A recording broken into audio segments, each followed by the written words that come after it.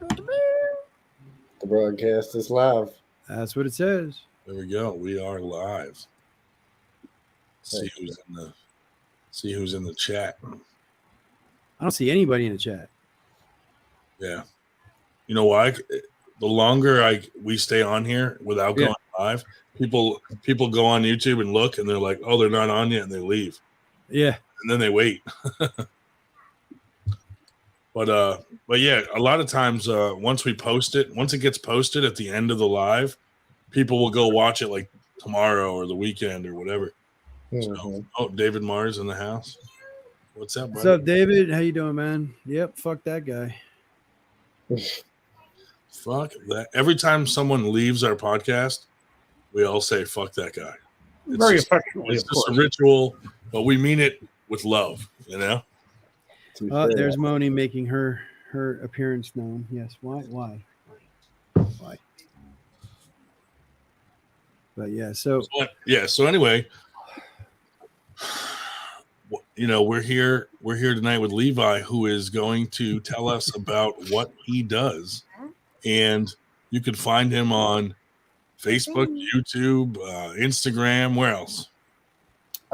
TikTok, Levi Fit. I have a YouTube channel, Levi Fit as well. Everything's Levi Fit. Where's your mommy go? So the key word is Levi Fit. And what sort of services do you offer? So I'm an online nutrition and fitness coach. I'm an ISSA certified nutritionist, and I'm specifically working with arm wrestlers. I've been arm wrestling for about 4 years, a little over 4.5 years now. Pulled about 35 tournaments, few round robins, 6 or 8 super matches. Just been obsessed. Got bit with the bug right away. Been obsessed ever since. And so I've now made it to number 14 in North America on a right arm at 154. And so I'm trying to help other guys that are trying to get there as well. So with my program, I do all custom programs for guys. I don't use any templates. I've always used a notebook to track my own workouts.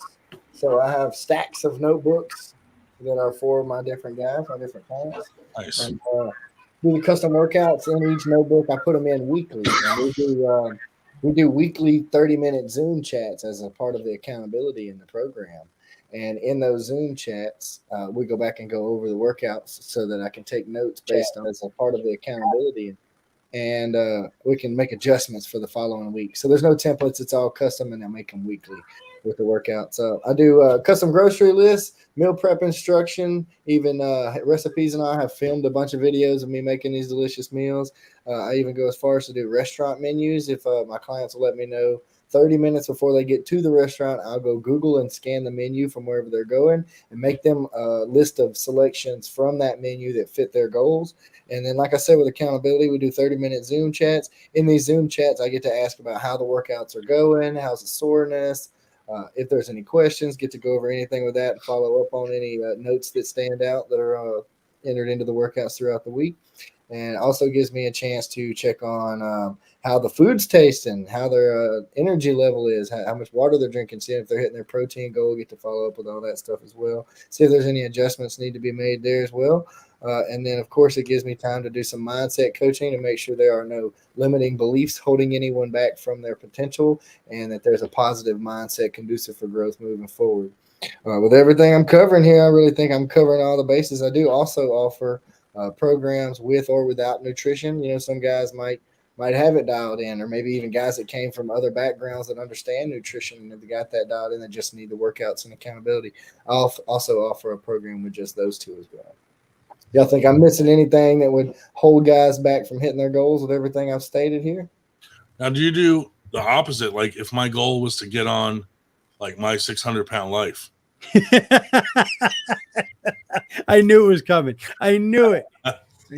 So I don't do just nutrition and accountability. I only will work with people if I'm also doing their workouts, their programming exercises. Even if it's not someone from arm wrestling, if it's a guy trying to lose weight or even a skinny guy trying to gain muscle, I gotta know that you're doing some type of work, right? And I gotta I make guys film videos and everything for accountability. So if I know that you're doing both, then yeah, the nutrition will be part of it. But I don't do just nutrition and accountability. Gotcha. So not one. So, like, say someone like me, and I'm like, hey, I'm training to beat Paul Italia in this super match in December, and I want to cut some weight. You could do a whole program for someone like that. Got you 100%. We can make the whole program custom to your goals, the timeline you got, what you need to be at. Does it come with a guaranteed win? I don't know. I can guarantee you he won't outwork you. How about that? No, and listen, really quickly, Ryan, I can sit there and just echo, because I actually did reach out to Levi. Oh God, it has to be a few months ago now, and I'm just not in a financial situation where I can afford to pay somebody, for their help. Okay. Yeah.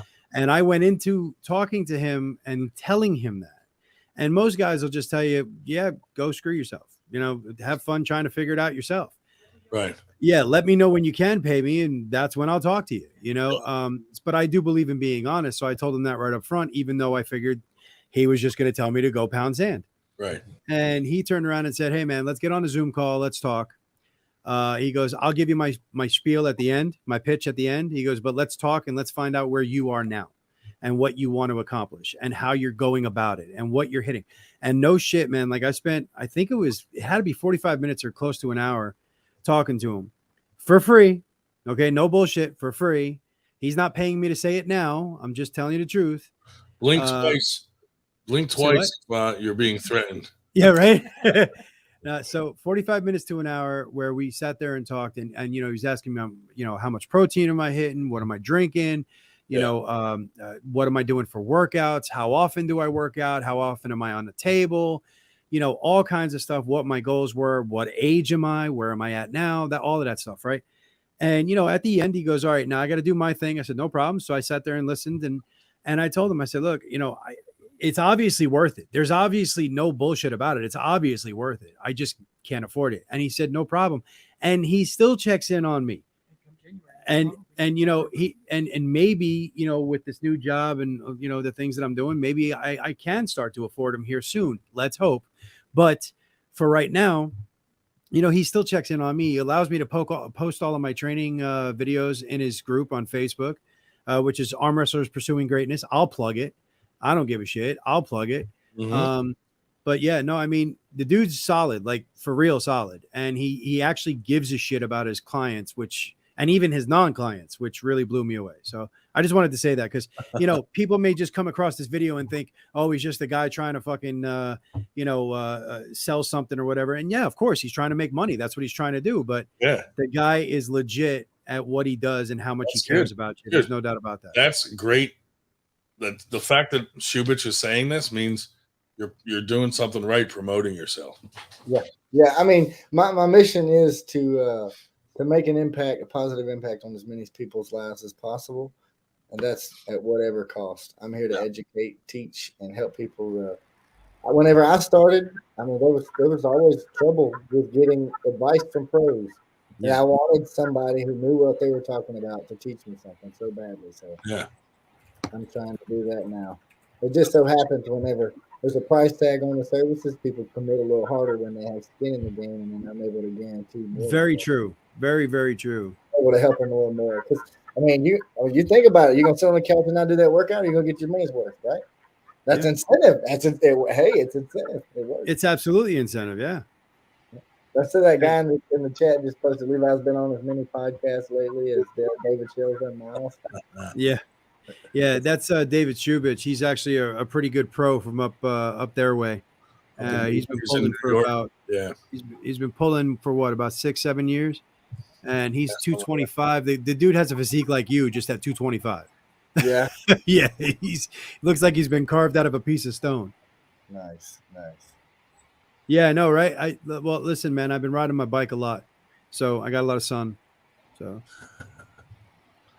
but yeah, I mean, that's awesome. And just the fact, like Ted's story about that, I mean, you're doing it right, because someone like that, now, in the future, he might be able to afford your services. Yeah. So it's not like you told him to kick rocks. You were just like, hey, Yeah, I still follow up. That's great. Yeah, Everybody that gives me enough of their time that we go through one of those calls, I get to know so much about them that when I see their name pop up, I'm like, I wonder how that case is going. I remember he had that going on. I wonder what's up. You know, I check in with people. I do genuinely care. that's awesome. That's how it It's should the be. same. It's the same thing I try to do at the dealership. I tell people all the time, yeah, sure, I could just sell you a bike and kick you out the door. And, I already sold you the bike. I don't need to be nice to you. You know what I mean? But we pride ourselves to sit there and provide the whole customer service. And even if you don't buy a bike, we want you to remember us so that you do come back.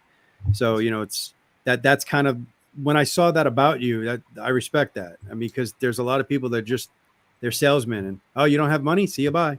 And you're not like that. You give a shit no matter what. But at the end of the day, you have a business. And I don't know if you can or not, but if you can make it up to Winter Blast, feel free to come up and set up a booth, put a banner up, do your thing. I would love to do that. I want to come to Winter Blast anyway, because I noticed last year Winter Blast, your class at 154 up there had like 20 guys. So. Killers. Yeah, they got some stat classes, Levi. Like, I'm going to go up there and get my ass absolutely fucking handed to me, but I'm still going up there. We had one amateur class that had like 27 people in it. I was like, oh my God, this is awesome. How many total entries did y'all have at Winter Blast? 501. Oh my God. That's Mississippi. That's Michigan State numbers. There. And this tournament is going to be even bigger. Yeah. I think so, yeah. Yeah. I wonder if David Leo cut to 54 again and John Hanoski will show up. That'd be fun. I was going to say, you guys know that guy, right? Like, you guys pull with that guy or know of that guy a lot, right? Hanoski, yeah. Man, I called him out for a super match at Travis's in September, and he's nice. What'd he say? No responses now. It's going cricket. So, well, he had one with Dan Schwartz, and he at the last minute he backed out of it, but I think it's because he went to ref another tournament or something like that, and he kind of backed out of it. But it could be. I mean, there could be something else behind it, maybe because he usually does do super matches. That's his thing. Yeah. So I don't know why he backed out of the Dan one. I know Dan's got one now with Palco soon. No, I want that one too. I would love that match, dude. I love that match. Yes, week from tomorrow. That match, you should challenge the winner of that match. I would love to. That's a great idea. Dude, that's another thing. Like, if you want a match, let us know. We'll try to make it happen. Like at Winter Blast or whatever, or one of our small. I want a match with Ryan Grondin. Oh, with Kevin Palco. You don't want this. Yeah, right. I don't. It's for real though. Sign me up for a match with Kevin Palco at Winter Blast. All right, we'll try to make it happen. Totally game with that. That would be a good match to watch. I would love to see that. I think that would be an excellent match. We both have a good hook and good top roll. We're both well rounded. I think that would come down real close. I think your top roll is better than his. I think in a hook it's going to be interesting, but top roll, I think you got a better top roll than he does. I do have some skill and some quickness on that. Let me write that down because so many people reach out to me for super matches. It's crazy. I mean, hopefully he doesn't pull like 5 days before the fucking match like he did with the 154 round robin. Yeah. Wasn't exactly the brightest idea, although, how often do you get to go to Britain and pull all of those guys? So, I get it, but I'm more. I mean, legitimately, he didn't come to Winter Blast last year because he went to like Arnold's or something stupid the week before. I'm like, yeah, I mean, God forbid. He ended up getting that win over Roman and becoming number one for a few weeks there. So he ended up going to Arnold's. Well, yeah, Hanoski, that'd be a good one too. You know what? I'm gonna write Hanoski down near him. Hey, Ryan, click on that one from Shubich. Click on that message from Shubich. Ryan, read this. Palco versus the Nightmare soon. Yes, we know. Yes, that's at the what do they call it? Next day for the super chat, buddy. Well, something wars. What do they call it? For dog fights, or I forget what they call it. But yeah, they're doing it that in Ohio next weekend. I mean, I suspect that Palco is going to take that one, but we'll see. Dan can be tricky in his one little lane, Did you hear my boy Levi Rakowski's pulling Tim Lewis in October? I did see that. Yep. It's going to be very, very interesting. How old is Levi? 16. Ooh, you better keep an eye on him. That's what I keep hearing. Now Tim will behave. Yeah, he's going to what is it? I want to say Florida, I think maybe. Florida Arm Wrestling League for that or some shit. That's And, where? When, rather? I think it's in October. Okay, because Tim has one in September with small tournament, Western Pennsylvania, with Bo Horner. What's your weight? Almost every week. 154. 154? Yeah, he's a lightweight. I'm thinking of all the 154 guys. Yeah, well, he's in the mix. I want to see him versus Cody Wood. I pulled Cody Wood last year in February. He beat me. So at Alabama, actually, this plaque right here, and right here, these are both second place. He gave me my first loss right and left. I went through the losers bracket, and he beat me again in the finals right and left. He was the only one I lost to that day. I mean, that's fair. Look, I lose to that son of a bitch, and I'm 225, and I lose to that son of a bitch. The trick is to. I'm gonna chase him down. I want to pull him at least once a year for sure. But he's a stud, though. Yeah, he really is, and he protects his hands so well, so well. Oh yeah, Black Ice could be a good super match. Oh, yeah, I'd love that. He hold the black. Black Ice, hold the black. He's probably gonna text me when he sees us because he watches sometimes, and he'll be like, "Set that up." Set that up. Let's go. Just be careful. If you guys travel too far east, west, north, or south, you'll fall off the earth. Black Ice is a flat earther, apparently. We found out the hard way. Great dude, just completely wrong. He's on right now. Cody's okay. Hey, Black Ice, how about you versus Levi? What do you think about that? See what he says. Black Ice would kill him. Steel. I'll be seeing Black Ice tomorrow at the Arms of Steel. Well, Dave, bring it up to him. See what he says. Let him know that Levi Fit challenged him on the most popular podcast in all the internet. Calling all 155 guys. Yeah, right. Even Berger would be a fun one. How do you do against Hunter Knopf? He's up right now, but I've never pulled Hunter. I've never got the chance. Hunter. Well, I mean, Hunter's the number one in the nation, so it kind of big boy too. But that dude he looks just violent. He does, and it's funny. I've been watching him for years, and I started patterning my hook off of him like 2 years ago.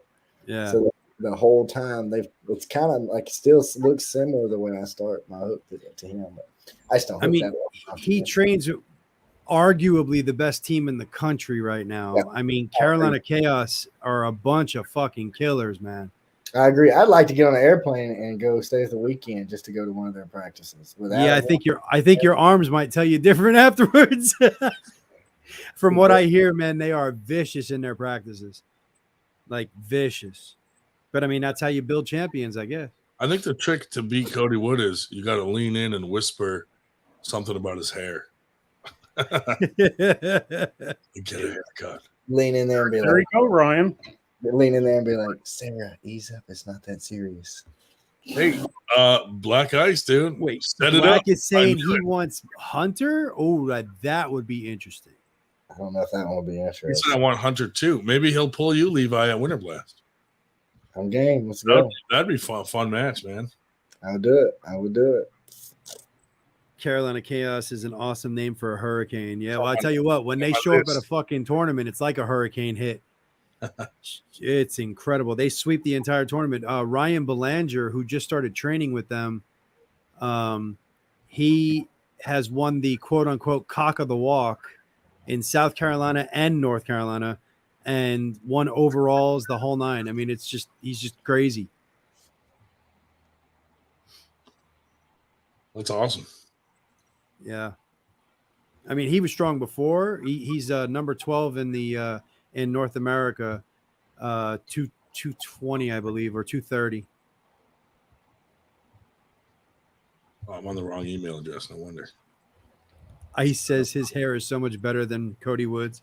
David Schubitz goes, imagine Cody with dreads, man. I have some proof about Ice's hair. He sent me a video of him like waving his hair, and I put it to like it's raining men. Good message. There we go. That's what I was trying to do. There was a guy at the last place I went to on my trip in Oil City, not a puller, but honest to God, he could have been Hunter's first cousin.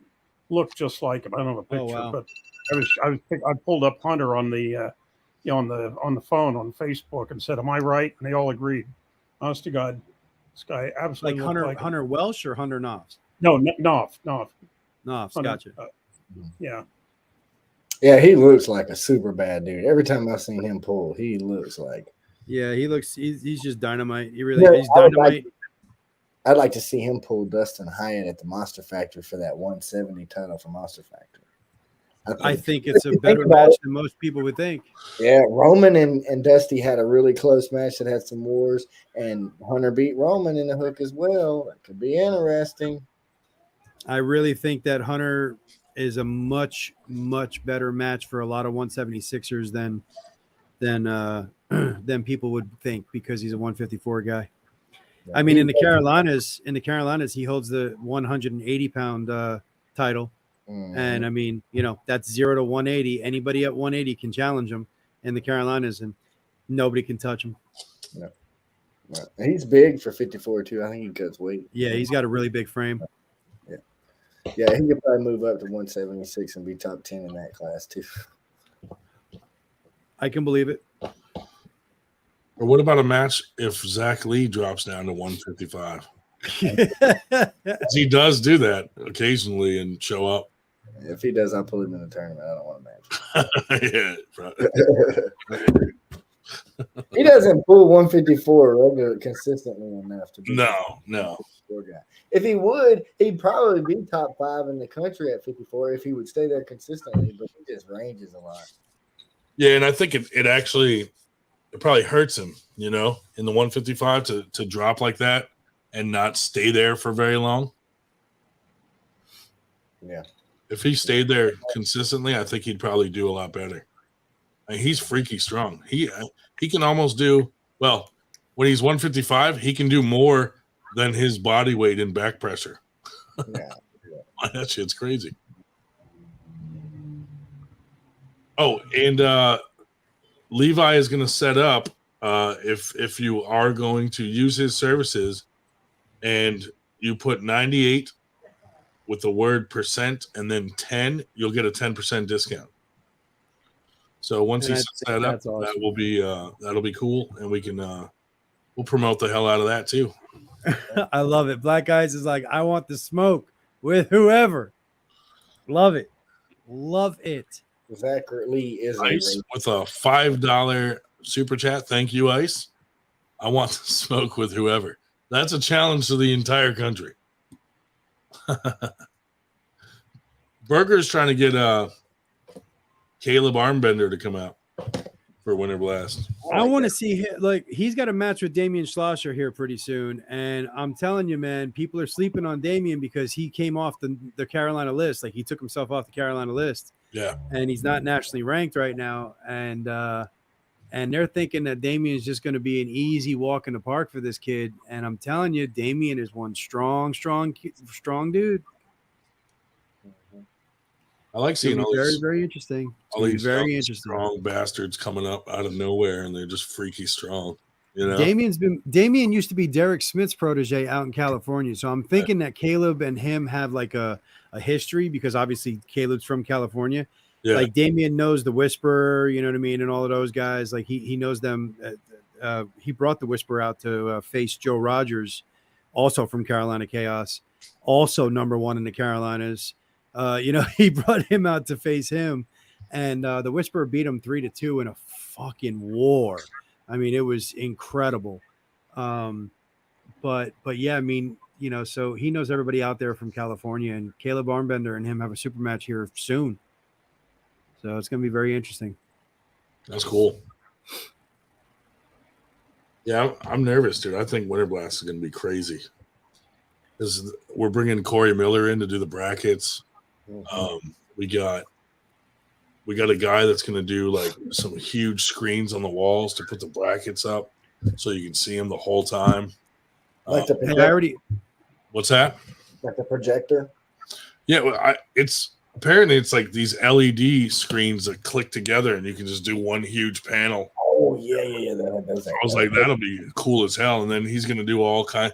He's the one doing all the stuff for Knuckles Up that the High Five guys are doing, and he's going to do some cool stuff for us at Winter Blast. So that'll be cool.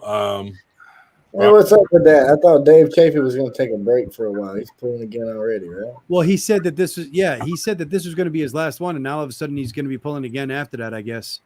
But he said that this was going to be the last one for the year, and then I heard something about the fact that he's going to be pulling again. So Ray said, "Will there be belts on the line at Winter Blast?" There, first place pro is going to have the dragons that we do every year, but then we are going to release some. I don't know for sure if it's going to be a belt yet, but let's just say belt. We're going to release belts to all the first place guys, and that's going to be a way. Like we're gonna have everybody sign something so that they know if they get challenged, they have to defend that belt. So whoever wins a belt, like if someone's just there once and is never planning on coming back to Winter Blast, they might want to decline it and give it to the second place guy or something. But if someone challenges you, we're going to have kind of some rules on the belt. Like, maybe you have 6 months to accept a challenge, something like that. And the only people that can challenge you are the first, second, and third place guys from tournaments in our league. So we're going to do something along those lines. We haven't worked out the details. But Louisiana State has a belt like that too. You have to bring it back every year and defend it. They put a plaque on one side of the belt. Yep. And it has the winners from the last 10 years. So your name goes in for 10 years. Yep. That would be cool. Mexico City, New Mexico just started something like that too. We just haven't decided if it's going to be a belt or if we're going to get some sort of like custom big weapon or something cool. So I don't know yet what it's going to be, but it'll be something cool. I already put in for a week off. For Winter Blast? Yep. Nice. Yep. So I'll make sure I get up there nice and early, and we'll put snow tires on your Harley. Yeah, no, I'll be coming up in a car. Sorry, Victor. Because remember, my wife's got to set up her stuff. So yeah. Anybody in the arm wrestling world that wants to come and set up a booth, like we don't charge for that because you're in our community. So come and set up a booth and sell your stuff, make some money, whatever. Yeah. Yep. We'll shout you out. I appreciate y'all giving me the opportunity to come on here. I've got to get off here and do a couple hot baths to finish cut and wait for in the morning. No problem, man. Thanks for coming. And like I said, reach out. Like if you have any promotions going on or anything, if you feel free to post them yourself, or if you want to send them to us, we can put them on all our social media too. So if you tag me on Instagram, will always share whatever you tag me on. So when you're doing your posts and stuff, just tag 98 and I'll put it out there too. Perfect. I will do it. Thanks all again. right, man. You be good, man. Good, man. Yeah, sure. Y'all have a good weekend, guys. Thank you. You too. Good luck tomorrow. Catch you later. Yeah. Fuck that guy. Fuck that guy. What a sweet guy, though, huh? Yeah. No, he's a real good dude. Yeah. He said Paul Lynn told him to reach out to us to try to come on here. Yep. So. Yeah, he's a real cool dude. Why is Nanya stealing your thunder? Well, they might do their match at Winter Blast, which would be awesome. Which would be awesome. I'm kind of jealous that I have to travel to go. Yeah, I know, right? You got to go all the way to fucking Arizona, and Nanya gets to do it like it is. Yeah, what the fuck? Isn't that bullshit? Oh, here's Dan Bound. I just saw his miss. I got to go all the way out to fucking Arizona to pull them and win the tournaments in my backyard, which is what I suggested in the first place. Well, apparently Nanya is not as big of a threat as you are. That's what I'm hearing. he's gonna have more trouble with Nanya than me. I agree. Yeah. I mean, I've pulled Nanya at practice multiple times. He's kind of a fucking weird animal. I got one of those in my team as well. And He's one of those guys like he just fucking hits you when you least expect it for no fucking reason, and you're like, "Whoa, buddy, whoa, relax." Yep, he's going to do that to the wrong person at the wrong practice, and they're going to haul off and lay him out. Oh, he did it to what's his name, Raffle, and Raffle started smashing him. Yeah, Started fucking just hitting his arm into the pad, and was like, "Fucking, how do you like it?" But yeah, I'm going to a big ass practice in South Carolina on Sunday, and like I put it out there before I even agreed to go that this is my last big practice before my big super match in September, and I was like, nobody's going to be hitting nobody. You know what I mean? Like this is just going to be a nice. Yeah, it's going to be a hard pull, but it is not going to be like rip your arm off. Is that Dan Bound? Yep. What's up, man? What's going on, buddy? It's very difficult to working. read, but I can hear you. Yeah, we can't Hanging see out at all. in Reading. I'm in a dark car. That's suspicious. Yeah, I know, right? Who you buying drugs from, man? Paul Italia? Hopefully stopping some people from buying drugs over here. I'm in Reading, so it's probably a good possibility. Ah. Oh, Ed said, "What's up, Bound?" Yeah, just talking to Ed. How you been, buddy? Oh, good. Working an overnight shift here. Nice. We're gonna hop on, kill some time. Yeah, why not? This is the Time Killer podcast. You guys go for like 4 hours. Minimal. Yeah, That's a it minimal. won't be me tonight. That's for damn sure. I've been just logging off, and these guys just stay on. I've seen you fall asleep a few times. Yeah, Yep. or I just fall asleep. oh hell! How many 3 weeks times? ago- Like, be honest. How many times has your wife come downstairs and like, or whatever, come down and seen you passed out on your desk? Not too often, because she usually doesn't come down once she goes up to bed. Gotcha. But she'll be talking to me on the couch in mid conversation, and I doze off all the time. Oh man, that's rough. She gets mad. She's like, "I was talking to you and you just fell asleep," and I was like, "Well, that's how riveting the conversation was." Ooh, oh yeah, you ain't getting laid for a while. He has the textbook definition of sleep apnea, and we keep telling him that. But no, he'd rather risk driving off the road again. Yeah, some people. It's just sometimes, Dave. Remind me not to sell you a bike, okay? Yeah, That's I would probably fall asleep on the bike. what I'm saying. Like, I don't want to be Even responsible though for that that. sounds impossible, I probably would. Oh no, bro. I've ridden long enough where I start passing out behind the Really? bars. Yeah, Yeah. that's scary, dude. Oh, it is. It is. Yep. I've ridden long enough that I start passing out behind the bars, and it is scary. I bet. What you It's need scary is a good when I'm behind the you need is a wheel. good friend, and you need a good friend in Eagle River, Alaska. So when you start falling asleep at 1 o'clock in the morning, you can call him because it's only 9 o'clock at night there, and you can stay awake. I just called Dave Shell. Dave Shubich.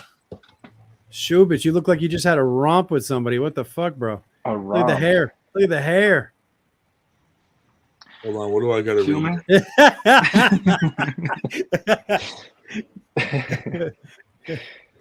So Shubich, Mike Mignona said that him eating the 98% Longhorn parm crusted steak is what 98's been up to. That's what 98's been up to. That's what they've That's been up what's up. I thought you were gonna say that took like 5 years off his life. That's a, It took him that's 10 another, years closer to a heart attack. another addition to the parm crust club. Nice, nice. I love it. Only good reviews. What's that? Only ever good reviews. There's only good reviews about it. Everybody's Yeah. a believer. Wants to I try it. think once they try it, they're like, okay, Well, that's what we're gonna be doing at Winter Blast, right? You guys were going out to steak dinner afterwards, yeah? we could do that. Have to. right. Have to. We actually, after our last little tournament we just had, me, Shubich, Shell, and Josh went out for a parm crust. Yeah, well, I mean, I wish I could travel and see you guys more often, but it's gonna have to just be Winter Blast. And like I said, I already put in for a week off. I No, told them I'll come on down. my interview. I mean, told you- them on my fucking interview. I was like, in March, I got to figure out what dates, but in March, I'm taking a week off. Nice. And they were like, all right, you know, because obviously they want you to work every weekend, or you know, every Friday and Saturday. I'll plan something where I come down to some of your stuff down there. Man, that'd be awesome for Yeah. real. But yeah, so I'm gonna come up for, I think it's gonna be like 4 or 5 days, and obviously me and my wife, and we'll set up the booth and we'll hang out and we'll do some arm wrestling and shit. You know, have fun at the tournament. I know I'm gonna get smacked. I don't really give a shit. It's just gonna be fun, you know, and yeah, it'll be a good time.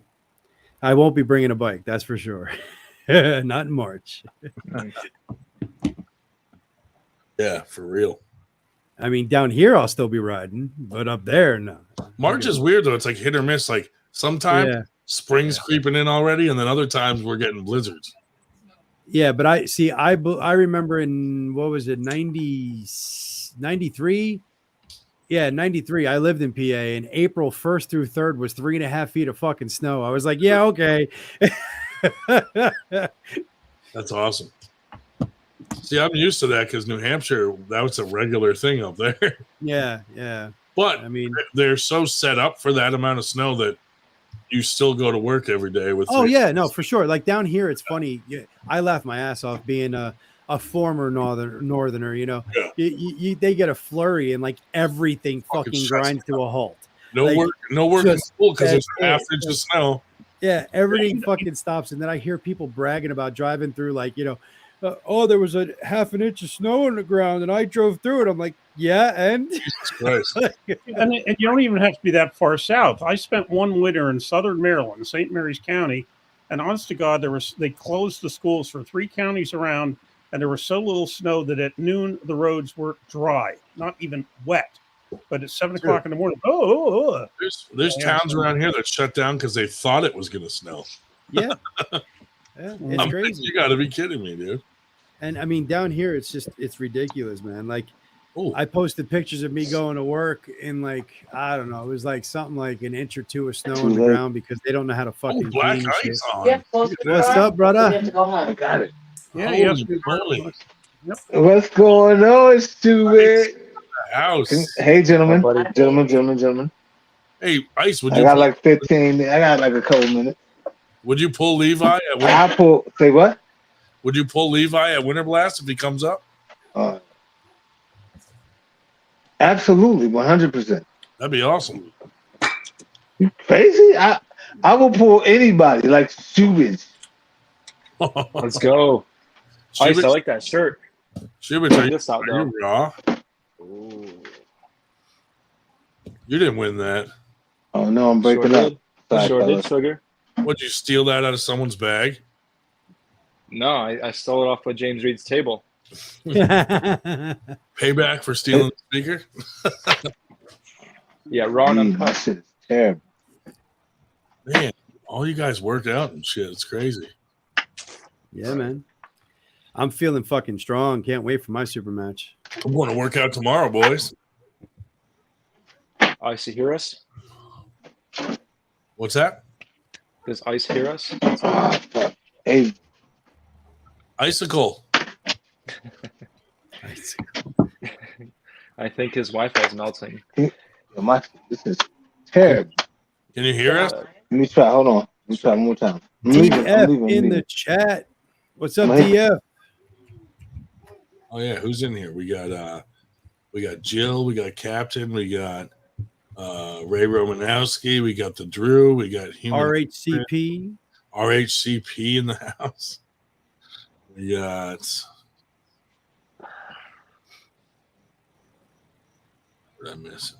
Shubich, what was the deal with the fucking going into a hook, bro? Like, you just couldn't top roll that dude, or what? Oh, with I Rock. didn't commit too hard to the top roll or to the hook. I I did noticed. kind of like a halfway I thing. noticed. I figured maybe you felt something in the setup, but I'm like, bro, like, what the fuck are you doing? No. Like, why are you going to the hook with him? No, like we Where hit the match, and then like I felt he wasn't as strong as as overwhelmingly strong in the hook as I thought he'd be. So I kind of met him there, and then he ended up, being Yeah. stronger. Yeah. Right. And then I got you. With every movement, he got me. Yeah. He was just stronger. I mean, fair on the enough. I was watching your setup and I'm like, bro's not even trying for a fucking top roll. Like I figured the guy was just going to be too strong and maybe turn your pronation in, but you weren't even trying for a fucking top roll. You were going for a hook. I'm like, what are you doing? Roger's not someone you want to be in a hook with. Yeah. I mean, I'm not too afraid, so I'll probably hit a hook with him again, but commit to the hook and not do like a halfway in, halfway out kind of thing. Yeah. I think you should That's what I'll do. I think you should go outside. Yeah. I'd have to go really outside because he's got a good bottom too. Yeah, man, just low hand that shit, crack that pinky, and go to town. Yeah. He does have a big ass hand too. True. Yeah. I can't wait to pull with you guys, like for real. I really can't. Like, I mean, I get it. I'll probably get my ass kicked, but I don't give a shit. It'll be a lot of fun. It will be. Shubich beat my ass at the tournament. It was Yeah. Going easy on him though. Yeah, well, I mean, I'll go easy on him too. I don't want to hurt that fragile hand. Sorry. He's got to write a bunch. He's got to write a bunch of tests. Black and correct a bunch of Ice. shit. Hey, Ice. We could hear you the whole time. Like you logged off and we could hear you fine. Yeah. Oh my God. Captain Obvious. I don't know. I just put it more toward the window. We can hear you, buddy. I can see you, buddy. Yeah, we can hear you. Like you didn't think we could hear you, but for a while we heard you. Like you thought You heard me the whole time? Yeah, you thought you lost connection, but you were still on there for us. Oh, that's terrible. Obviously, I don't do this much. Obviously, I ain't say shit about Subas. I ain't like Roger is listening too. Yeah, he better be. What's up, Roger? David Shubich now is training specifically for Roger. Just Roger. I don't want anybody else. I'll lay down every match. All I want is Roger. It's only a double. I'll either win or lose a match just so I can chase him. I'm gonna give him the. Who is whacking the shit out of something over there? Dave tells what? That's babe. Yeah. Yes. Sorry, that was my. Stop banging. Who are you? Who are you? Who are you killing? Who are you killing on the side over here? She just killing somebody. Like, get the fuck out. She cooking, bro. I gotta eat. I gotta eat, dog. I gotta eat. I gotta get my weight up. I'm trying to get to that 2:30 class. Roger's in the chat. He said, "I heard my name." Oh, there you go. The link is a pretty boy. We were making fun of in person, Roger. The link is at the top of the YouTube. Yeah, Roger. The worst thing I ever did was lose to you. We were making fun of Shubich for one, losing to you, and two, not committing to a top roll or a hook and just sitting there in the middle. Yeah, kind of going like half in, half out, just this milk toast shit. I'm like, what the fuck? The whole thing. Right. And then here's Roger. He's committing to two people. I can't even commit to an arm wrestling move. Wait, did I just hear Shubich call somebody pretty boy? Like, what the fuck? Yeah, that's Roger. I want Joe Galgochi. Oh yeah, I'll probably see him at New York State. Whack him sideways. Yeah. Yeah. What are you at with Joe, like in matches? I have a win on him left. He's got a win on me left. So we're 1-1 there. I don't know if we've pulled right. If we have, I'm pretty sure he's beaten me, but I don't know if we have. But, I think I could take him for sure. Man. Yeah. But I want ice right now. I want the smoke from ice. The smoke from ice? What? Yeah. He wants to melt that ice. He wants to melt that ice. Dude, you gotta make your like nickname like David the Ice Melter Shubich, or like I'm trying Rock Salt. David Rock Salt. Yeah, I'll come up with it. I'll name myself. I think that's a great idea, huh? I think that's a great idea too. Nightmare. I mean, oh, sorry. What? Hey, we don't say that on this podcast. I'm sorry. I just had a dream. That's all. Dude, that guy, weird.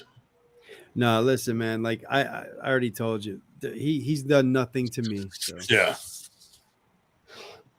Dude, the weirdest thing though is after that whole thing with me and him, he tried to make nice with me in order to get me to call out someone that did him wrong and his buddy. And I was like, dude, so this whole thing is like, he was like, Ryan, I think this guy's done an injustice to the arm wrestling community and you really need to tell everyone about it. And I was just, Nice. dude, Nice. I'm not doing that. I'm not doing that for you, buddy. Sorry. But it was really weird. Really weird. Shubich, what are you like learning about anatomy? Yeah. What is that the human vagina? It was for a split second there. I mean, nobody knows where the clit is. I'm trying to figure that out. That was one of the books that was in my library, and he chose when I was handing it out last week. Yeah, Dave was handing out books. Smell it. Does it smell like Gold Wand powder? I mean, I already did the whole sniff test across the whole thing. I think I've overdosed. Yeah, but no, I picked it up because like I want to know like all the ins and outs of like the forum and whatnot, and I don't know, just Drew. Nice diagrams. It is honestly, Shubich. It is very coming to Winter Blast.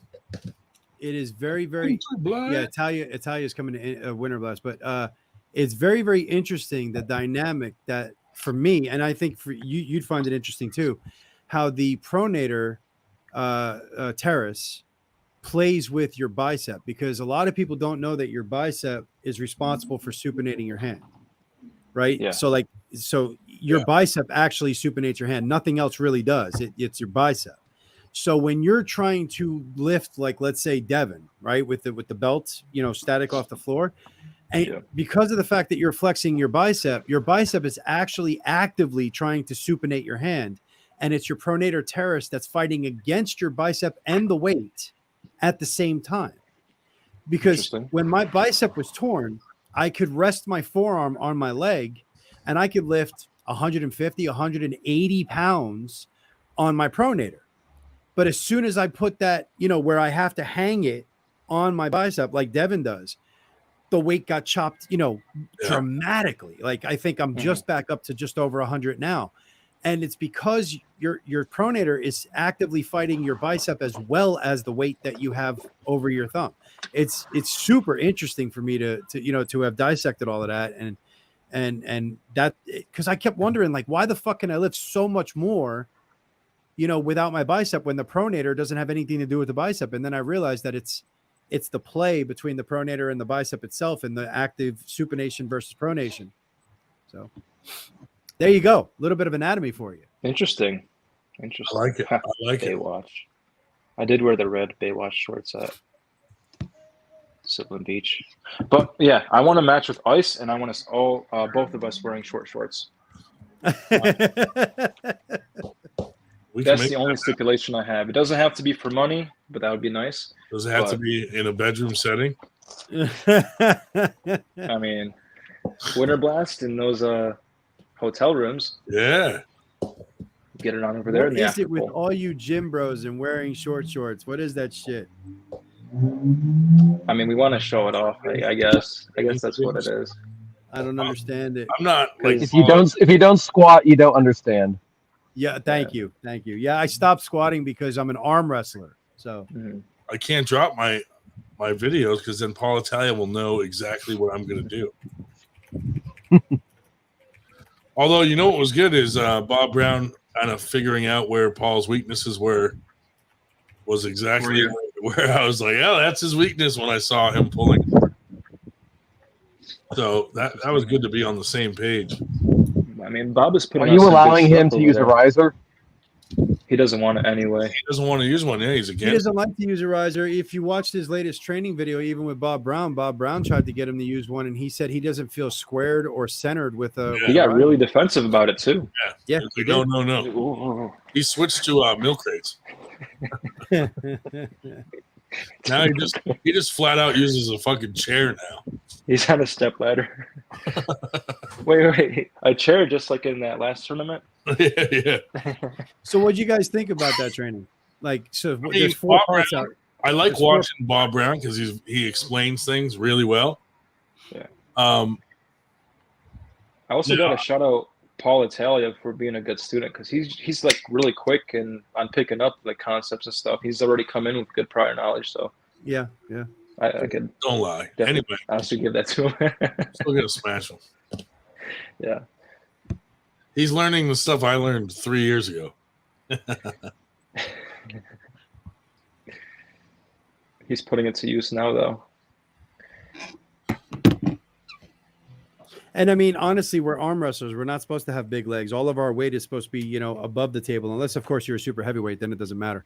But True. But like, I sat there and when I started, doing the total body fitness and all of that shit to lose the weight and all of that, I sat there and started, squatting, and I have a knee replacement and bad knees and this, that, and the other thing. So I was really careful about it. I set a goal for myself. It's nothing. It's not a big squat. I've told you guys this before, of like 250 for 5 reps. And then once I did that, I did 5 by 5 and I was like, okay. And then I said, I'll do 250 for 10 and then I'll be good. And I did. And everybody's like, oh, you got 300 in you. And I'm like, I'm sure I do. Mm-hmm. Don't need to, don't care to. And I just never squatted again. That was it. Right. So. Drew, is that the one in the middle, the big one? Nice. David, no. With those x-rays. Oh, the fucking X-ray. Shubich, we have a lot of requests for you to show one of your quads, please. Let me check if the lighting is good first. Oh, we got to get the lighting right. He's gonna he's shutting the camera. He's gonna look in the mirror. He's gonna start doing some air squats to get him pumped. He's trimming his fucking bikini line right now. Oh, I said no. Big old kickstand.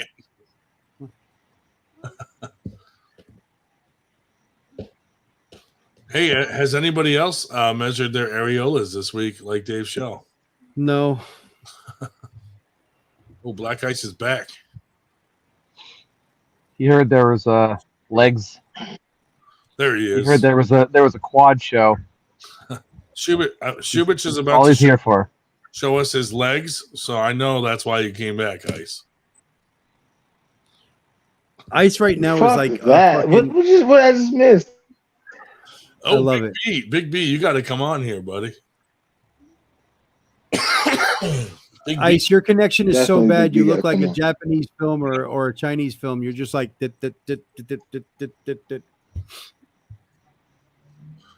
I'm not really. Robert Kelly, what's up, brother? Black Ice versus Levi Fit. That's not your legs. Put it up. Oh, here you go. Whoa, There you go. There's buddy. a turkey leg. Easy. Let's set it up. That's We'll an make easy day. We can make that happen. Oh! Ice is saying it's gonna be an easy day. Oh, Big B's going to come on. Robert Kelly is in the fucking That's chat. an easy Robert day. Kelly, why don't you come on here and tell us about your relationship with Nanya? Is it weird? We need some high hooker energy. Yeah, we do. What are you gonna get? Fucking Devin on here? The Drew said, Hey, everybody. Black Ice versus internet connection. Is it really that bad? It's This is pretty terrible. bad. It's not in bad. stop motion. It's killing me over here. It's not too bad. It's in stop motion. It's like a PowerPoint It's- slide. It's like the old Godzilla movies. I can hear you fine. Don't listen to them. They're being racist. They're laughing at me. They, absolutely. What do you think? Not bad. For I an got a old guy, koozie. Though. I got a koozie. Oh man. Is Nanya his Romanowski. No, Ted. his real name's Chris Gregory. name? His mother named him Nanya. Ted, once you're a super heavyweight with that form, you could write down the rest of the Constitution. Yeah. Or not, The rest of The whole fucking thing. The the whole thing. All the Plus the articles. signatures. Yeah. Oh, now you go with the declaration too. That's great. Word. Just watch out watch out Oh. for Nicolas Cage. Yeah. Ice is drinking. I'll take your arm. That's So funny. what happened with, wasn't it Nanya's name Wills Wiles or something fucking Yeah. weird like that Yeah, before? at one time. Wile What's E. the Coyote. story? What's Yeah, the that's- story with that? Coyote. Why That was can back. he not That was Yeah, back he's when he can was, he not pick a fake name? he was He's committing multiple- arson back he's then. multiple Facebook personalities, and you are correct. That was one of them. Wild Do Will's. you mean multiple personality disorder? Is that what you're trying to say? That's when he was a full-time arsonist, burning boats There's down. two. There was Wise Wills, and then there was a Wilsenheimer or something, and then of course there's Nanya. Everything except his real name. He doesn't appear It under. sounds like Dave all of Ryan's trolls accounts. Dave is an expert in everything. Nanya. He has a file. He's a file on Super the guy. fan. I agree. He's a stan. He's got his own brand of glow sticks. Somebody wants to say hi, guys. Oh, hey! How you doing? Say hi. Hey, little Say one. hi. I was. Look, Oh, So- let's get that out of there. ready? No, it's fine. It's fine. So right there is Ryan. Can you say Ryan? Yanni. Ryan. That's David. Which Jamie. David? David. That's David? Ice. Ice. Ice. Nice to meet And that's you. David. Jamie. And that's the dark guy in a car. Damn. Car. No, There you go. Oh, There you Ice is go. in the Oh, I kitchen. thought the dog guy. Never mind. I thought the dog guy in the car. Shut up. I was like, yeah, that's me. Yeah, that's me. That's me. I'm not in the Ice, car. Her uncle, Ice. Her uncle's name is Saccone. He's my best friend. We call him uncle, but my best friend is Saccone. He's as dark as you, dreads, big dude. Yeah, I mean, yeah, she's used to it. That's what's up. You said drunk. Ice just started waving premature. Yeah. No, I said dark guy, and Ice is like, that's me. That's me. Terrible. Just terrible. Damn, Nice to meet you, love. Dan Bound, turn on your interior light. He can't. He's over there waiting for people to get tickets. Wow. Wow. You're Listen, scaring, you can watch. you're You gotta be scaring quiet. people. Chico. You got to be quiet. Dan is on a stakeout. Chico. Yeah, I was told that Chris Gregory, by whatever name, is banned from all of Nitro's events, including the one tomorrow. Oh, Give me a second. Mm. Cops are here. Uh-oh. Is it because of Chris Gregory? Because is he being serious? you're That like, sir, you're being suspicious in the name. Right? Like, what the fuck? Did he just get dragged out of the car? Don't roll your window down all the way. No, bro. Like, did you see it? He exited backwards out of the car. Did you see that shit? No, he just kicked his seat back. He's laying down. You said. Bro, I could see his seat. Like, he's not. Yeah. He's out of the car. You can see the things, Yeah. yeah, the rods. He's out I of the can't car. get caught outside another. Wait, he exited ass out. Yeah, that's what I'm saying. Like, did they just reach in and grab his ass? Like, what the fuck? He's like, "Man, I can't afford another ticket being parked outside of preschool. And then next thing you hear is, oh God, no. yeah, Ryan had to kick his way out of the truck the other day. Yeah. It is insane. What? that is a fact. So Yeah, you got into a wreck. Why? You got I into don't a know wreck. these two little- Again? Yeah, these again. These two terrorists slammed into me from like 3 lanes over and just cut me off, and I got in a wreck with them, and I couldn't get out of the car. I had to like kick the door open. Yeah, since the engine was starting to smoke, he figured he maybe should get out Yeah. before it blew up. I was like, this might light on fire, and I go to get out, and it wouldn't open. I was like, all right, maybe I'll kick this open. Drew's All right. like, grind and fall asleep at the wheel again. Terrible. Oh, this time was middle of the afternoon. Yeah, that's what I was thinking. Not this time. Well, maybe a little. I don't know. Ryan, you been doing your wrist curls? Yeah, while driving. Yeah. Actually, Obviously. Obviously. I'm going to work out tomorrow with Mike Mignona and some of the fellas over there. He'll make you do those wrist curls. Hey, Why Ice, you he not- had an Why entire. you not taking the little? Yes, sir. He had an entire stack in the car when he was working, like when he got hit. So he was just, And he had his hat. That's And what he did. the cop was like, "What's with the hat?" And he's like, "It's like a switch." And when I turn it backwards, it's like, When I turn it around. I become a machine like this truck, you know. I'm only training in the Bluetooth. And then when they see what, then they asked him what's the F. They asked you what FTG stands for. What'd you tell them? Oh, I told them. Dude, Fuck those guys that just hit me. They got out of the car and they were like yelling at me in like fucking whatever fucking language. And I You're said, gonna get canceled. and I You're was gonna like, get canceled. I know. I was like, listen, if you guys are going to cut my fucking head off, just do it. But if you're not, then shut the fuck up. They calmed That's it. fucking terrible. I was like, you guys I'm smell. glad they did. I'm so glad they did. I told them, you guys smell like curry and C4 explosive.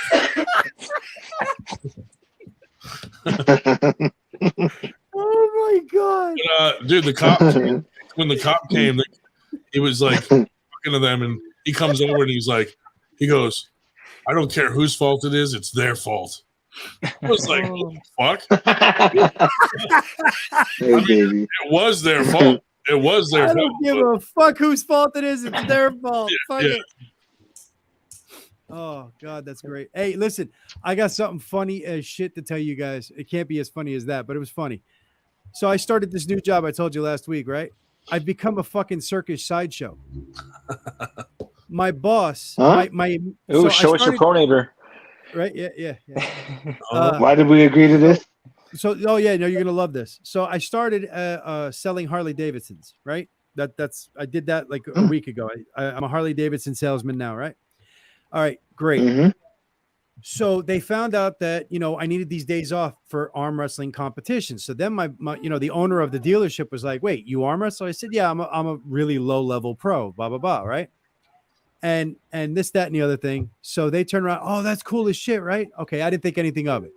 I come back in on Tuesday. So I interviewed on Friday. I come back in on Tuesday for my first day, and oh, you're the arm wrestler. Let me feel, right? So okay, everybody's got to feel the hand and all that. Okay, whatever.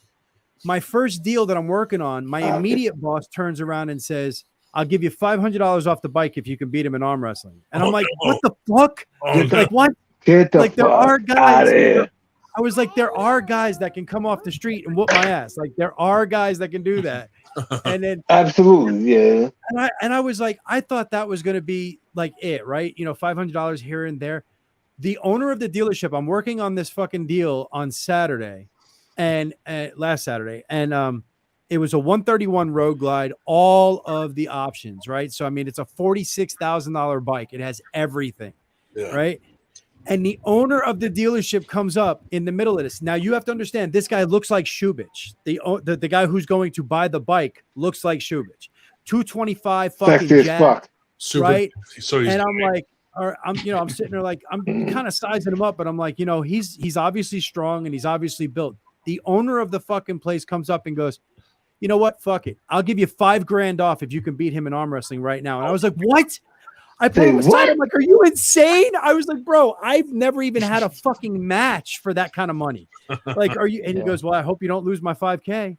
Oh. And I'm like, oh my God. It's like, if you lose, you're fired. Right? That's what I'm thinking. Right. Oh, I was so fucking ready. Dude. I grabbed this dude's arm. And he just goes, your $5,000 is safe. Wait, time out.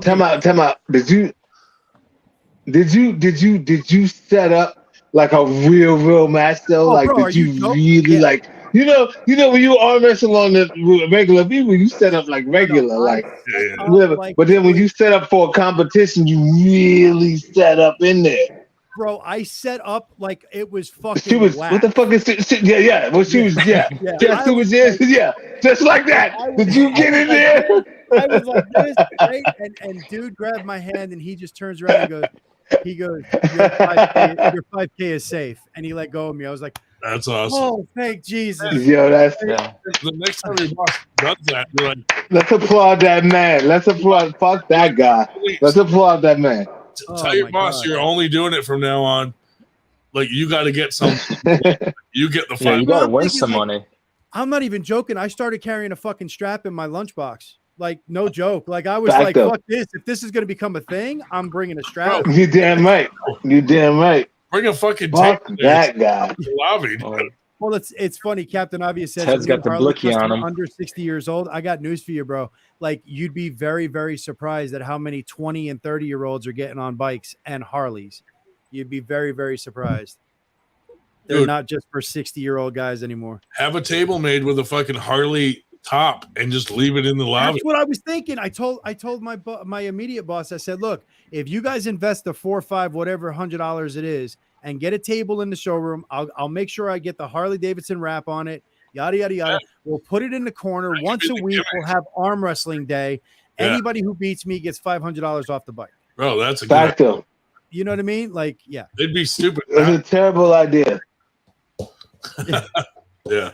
But there's a stipulation. If I feel that you're an arm wrestler, I'm just not doing it. You know what I mean? Like, Get the bike you know, free if I if break somebody your like fucking Schubert shows up, it's Yeah. just not happening. If you're I'll in be the like, air yeah, system, no. you can't do it.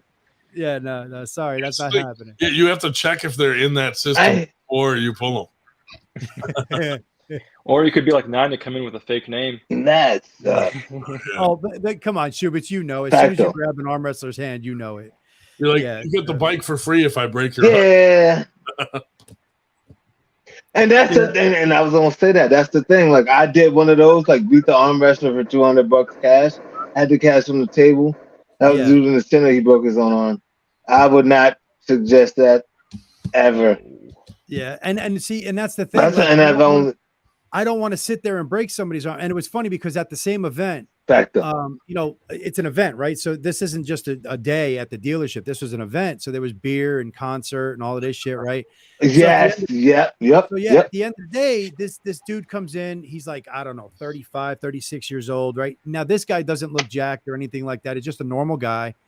And he comes in and my boss comes over, you know, the immediate boss and jokes around and says, I'll give you $500 off your deal if you can beat him, right? And instead of being like everybody else and nice and humble and all of that, this dude was drunk. So he looks at his girlfriend. He's like, I'm about to toy with this man. And I'm like, put your elbow on the fucking table. Oh, no. Because then it went from, you know, I'm going to be all nice to you to I'm going to rip your fucking arm out of your socket. You know what I mean? Absolutely. Like, yeah. Absolutely. So Dude, I did the whole bro. I turned into Devin. Like, no joke. I gripped up with this man and he goes to rip sideways. And I'm like, can somebody say go? And he's sweating. And I'm like, oh shit, you're going. Just let me know when you're ready to go. And he's like, you terrible. and I just stare at him as I'm bringing him down. And he's just like, all right, never mind. The Just make worst. sure you're always double capping. Yo, bro, trust me when I tell you, I am getting every fucking advantage I can. Oh, I'm sorry, sweetie. Oh, I'm of sorry. course. Of she can't course, hear me. from the gate. Yeah. Who are these people? Good morning. Good evening. Good morning. Say good night, everybody. I just need some sleep, bro. He's like, good morning. I'm tired, bro. I just came in while she in the shower. She's like, you can stay in only when I'm in the shower. So I got a little bit. Devin's forearm. Ryan stole another kid? Say bye. Okay, get back in your Yo, cage. for real, where's Dan? For real, Good night. where is Dan? Like, where did Dan go? Totally got arrested. Dan whom? Dan who? Dan Bound. Who's Dan Bound? You know Dan Bound.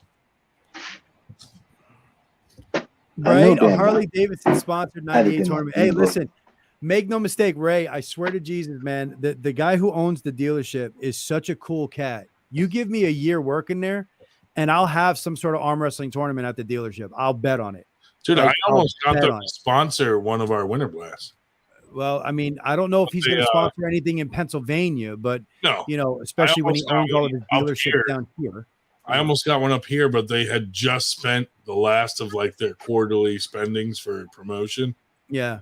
Yeah, No, this I'll guy, hit him up again. this guy owns 5 dealerships down here. A really good dude. All Harley- Hardworking. No, actually, All not. Harley Davidson? No, Are they actually all not. Harley Davidson? So my dealership is the only one out of the 5 that's only Harley Davidson. There's Okay. there's you got one that's Indian and primarily just Indian, and then you got one, and then the rest of them. So you got one that's primarily Indian, one that's all Harley, and then the rest, the other three are a mix between basically anything. They'll take in metrics, they'll take in Indians, they'll take in Harleys, and they'll sell all of that. And a lot of them, I think 2 of them have like side by sides and razors and shit like that as well. So yeah, the reason why I was asking was simply because I remember years ago before y'all started pulling, they had the WAL actually had a they had their competition, the regional, in Chicago at the Harley Davidson. No, I thought it was Victory thing. I thought it was Victory Motorcycles because I know Devin Larrett won a Victory. No. This is no. Okay. This was actually the Harley Davidson in Chicago. Okay. They had the tournament there. That's where RVJ beat Storm Chelino. Oh, okay. And yeah. And because I know Devin at some point whatchamacallit, Devin won a Victory motorcycle at some point. No, this wasn't the Harley Davidson pool, but it was at the Harley Davidson building showcase or whatever you want to call it. That's what I was saying. Like they definitely had a plug in with arm wrestling, so it wouldn't be too bad. You know what I mean? Just saying. I'd love to do it. Believe me when I tell you, I'm going to be talking to my boss about it. It's kind of a rough timing for me right now because I'm in, deload because I'm getting ready for my super match. I'm going up for ranking. I know you don't know. I'm going up for ranking in North Carolina, in the Carolinas. So so September 9th, I'm pulling for the number 10 spot on our 225 list for the Carolinas. Yeah. And then in January, I'm pulling for the number 8 spot, or actually it could be the number 7 spot now. I don't know where he's falling right now, but it could be the number 8 or number 7. But yeah, so I've got a really big fall into winter coming up, and I really can't spend a whole lot of time like organizing events at the dealership. But after that, like next year, I want to really focus on that and talk to my boss and see if I can get a table there, see if we can do events, that kind of stuff. We've I'm sorry, I set up a practice at one, and then something happened. There was like a snowstorm or something, and we ended up having to cancel it. But they were down with us having a practice in the, store. Yeah. So that was pretty cool. Yeah, I got news for you. There's people that ride that are 6'6", 6'7", 6'8". They ride motorcycles. I mean, now people like Shaq, like if you get up into the 6'8" realm, they need custom bikes. But like I was talking to a guy today that was 6'6", 430 pounds or more. He could have been more. And he was riding a Road Glide, a Harley Road Glide, and he was doing great. He just had ape hangers and an extended reach seat. He was fine. That's cool. Did anybody see the Canada tournament? What, AWC? Actually?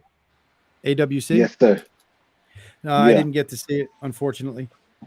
No. Mostly just the Artem's matches. Saw it? Most of it just Artem's matches. Yeah.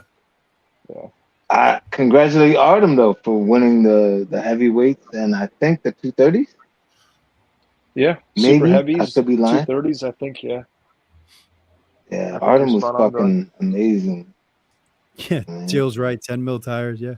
He started getting. But he started getting. You know the thing about Artem that he won't tell you. I got video of me smacking him, bro, in the 154s. Was that like a decade ago when he was? Like and that was after the video, after the video of him doing the whole thing with the big heavy dude and all the thing at the gym. Artem is okay. You know what I mean? Yeah. So you said after the big heavy dude. All right. He's leveled up. Tired. He started getting his gear from Australia from Ryan Bowen's guy. Nah. I need a rematch with him. What, I don't care what. Absolutely. Yeah, righty. Bro, I love you and I'm a fan, but you ain't beating that dude. Hey, I need a rematch. I don't care. I need a rematch. I need a rematch with him. He know better than anybody else would. All that break on position stuff. Make sure y'all clip this. All that break on position stuff. He would never beat me with that with his wrist back. Clip That's all that Clip that, liquid Ryan. courage talking. I'm going to tell him to come up to Winter Blast. I got his number. I call him right now and tell him. You crazy? Let's call him live. Hold on. I want to call him. Call Call him. him live. Yeah. See if he answers. Are you crazy? He'll How do you think answer. him and Grimaldi would do? You've known him that many years, or you have to ask Yo, that him question? and Grim- Yeah, I was gonna say, you know Ryan that many years, and you have to ask if he's serious. If he's I mean, crazy he's or going not? fucking if he's crazy. Oh, I need that. I need that. I always want some get back. Y'all got me fucked up. Answers. Your call has been forwarded to an automated. Yeah, see, he knew. Nah, He so knew. he watching the podcast right now. He watching it right now. He like, man, I want that Should leave a smoke. message. Like, He took Black my 200. I need that back. Guy says he's going to smash you at Winter Blast if you show up. Tell him you'll pull up in his class. Ice, you're pulling on the 23rd. No, right? I'm pulling on the. 26th. Yes, I am. I was just about to say that. Yes, the 23rd, the one in gotta see him Virginia. Yeah, anyway. I'm going out there. I'm gonna see him You there. got to see him anyway. Yeah. I'm gonna see him there. I'm gonna see him there. If his hand up, it's over. All that break arm shit that he do, that shit don't work, bro. Fuck out of here. The only one that can pull that off is Grimaldi. Respect to Grimaldi. I'm sorry. What'd you say, bro? Who do you have winning? Paul Talia versus Nanya. Oh, I did watch all. I watched all of those. Look, I gotta Nanya's tell you, gonna- I think Nanya. Yo, no disrespect. I fucked with Paul Italia. That's my guy. I don't give a fuck what nobody say. He's always been good to me, but Nanya's gonna crush it. I agree. Simply because styles make matches, and I see Paul pulling a lot of side pressure, and I see him having a little bit of back, but no side. But and I've pulled that same way in the past, and the press is so stupid, and he's so committed. Nanya will not lose until he breaks his arm. When Nanya first started, he was pulling me and Roger Learn, and I wouldn't pull with him because I'm like, yo, you're gonna break your arm. This is his first practice on everything. Asked him if I'm lying, I'm flying. It was one of his first practices, and I was like, yo, I can't arm wrestle with you because you're gonna break your arm. He's like, this is how I arm wrestle. The same thing he says today. I listen to all the podcasts and whoop. But that the heart he has is different, and that's gonna change the match. The heart he has. He's not right in the head, but his heart is huge, and he's dedicated just to winning. Yeah, but he's dedicated to winning, so I have to give him that much credit. And he's willing to break his arm, and he's gonna commit, and Paul won't see it coming. I don't care how much train or whatever he's doing. And I fucks with Paul. Paul, my guy. You know what I mean? Like, but nah. It's gonna be Nanya all the way, and it's gonna be fast. I agree. I think that press is too much for Paul to stop. I don't think he's technical enough yet to know how to stop it, and I don't think he's strong enough or fast enough to stop it, even if he did know how to stop it right now. Right now, give him some years. I think he's got a good shot, but Absolutely. right now, I don't think he has. Absolutely. Artem texted me. He goes, yo. So I said, hey, I was calling you live from the podcast. He goes, this stupid sleep thing won't let calls go through. I don't know how to shut it off. Sorry. I said, hey, Black Ice says he's going to smash you. He goes, he can smash me. And he goes, well, he hasn't been able to in a minute, but he has before. He said, wow, you thought I was lying? He said, much love. No. He said you have smashed him before. He said you have smashed him before, but you probably haven't been able to in a minute. I know. I said you thought I was. No, I said y'all thought I was. No, that's my guy. I could never touch him now. Maybe after a couple matches, if I could slow him down. Maybe I see his hand I see his hand do like this a lot. Yo, that's my guy. But fuck all that break arm position. That shit won't I work. see his hand do like that. And I'll smash him. I don't think it will. If I could crack him, but he has gotten a lot. Come on, he is a stout gentleman now, very stout. You know, I gotta eat. But I'm coming. I'm gonna smoke him. If it's not this year, it's next year. I'm gonna smoke Artem. I'm gonna smoke this. Who's y'all talking about before? I don't even remember the dude's name from now. So, and make sure y'all cut, flash, and do all this. No, Levi, I ain't worried about him. What's the dude that's the number one? Oh, Hunter Cody smoked him. Cody beat me. Cody beat me at the award. I smoked Hunter Knox. That's the guy. That's the guy I want. Hunter Knopf Yes. is going is a bad man. He's a bad man. I heard he's a beast. But you know, I've heard this before. That's what I heard Make about. sure y'all clip, class, whatever y'all do. We're all fans. Yeah, I heard You know what to do, man? Clip that. Ice. No, Do I have a I've chance? heard. Yes, sir. Yes, sir. Do I With have a whom? against Paul Italia? Do you have a chance with Paul? No, not if you do. Not if you're not doing wrist curls. No, you don't. That's what I'm doing. That's all I'm doing. Every day. I texted you this, bro. Like, I'm not gonna lie to you. No, I think his hand and I think his back pressure will be too strong if you don't keep. Well, when we practice, that's the weakness I felt. And I told you, and I texted you. Am I wrong? I texted you. I was like, wrist curls. You have to be able to. Now, your arm is. Do I think your arm is super strong? Absolutely. Your wrist, terrible. My arm. You think his arm is strong? Fucking terrible. Dude, right It now, is like the worst. right now, it's the opposite. I think his arm is extremely strong. Once he turns in. My arm's weak right now, and my wrist is stronger than No. You'll see. Wait till. Well, then maybe you have a problem. I do. I know. Ever since once I hurt my shoulder and stopped working with my arm, my wrist got stronger and my arm got weaker. That's my problem. I'm only telling you the truth because when we pulled, it was you. Your arm took me off center, but your wrist, you went this way. You kept going. Yeah, but I couldn't. You kept doing this. I couldn't do side pressure then at all. Because You had a good side because it took me off center, but your hand. Well, that's even sadder. Kept going into mine. So I was like, what the fuck is going on? Doing that to you? Yeah, he took. Yeah, everybody takes me off. If Grimes was doing that to you, you don't want to pull knobs. Are you going to the high five? You don't want to pull me. Are you going to the high five thing, Ice? Knuckles Stupid. What's up? Am I pulling or going? Are you going? I might be outside. I'm not. I might be outside. Having the big I love you, dude. I love this It's guy. in Jersey. That's my stomping ground. I might be outside. I ain't gonna pay $100. I ain't got it. Well, I keep it a buck. I'm a forklift operator.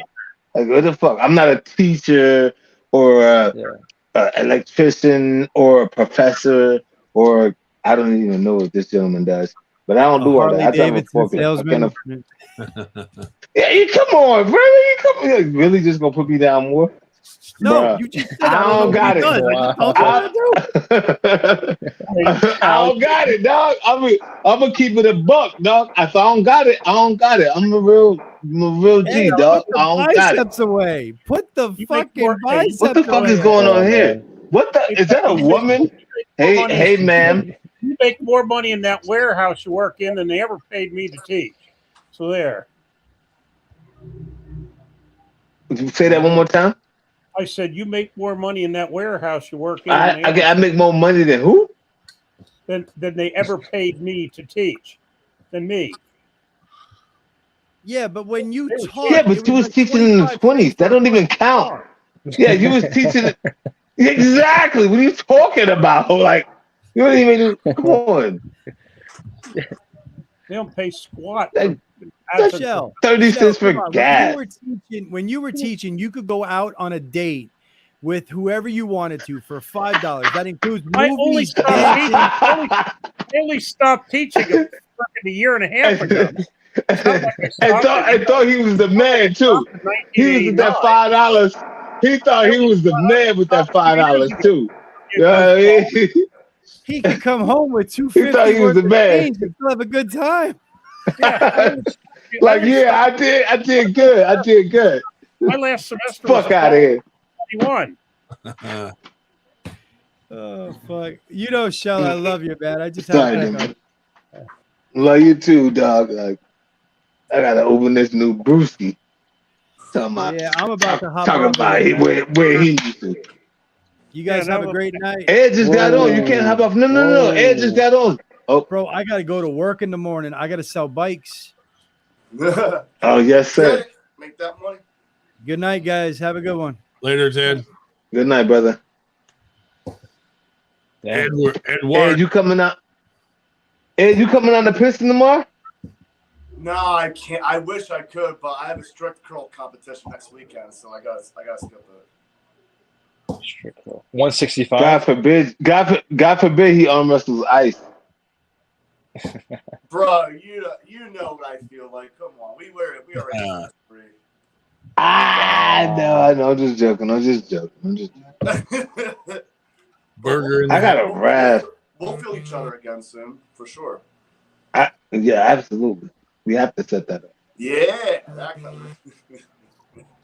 Right at 154. Yeah, fuck that. I'll be skinny as shit if I try to do that. I'm joking, come up, kid. though. You can come up. I try, bro. I drink mad beer, bro, like all the time, man. It's not working. Good metabolism, you have a really fast metabolism, so you can. The beer's not working. I am carbon up. Trust me, all day. Arm wrestling CEO in the house. I saved $100 on the power bill this month because I wasn't running the air conditioning while I was out of town. My brother said, "Yeah, well, what the hell did you spend on gas?" So of course, I just pulled out the spreadsheet and said, $521.05. Dude, people were just texting me saying, "How much did Dave spend on gas?" I do. That's why I answer. $521. Not bad for 5,000. Oh, what's up, Ed?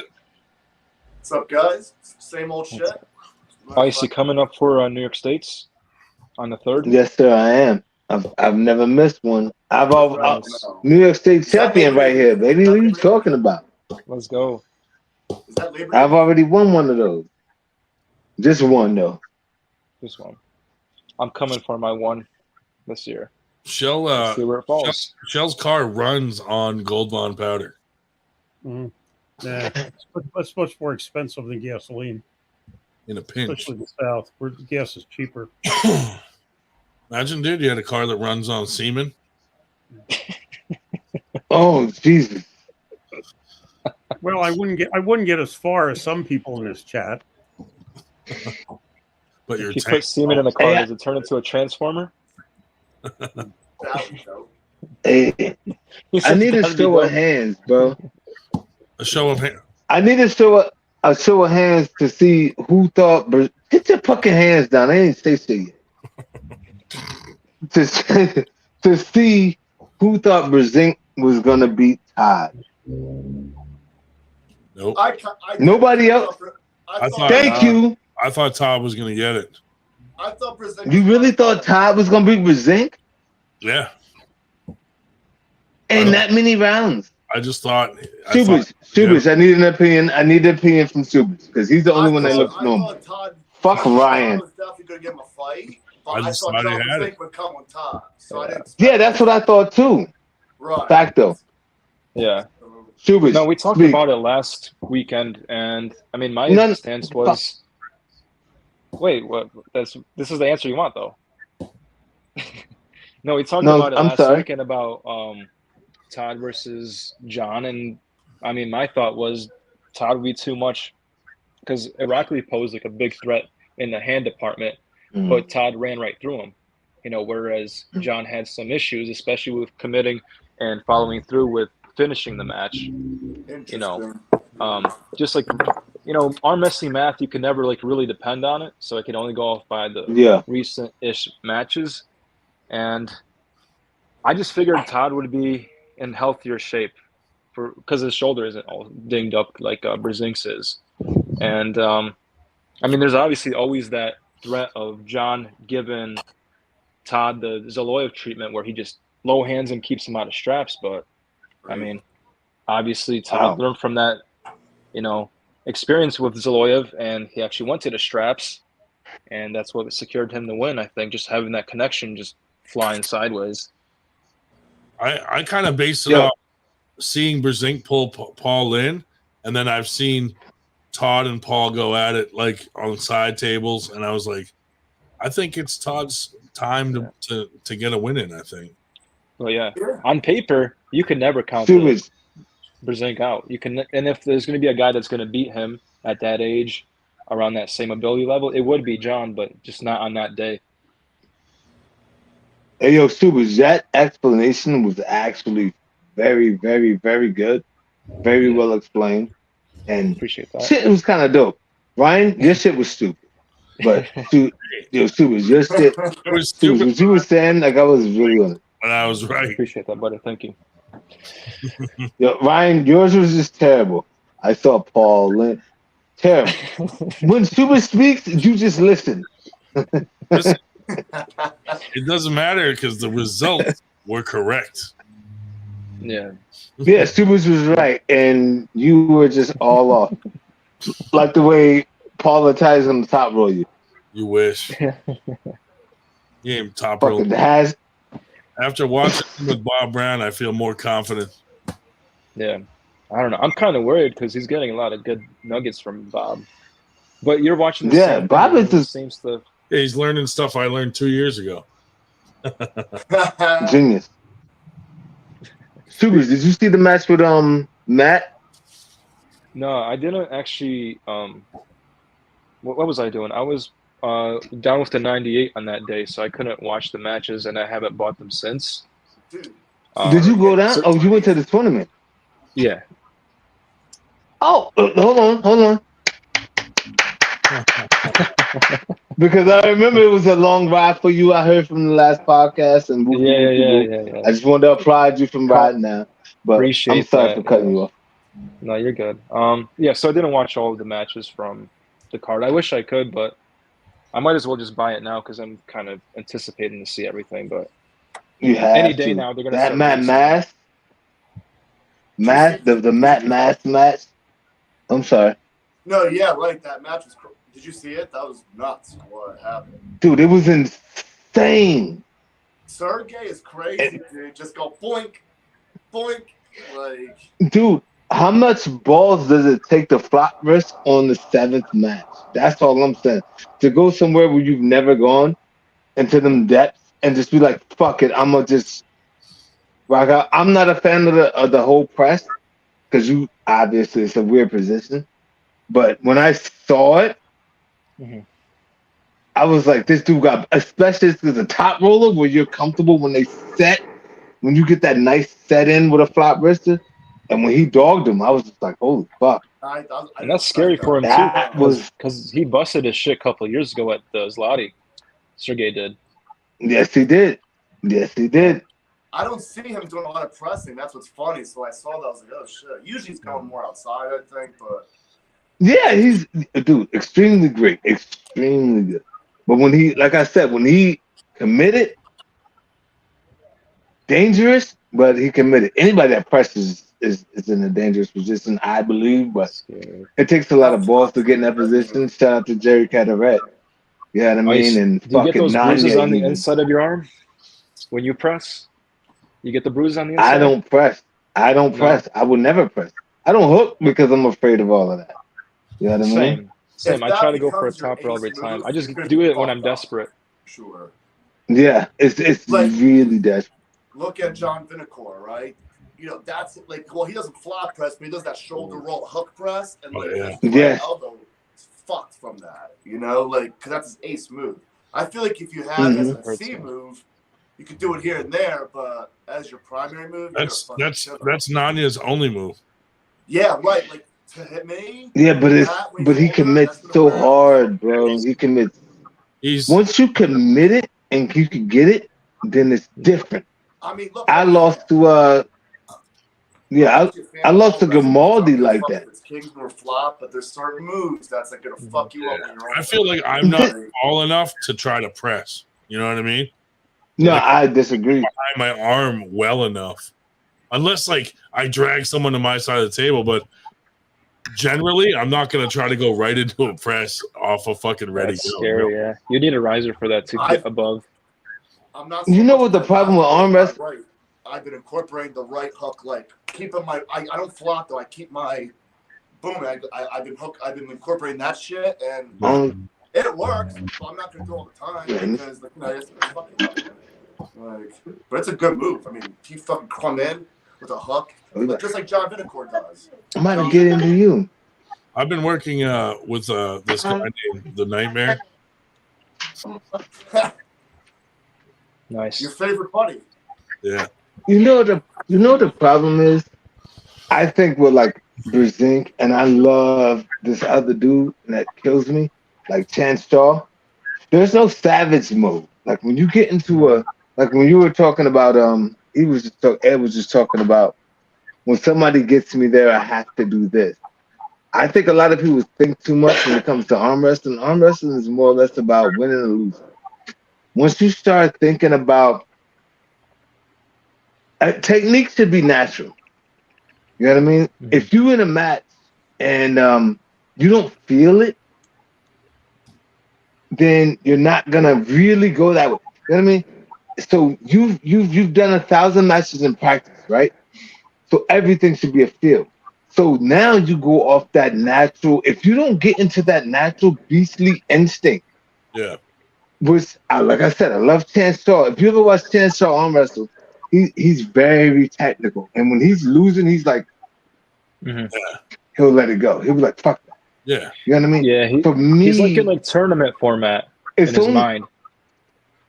Go ahead. Yes, for me, it's a dog fight because I'm only listening to the ref to say I've been pinned or I've won. I don't care about nothing else. Even if I slap a dude hand on the pad, I try to dig it in and then I'll dig it in again, and I don't care. Or if somebody has me this way and they get me down. The arm wrestling is a fucking dog fight. Like it's literally a fight. So what I mean by that is it's not, oh, I feel this, I feel that. That should all come naturally in fight mode. Fight mode. Like a shoulder roll. When you fighting, somebody swing, you dip, you hit. It just comes natural. Yeah. People look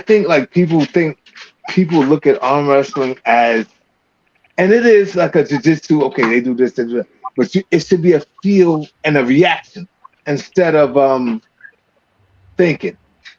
Yeah. You know what I mean? It shouldn't be thinking, it should be more reactive. Quick twitch, attack, and don't die. You're pretty much just saying it's a martial art. That's really what it is. Yeah. Ed, I swear to God, I'm gonna keep it a bean. Ed, am I lying about this? I told Ed the one day, me and him was arm wrestling in a tournament. I wound up beating. I said, Ed, you have me all the way here. You can't pin me. And you go back up to think about what you're doing. You're winning. When from this to this, you're winning. I said, stay there and attack from there. Don't come back up and rethink. Just get in the dog, be a dog, and kick a motherfucker in the face when he's down. How about that shit? Ed, am I lying? Ed, am I lying? No. Am I lying? I said, and you know what happened? Sure enough, I told this motherfucker this shit. He did it to me. Ain't this about a bitch? And smoked. He held me there and didn't. I'm like, yo, as soon as he let up, like he usually does, as soon as he breathes, as soon as he does anything, he stayed a dog in the fight, and he kicked me when I was down. He kicked me from here, boom, to there. It's a fight, y'all. Everybody, the Russians call it, the Europeans, they call it a fight for a reason. We call it arm wrestling over here. They call it a fight. Act like you're outside of the box. I like you're in a fight. Don't try to lose. Try to win. And my whole thing is just try not to lose. I don't care how much you beat on my face. Bing, bang, bing, bang, bing, bang. But I'm going to get you, and I'm going to make sure you're in the hospital. And I'm okay. It's a dog fight. That's why in Russia, that's why we lose overseas, East versus West, because they look at it as a fight. And we'll give up before we dog fight here, wherever. We will lose. We will be like, okay, they got this. Nah, that shit don't work. Todd Hudson does the best. He will sacrifice everything not to lose. And that's why he represents. Yeah. You can see in the way that he approaches the matches, he comes in sweating already, like he just did a workout or like warmed up. Oh, yeah. And he's just raging inside, you know, busting out of his shirt. Like he's got his veins going forehead before even match one goes. Dude, I was and it's crazy to I was in my kayak Go ahead. and I was fighting so fucking hard not to fall off the edge of the flat earth. Were you fighting your way to shore to get away from Nanya and his fucking lighter? I don't know, man. I don't know. I'm very 50-50. Yeah. Flat Earth and round I'm sorry. I ruined the conversation. Hey, Ryan, I send you videos. Obviously, you'll watch them. Dude, I've watched. Ice sends me videos of like the edge of the flat earth, and I'm like, I'm afraid to look. Ice, I know you're a flat earther. I've watched a lot of shit on flat Yes, Earth. I am. Very 50-50. No, dude, I watch all that shit. I'm like, dude, they Keep your mind open to everything. I watch videos from both sides, and like whether I agree with it or not, I think it's interesting as fuck. Right. It makes you think. That's for sure, dude. Yeah, let me ask you guys. You don't watch videos on Paul Italia. Let me ask you guys this right now. The I do. The Maui fires in Hawaii. Do you think those were natural or they started by us? Well, did you see that? I think it was started by a laser. A green laser, a red laser. Something came down and started it. Did you What see was you saying, Ryan? the footage They're of definitely enhanced. that little explosion in the fucking like Yeah. a Oh, train yeah. blew up? Yeah. Oh, yeah. Do you guys think it was the Japs? I think it was. Man, that could have been. I think it was fucking Hunter Biden to take some fucking media off of himself, and he just lasered that shit from the White House. Absolutely. How do you keep control of somebody? You keep them weak and under you. That's how you keep control, and you can do whatever you want. You can lie or do whatever you want. Well, now That's how you you got a keep bunch of control rich of. people trying to buy the burnt land from these people for pennies. Oh, that's fucked so that up. they can do their own shit, and then when it's all fucking up and up and again, dude, it's crazy. I'm like, I wonder if Yeah, that's. And you know what's so weird about that? That's not even on TikTok. That's on like the 6 o'clock news. That people trying to buy this land that's been like keep it on the wraps. But now they're saying like, oh yeah, we want to get this. Like because the people did not want to sell that. If that's a rich Maui is a rich spot. It's a hot spot. All tourists, all this. Who wouldn't want to buy that land? My bid's in already. What are you speaking about? I'm dead serious. Like I want to get a bid in too. Right. You're like, I want to buy your burn down. Well then, knock the price down. But now for decades to come, dude, decades and decades of economical and ecological disaster. Like it's terrible. Excuse me. You know what was sad when the fires in Australia and you could see the fucking koala bears on fire crawling around. I don't like seeing that shit, dude. That shit was awful. Fucks with me, bro. Yeah, I don't like that shit. Speaking of animal cruelty, have you guys watched Guardians of the Galaxy 3? I have not yet. Oh, the raccoon, I know. No, I have no clue what that is. I don't like that scene, dude. I watched Guardians of the Galaxy. Yeah, it's the third one that came out. Rocket Raccoon, yeah. It's a little emotional. Oh no, I didn't. I'm so terrible. It's on Disney Plus right now. Hold on. If you have Disney Plus. No one really. This hasn't been covered on the news at all. Yeah. Now I'm not like I'm not crazy religious, but this is what's crazy. Okay, Brazil in February or March, Brazil this year just held this big Satan carnival where they worship the devil, Satan. Dude, it was like you can watch it on YouTube. The theatrics, the statues were insane. You got the demon poking at Jesus and some crazy fucked up shit. The fucking next day, that area of Brazil had a record rain flood that wiped out the entire fucking area. And there's a fucking statue. Get the fuck out. In See? Rio de Janeiro, the Brazil, the Jesus statue, fucking like lightning bolts striking at it and shit. Wow. Wild. The one with the arms? That's Rio de Janeiro, right? That's Brazil. You're telling me with the there's a arm? Satan carnival. The next day there's a record flood. You can't tell me Mother Nature just decided to take a piss out of nowhere the next day after a Satan carnival, bro. Like, that's some crazy shit. That's fucking nuts. This is, dude, it's all. It ain't crazy. Shit, real. So Like the earth is flat. So these farmers in Utah, when they have a drought, just have a fucking Satan fucking festival, and it will fucking rain. No, the punishment fits the crime. They'll probably get like a forest fire or corn fire. Children of the Exactly. You damn right. Speaking of and they that were all in statue, the flat earth.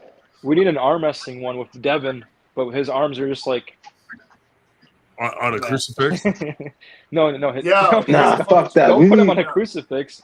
No, just having his bent ass arms reaching out. Dude, fuck Devin. I owe him $20. We need one of Travis. I don't owe him no money. How do you crucify? Yeah, fuck Devin and how do you crucify a retard? huh? How do you crucify a retard? Yo, fuck Devin and we're gonna fucking go Travis. What do you mean? He's not a retard. How's he a retard? He make the most money out of he Did you get that? he's made more money than any other arm wrestler because he's a hustler. Did you catch that, Ed? I see again. How do you crucify a retard? On a swastika. Oh shit, That's dude. awful. Oh, That's man. awful. That's Yeah, funny. here's a funny one I just heard today, dude. Don't ever What's white and it comes from clouds? Say again? The coming of Christ. Oh, yeah. All right. That's a bad one. That's a bad one. The coming of Christ. She was like, all right, that's enough. That's what happens when Dave Shell sits on the I just heard today. masturbation I was like, chair. jeez. Hey, what the fuck happened to Dave Shell and Dan Bound? Dan That Bound is going to get flooded tomorrow. Dan is busy, man. I don't know Dan what's got going on. arrested. He He got just arrested. You're going to so get he flooded probably tomorrow got for that lights. joke. Should I text him and see if he's okay? Hey, honestly, he's probably not going to answer because he's busy doing Text- whatever he's doing. Dan prison bound. Huh? Come on, his face. Dan's prison bound. Yeah. Oh, Dan's going to need a bond. fuck that guy. Dan's in cuffs. Yeah, Well, probably. just for you, Ice. Where's Burger at? Is Burger at work? Where'd Shell go? Where'd He all died. where'd everyone that fucking name starts with a D go?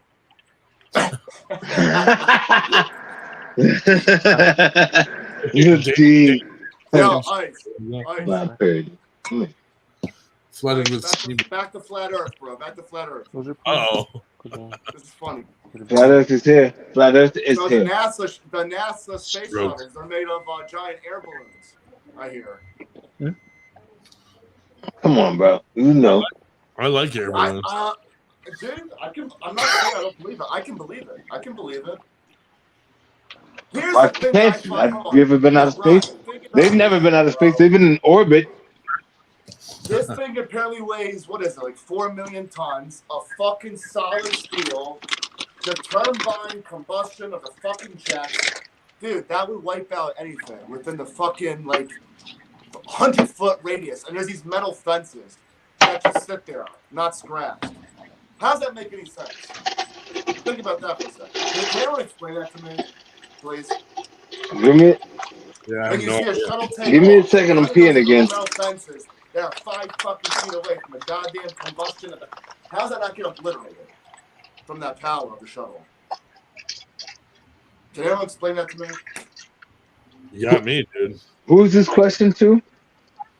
To anyone. Anyone. What was the question again? I'm peeing. Sorry.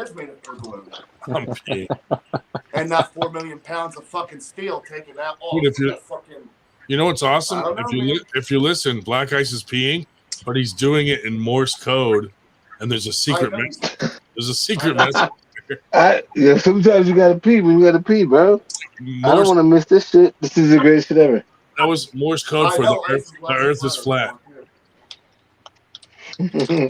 Well, I thought that was interesting. And then the Earth spin. Do you guys know how fast the Earth is spinning? How many miles? Like I've about read it 1,000. before. 1,000. How fast? How about orbiting? Orbiting? It's What's that? stupid. How about orbit? Because it spins. Then how about the orbit? How many is the orbit orbiting? Like mad fast. 66,600. 666. 666.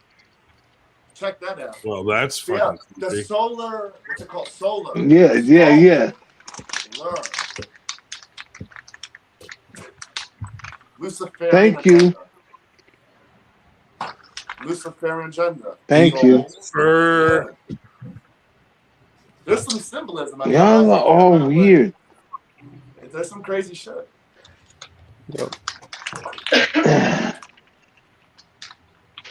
Everything has mass. Be right So back. if you take a ball, you put water on it, you spin it, the water comes off. Blah blah blah. Like, it's just something that happens, and it's fucking false. It's right in front of y'all faces, but y'all learn in school that the world is a fucking ball that spins around at If the 100 fucking and Earth- whatever it said. If the fucking They Earth tell is y'all spinning in school, 1,000 miles, whatever, per second, per spin hour, a fucking rock and its orbit and put water on it. I don't care how you much think mass we're you want. clustering like a motherfucker. But then you see a mountain with a lake, and it tells you we're fucking still. So I don't know. You can, dude, you could do it yourself. And if science says every piece of matter has mass, everything has a gravitational pull with mass, then if you spin it, I don't care how, you get the heaviest rock in the world. You spin it, the water comes off. Oh, but we're spinning. Get the fuck at 100,000, 100 and something thousand miles.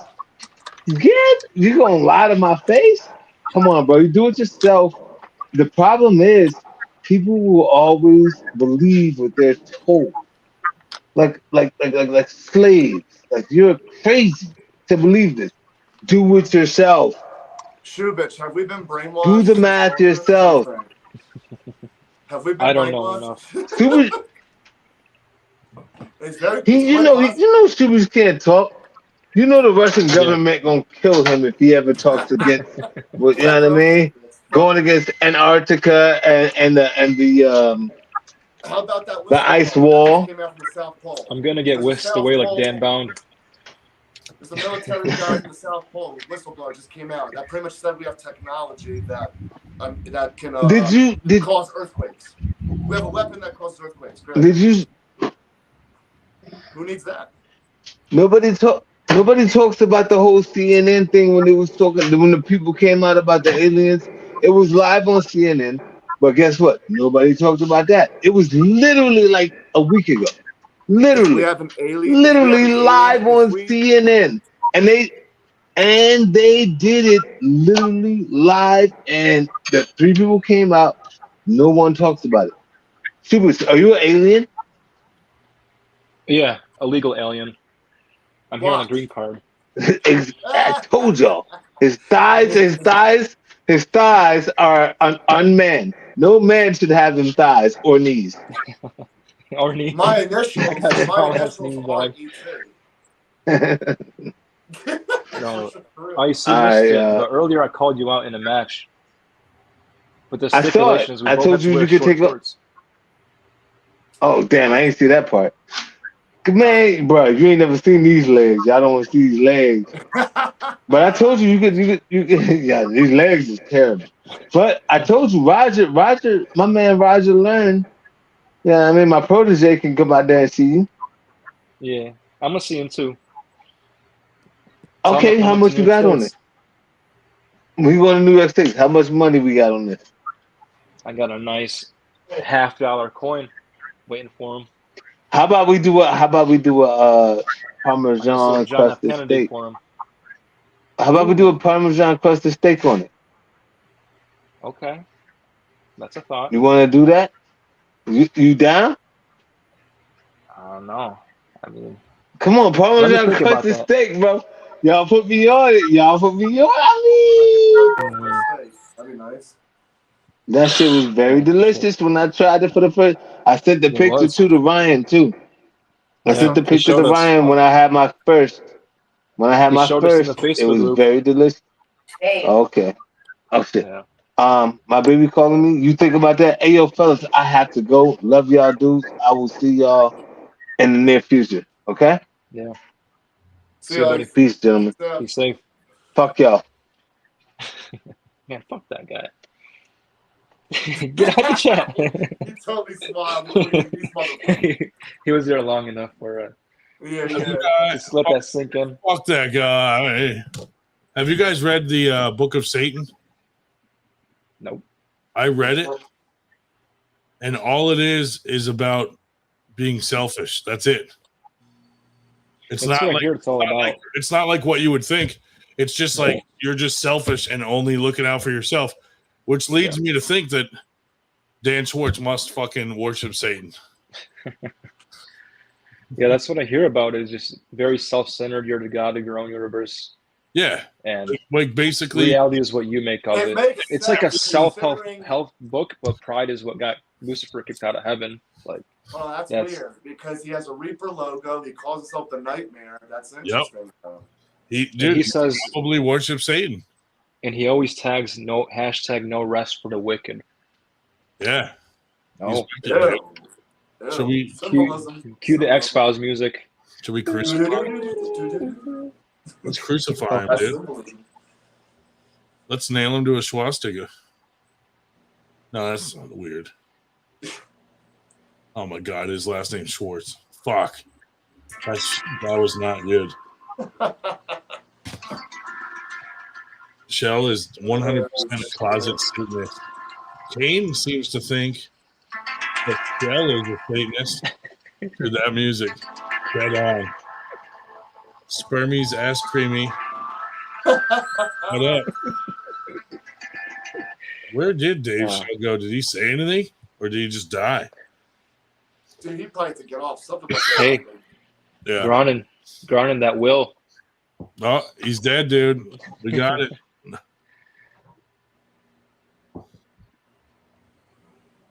Dude, Captain Obvious, the funniest fucking thing. So there was a story in Manchester, where I'm from in New Hampshire, about someone taking a drone and dropping eggs and shit on homeless people. And one of my friends from New Hampshire sent me the article and goes, "Were you up here visiting this week?" And I was like, "No." Oh my gosh.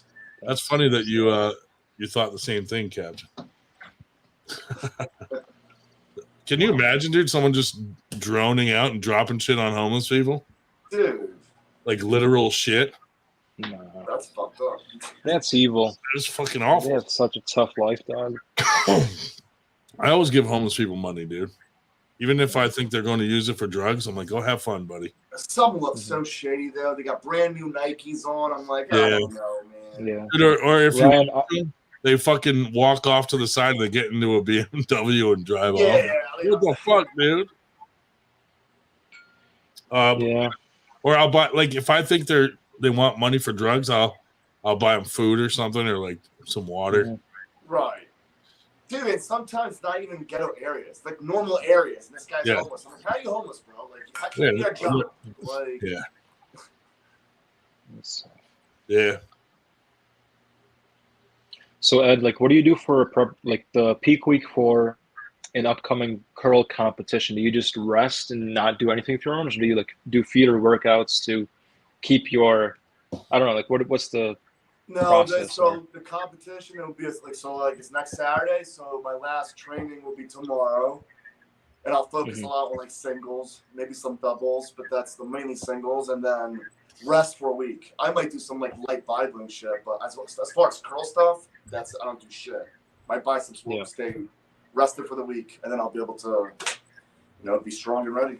hopefully. Mhm. So yeah. So you won't be doing any kind of pull day, no back, no nothing, just I try not to, yeah. Yeah. I try not to. If I do, like, if I want to do back, maybe, yeah, I'll go light for a Mhm. pump, but, you know. What nothing about crazy. chest? Would you go hard on chest next week or No. just I like, usually, every time I can, it can be arm wrestling too. That week of competition, I really tend to, like, You I'll you do- don't go hard on chest anyway, right? You don't go Yeah. heavy. I mean, you don't go crazy heavy, right? No, not anymore. I don't like to. Yeah. Demon squats and deadlifts. I don't go crazy heavy anymore. It's just not Yeah, worth it. yeah. true? But so I like to sub max. That's what I thought preach. I say I preach to people sub maximal weights. You know, 70 to 80% is all you need. Going 90, 99 all the time, you gotta Yeah. fuck yourself up, dude. All you need is intensity. You can make any, you can milk the crap out of any weight, go intense. Tempo is key. I don't know. I just like the whole Mike Mentor approach to it. Right. Like you can make Right. a 70-pound stretch a long while. Absolutely. 70 pounds. Absolutely. No, So as little as that. it's too Dude, heavy. 70-pound dumbbells. I mean, Way shit, too you heavy. do like hundreds. You know, like. I do True. 5-pound dumbbells, but I do like 6,000 curls. No, actually, I'm going to work out at McNona's tomorrow with Ray and some new kid. Oh, nice, nice. Yeah, usually competition week, I tend to just take it easy, so I could be really fresh and ready to go. I'll go hard the last Saturday before, but then like that's it. Maybe a little on Sunday, but that's it. Yeah. Everyone's different thing, though. Dave, we need some life in the podcast. Get on. David Marr. What if we do brass knuckles at Winter Blast, dude? Brass medals would be pretty cool. Cost of metal is a little up there. Yeah, On a it chain. doesn't need to be Brass brass. knucks on a chain. They can be made out of. We'll make them out of pewter. Dude, right on a chain too. That'd be pretty badass. Wooden brass knuckles. Oh, dude, 3D print brass knuckles. That actually would be cool. Yeah. It'd still hurt like hell. Oh my god, dude. That's all you need. It doesn't have to be steel. Yeah. People underestimate the power of a lighter. 70 pounds. How much damage this fucking thing can do. What does Shubich think he's going? How does he mean? Because Bowen's been working with 70 pounds. For what? 70 kilos. Oh. No, I haven't kept up with what he's doing. Lucha, could you please elaborate? Maybe I'm just too slow right now. Brian Kane in the house. What up, bro? What's up, Brian. The man. Mar has to load up on celery before showtime. That's pretty funny. Celery load. Celery load. What a man. What a man. Rubber brass knuckles. That'd be funny. Like the same rubber that dildos are made out of. Oh, sounds like show's back. Oh, Dave Yeah, Sell. yeah. I heard the dildos. So I had to return. There's always thunder before lightning, huh? Yeah. Dude, he sat in that chair and a big puff of fucking gold bomb went up into the air. Yeah. No, not this chair, but one of the other chairs. I don't use that chair for these. Yeah. Just the masturbation chair. No, I just since you came on so early, I'd just come back from early weigh-ins and had time to get something to munch on, so I was out in the kitchen getting something to munch on. But I'm back. Oh, Brian Kane. The popping you hear in the background. Boys, look out for the comeback. The popping you hear in the background, if you do, is Friday night fireworks at Coca-Cola Park. Oh, I thought you live in a bad neighborhood. Are you Iron Pit. Are you making a comeback, Brian? Brian Kane making a comeback to arm wrestling? Yeah. That'd be cool. Brian's strong, dude. What do you mean a comeback? He was active just a year ago. Well, he never left. His work schedule got crazy for a while. Yeah. So he's been. He never left. He's just resting up. He's gonna come back strong as hell. That's okay. The The Philly DA has announced he's not going to prosecute anybody anyway. So what do the police have to do? Yeah, what's the point? Yeah, why arrest anybody? They're not going to prosecute. Hey, Dave, you'll see Nick Maripodi tomorrow. Ooh. Yeah. He messaged me, I think it was earlier today, was asking if I was going to come up, but And you'll see I had to Nitro. disappoint him. You'll see Nitro, who told a bunch of people not to come to our tournament. Nice guy. Asshole. I want Nitro to know that I'm boycotting this tournament. Me too. I'm not going to that shit. Yeah, I'm not going. Nope. 98. What, the arms steel? Yeah, and, supposedly Bill Christmas is coming up, and probably Gordy. You said Father Christmas? Milt Christmas. Father Christmas. Oh, maybe Santa will be there too. Yeah, Milt and Gordy, and Gordy maybe. Milt, supposedly both Frunkles. Wait, Gordy's going? The question is, are his teeth going?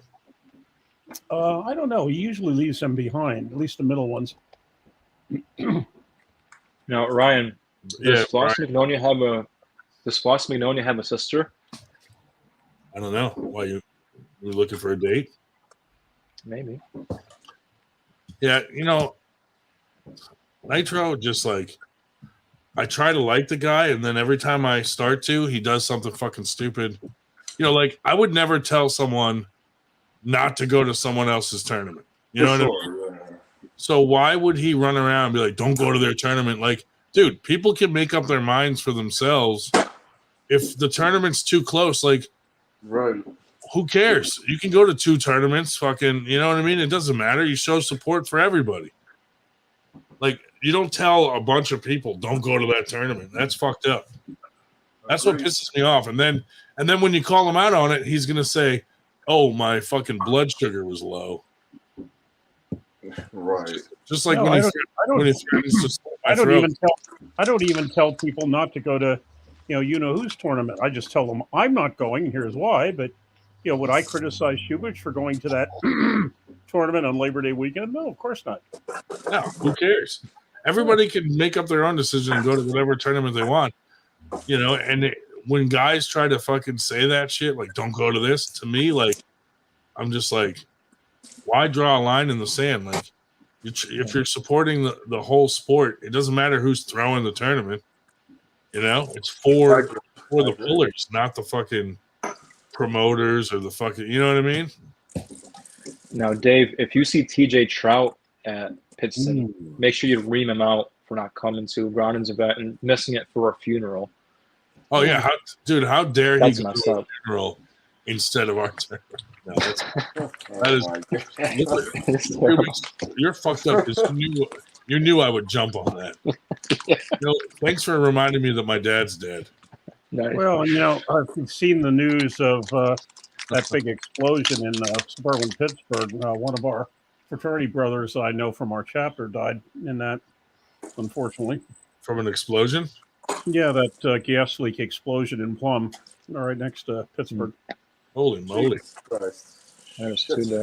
That's crazy. Apparently it was international news because one guy said his cousin called because they said, is that what near you? They called from New Zealand and said, hey, was that anywhere near you? Nope.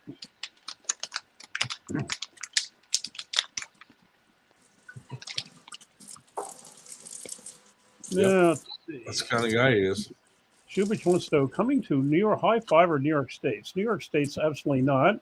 And High Five, sorry. I mean, I'd really like to support them, but it really wasn't worth $100 for me either. And Right. since of course the the Outlaws are not running in practice that day because they have to get ready for the next week, I might just have to show up in Harrisburg for the first time in maybe 6 weeks or so. Did you check if it's okay with Chuck? I don't really care if it's okay with Chuck, to be perfectly honest with you. Yeah. You gonna pull Kate? I don't think she'll want to go anywhere near me. She retired. She retired because of Ed. Yeah. Definitely, yeah. Well, maybe, I don't know. No, she just goes running around telling people I said stuff about her I never said about her. Must be mistaken. I'm gonna try the. You know what, Dave? Go there and just tell them 98 is sorry and that our blood sugar was low. Dude,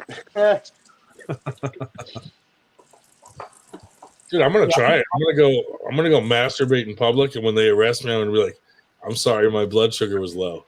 I really don't think we'll see them tomorrow, but anything's possible. We just lived down the road, but hell, he was talking about Nitro behind his back before Nitro got on Facebook. Shot your grandmother in the back because my blood sugar was low. Actually, I went right past the New York State Fairgrounds last night, coming back from the practice I went up to in Rochester. But, I ordered 500 roofies for Winter Blast, and we're just gonna roofie everyone. Oh shit! Everybody's just gonna pass out. Well, and that'll go well with the rape whistles. The rape whistles we already gave them. Tournament's over. It's time to go home, fellas. Wake up. That would be a hell of a scam, dude. Like you get like 250 people there. You roofie them all, and then when they wake up, you're like, "Hey, you guys did good. Get out of here." Just Dude, put a medal on every person there, so they're like, "Oh, I won." Or you just leave. You just leave the site. Just leave them all there to wake up. Everyone wakes up with the medal, and then like everyone's gone though. It's like, what the fuck? They're like, "What the fuck happened, dude?" Like, just roofie all the fucking drinks, food, everything, and just let you're already on the way. People wake up like, people wake up and they're like, "Why does my ass hurt?"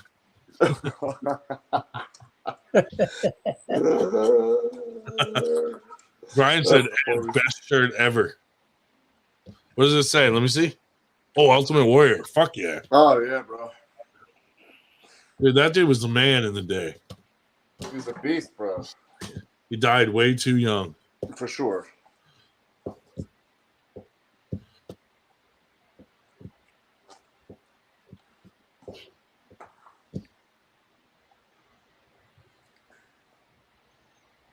Let's see. Get rid of this.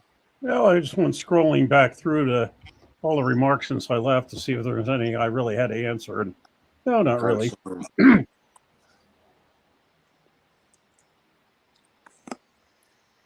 What was your favorite moment in arm wrestling history? I mean, wrestling history. Like back in the day. Favorite memory? That's tough, dude. Oh my god. Brian, the if you want to hop on, the link is at the top of the chat. Yeah, Brian, if you want to hop on, the link is at the very top of the YouTube chat. Yeah, so Ryan, if you want to hop on, just the link is at the top of the YouTube chat. Or I could just put it in again. We needed to have that clarified. You know what my favorite moment was? Was when Owen Hart fucking swan dives. No, I'm just kidding. My favorite bro, I was watching that when that shit happened. He fell off. You mean when he died? Yeah, you don't remember that? He fell off the fucking cord thing. Yeah, they were gonna bring him in. Yeah, he was gonna come in on like a rope or whatever, and it fucking malfunctioned and he dropped to the fucking stage. And then they just went to it like a commercial and they came back and the fucking show must go on. Crazy, bro. It's fucked up. Holy shit, dude. Died. Could you imagine being there live? You saw him fall on live TV, and then they didn't replay it, but they've never done that. That shit was crazy. Yeah, they haven't done shit like that in a while now. My favorite moment was when they changed their name from WWF to WWE and stopped pretending they were a real sport. Dude, that shit was crazy. Well, actually, they did that because they were being sued by the WWF Wildlife Fund, whatever. They're like, you're taking our name or whatever. So they were forced to change it. They just merged with UFC, though. My favorite was seeing Roddy Piper. Yeah, Roddy Piper when he was walking out. Remember Brutus the Barber Beefcake? Yeah. Superfly Snooker. The Rock versus Hulk Hogan's a great WrestleMania match. Oh, see, that's in newer era of wrestling. It was good though. Yeah. Remember, Is like that fucking- THC? the Iron Cheek. No. What is that, nerds? I see people have that packaging for the THC, and it looks like candy wrappers. I missed Or it. like candy Yeah. packaging, and it looks phenomenal. Is it that good? I know It it's is not candy, actually. right? It tastes Is pretty it? good. Oh, It gets you okay. whacked. Is it candy? It is candy. Yeah. Oh, It's real food, Oh. bro. It's real food. Gets you whacked. If you like edibles. because the packaging is awesome. Honestly. It really the is, packaging bro. is superb. Whoever's mucking that all together is doing a great job. On what? I love it. And those THC packages that Oh, look yeah, like yeah, candy, Oh yeah. they look phenomenal. I've never had one, but I don't know. The now you marketing have is kind to. of cool. Special occasion, you got to do it. For legal reasons, I can't say I'm excited to try it, but I am. Government spy. You wouldn't do that. No, I'm a clean athlete. I'm drug free. Well, hold on. Did you see that I'm wink? playing Doug. Wink, dude. Oh my! I'm natural, but I'm not drug free. Shubich is fucking lying to us. About what? Well, you have to define drugs. Define drugs. Define narcotics. Define PEDs. Do you partake in the CBD world? I don't go out looking for it. If it's offered, I'm game. But like, if a kid at school gives it to you, you're in. That was kind of exciting there, Jill. In the bars and matches, my buddy tried. Oh, nice. Ever do backyard wrestling when you were young? I have. Cruz. Oh, Cruz in the house. Kyle He's is on that train. Kyle is a He's comp. got the hour-long drive. What's up, buddy? Comp tomorrow at West Virginia. Kyle, West Virginia or Kentucky? Paul, are you on a bus? He's on a train. He's going to work. You're on the train? You're going to work? Going Grand Central. Nice. Not really. Kentucky. I read Good the luck. in my bed. It was a fun time at the practice in Kentucky. Too bad you couldn't make, or New Albany. Too bad you couldn't make it. Paul, Yeah, I know. I've been mad busy. who you smashing next, Paul? Well, I have my super match next week. I'm waiting for them to release who I'm pulling because Vitor Munez is backed out. Yeah. Gavin backed out at High Five, so they got me another match. It's going to be a good match, but I can't say anything until they release it. Yeah. Well, I'll be there rooting for you, buddy. Yeah, I can't wait. Yeah, it's Can you say? a fun event. Can you tell if he's international or from North America? He's ranked higher, put it that way. Okay. Nice. Oh, man. So why are they going to have you pull Nick Stone for? What was that? Why are they going to make you pull Nick Stone? You can always get that match. Nick Stone is pulling. Is he pulling Austin Yeagas tomorrow? Oh, is he? Yeah. Never Yeah, mind. he's got a match tomorrow. Left hand, he's pulling Austin tomorrow. Really? Where's that going to be at?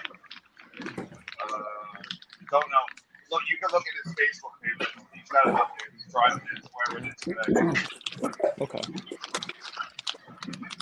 Yeah.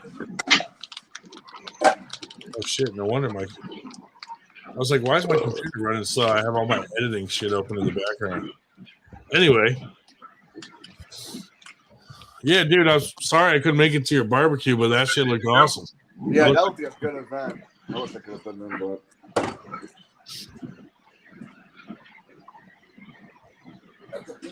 You're gonna do that backyard barbecue thing every year? Absolutely. That was good. It looked good, dude. It was a good turnout. I just I learned a little bit, a couple things to change for next year, like how to get a porta potty.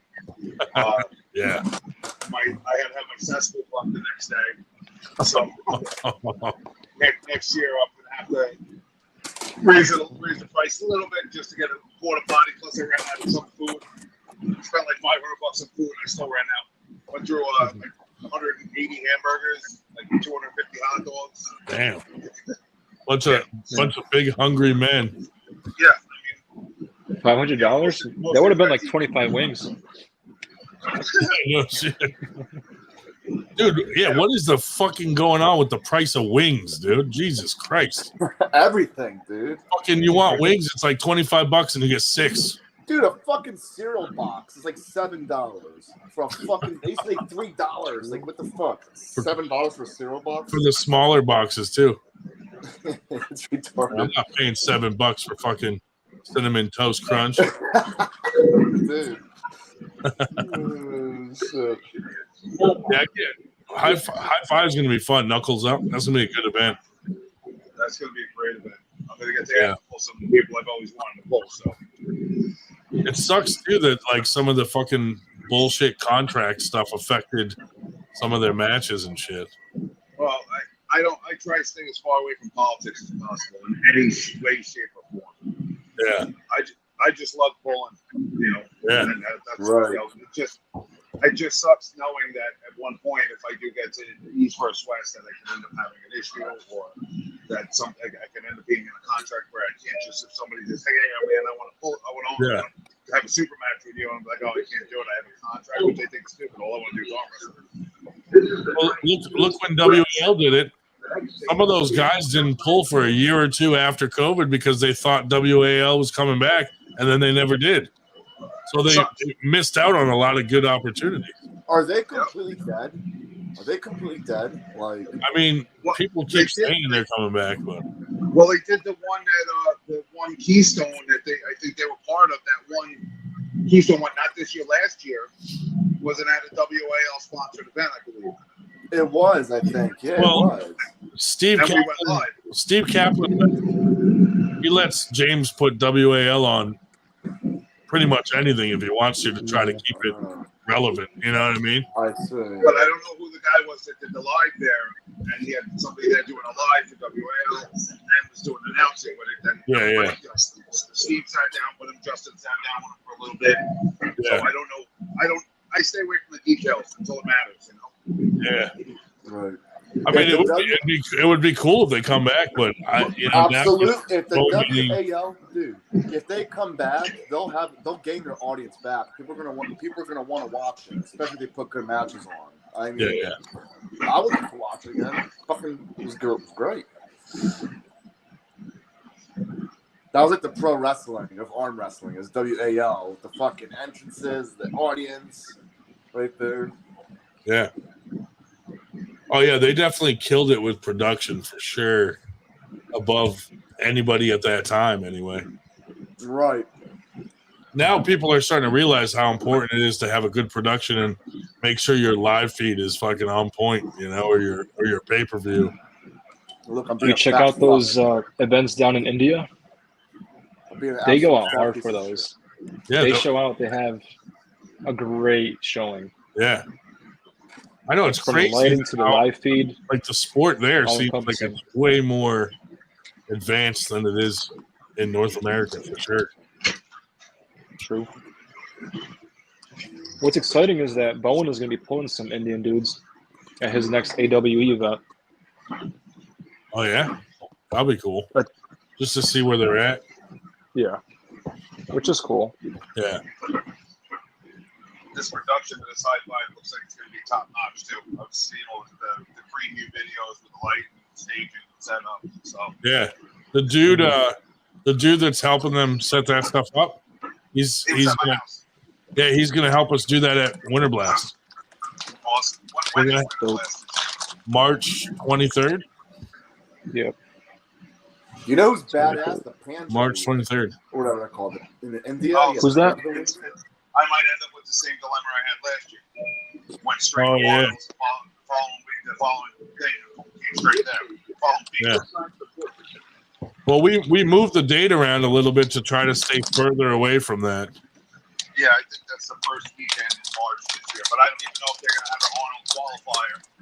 Yeah, I'm not sure. On the East Coast, so I-5 does it again, of course I'll go there. Just that atmosphere was awesome. I think it's just stepping on the stage with all those people. It was a lot of people. I think it's in Ohio this year. Yeah, it's in the same place. It's at the Arnold Civic Center, whatever it is. Columbus, Ohio. Yeah, it's always there.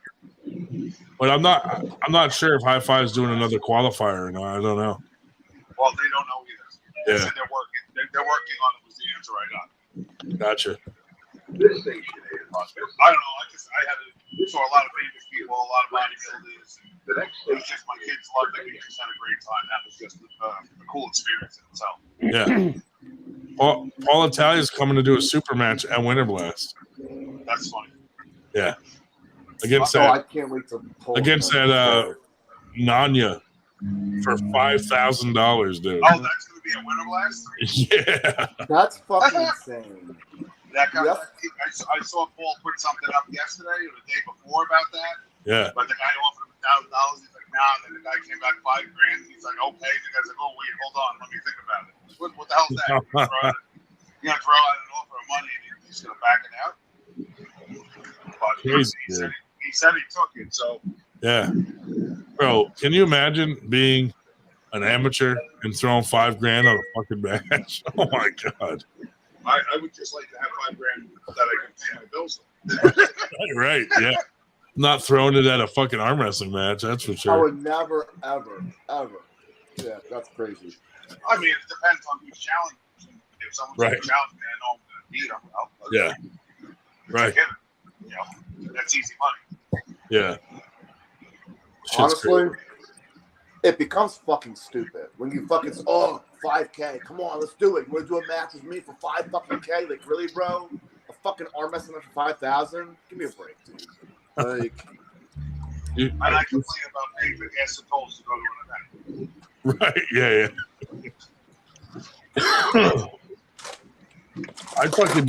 I'd be happy with a fucking cheesesteak. That's not surprising. Yeah, not at all. It depends on where it's from. Some of them suck. Some of them are really good. Dude, all the places that are like famous for cheesesteaks in Philly suck. no, hold on. There's a couple good spots in Manhattan. Hold on. Blow your socks off. Back up. Oh, Ed's getting mad. Back up. Which one sucked? Go ahead. I don't mean suck, but I mean like the ones that everyone is always like, you got to go here. That are like touristy.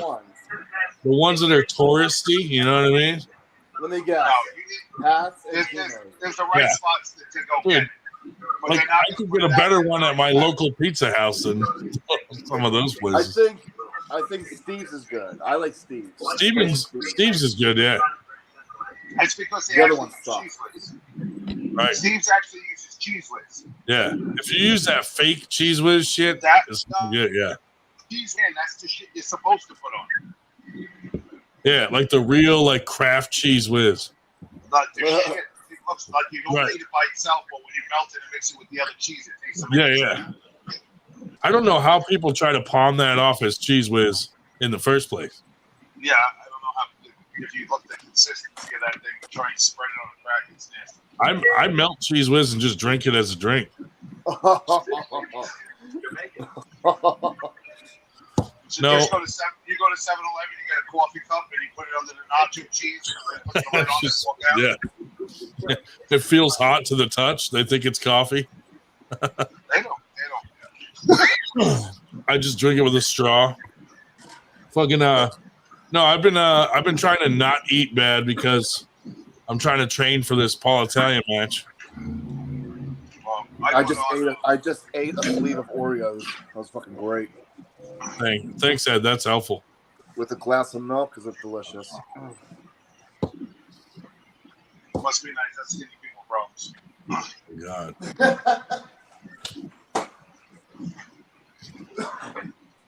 Meanwhile, I'm on a diet where I can only eat like half a carrot every hour. Well, you got to keep eating. That's the other thing. You don't realize what you're trying to lose. Like right now, I'm probably like 265, and I want to get down to 250. And I was going to cut a little bit, and I'm like, I'm not going to do it before the match because there's no weight. I don't have to worry about making weight. So I was like, screw that. I'm just gonna enjoy the rest of my summer, and then I'll worry about it. Fuck yeah. Yeah, if you don't have to, screw that shit. Well, I don't know what I don't know. Like they have the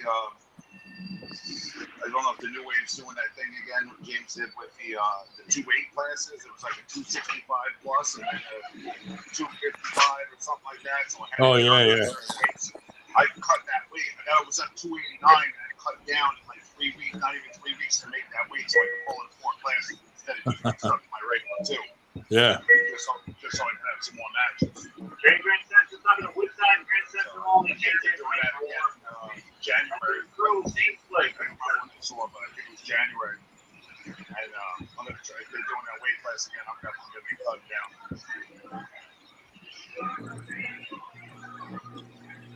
The more matches I can pull, the better I feel. You know?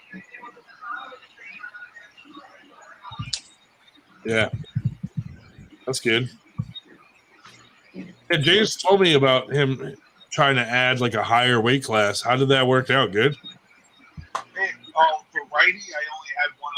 Pedro's the only one that cut down between those 2 windows. Yeah. So I did a round robin with Pedro, and then left hand I had Weakling, super strong lefty. I took second to him, but there was more people in the lefty class in between those weights.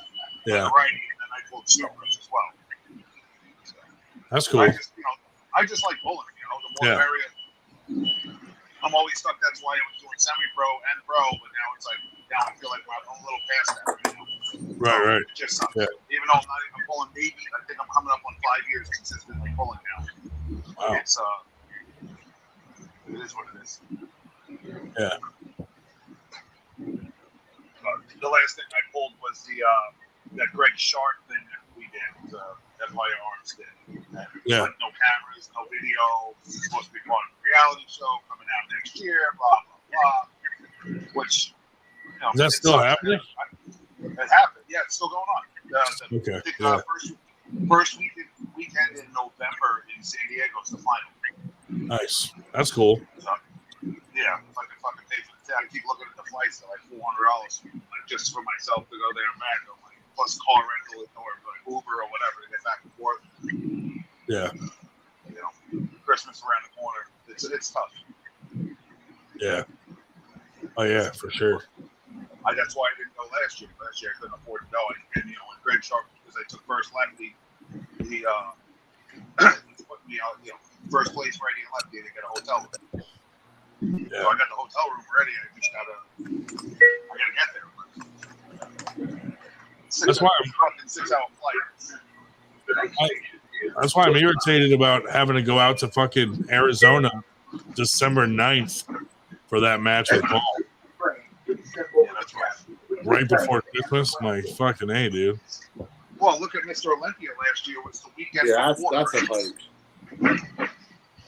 And I qualified Olympia. I was like, I wanted to go to that just for that, just to say I went to Mr. Olympia and I pulled and I saw the people that was there and I think I would have did pretty well. Yeah. And it was just like, it's literally the week before Christmas. There's no way I could do this. And I think I'm in Vegas, so what am I going to go do all that, go there for a day and then come home? It's like, no.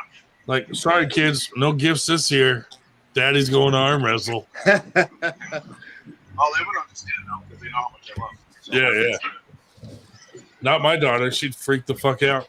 She's too young. She's too young to understand. Yeah, right. Well, my oldest is getting married September 1st. Oh wow, nice. Yeah, and then they want to go on a cruise instead of a honeymoon. They want us all to go on a cruise together in April.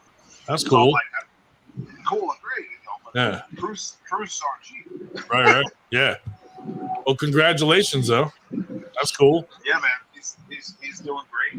He loves it. So yeah. They got him on the railroad with me. He's got a great job. Nice. He's got a great job. They're both good for each other. They keep each other out. It's awesome. I'm excited for him. That's cool. I'm that old.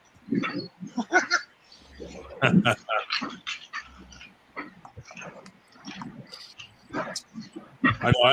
I had a kid way too late. I feel like I'm going to be old by the time she's older. Especially when you have your second one. I don't know. Now she's not sure about the second one. I was suspended by 30. Done. Yeah. But now my little one's taller than me. He's 15. He's gonna be 16 in October. He's taller than me already. Yeah, I saw a picture, dude. It fucking looks huge. Yeah, he's a big boy. He trains hard and he still comes to practice. So That's good. That's awesome.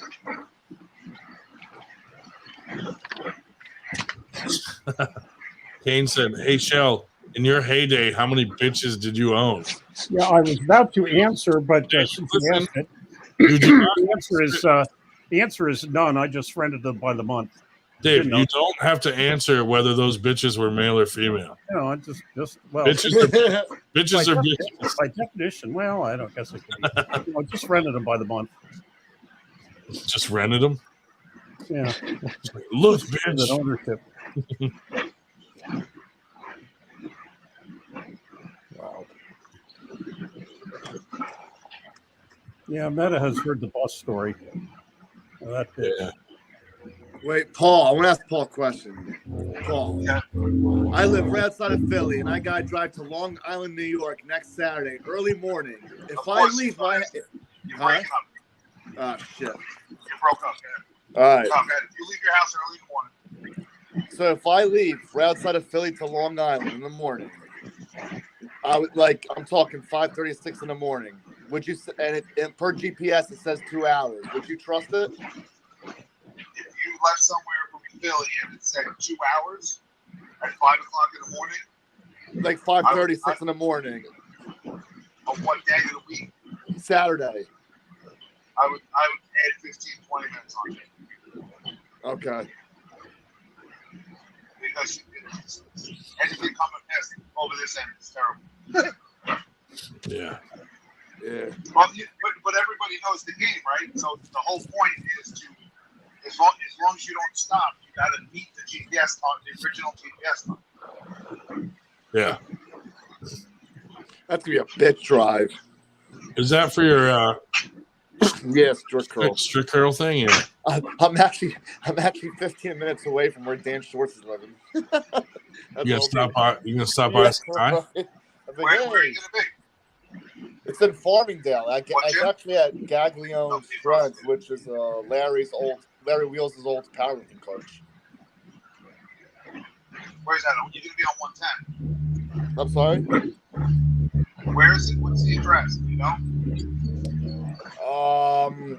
I'd have to look it up. It's in Farmingdale. Where is it? Farmingdale? Yeah, it's in Farmingdale in Long Island. Yeah, I know. I just don't know the exact address of my company. I'm probably half out. Yeah, I'm a half out from that.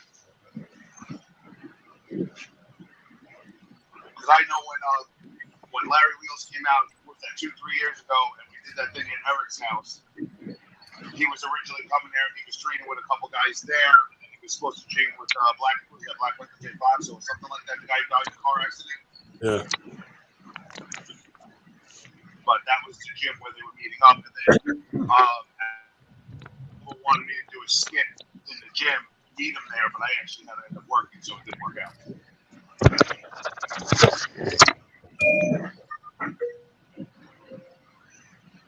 The only time I went to Long Island that I wasn't 2 hours late was the time I was smuggling Grondin's dildos in my trunk.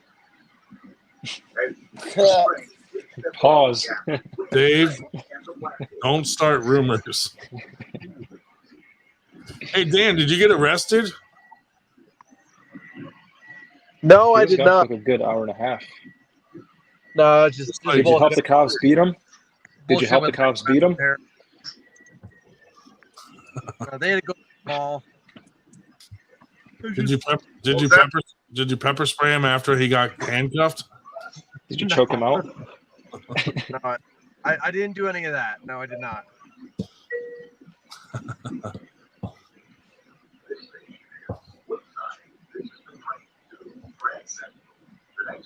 Yep. Uh-huh.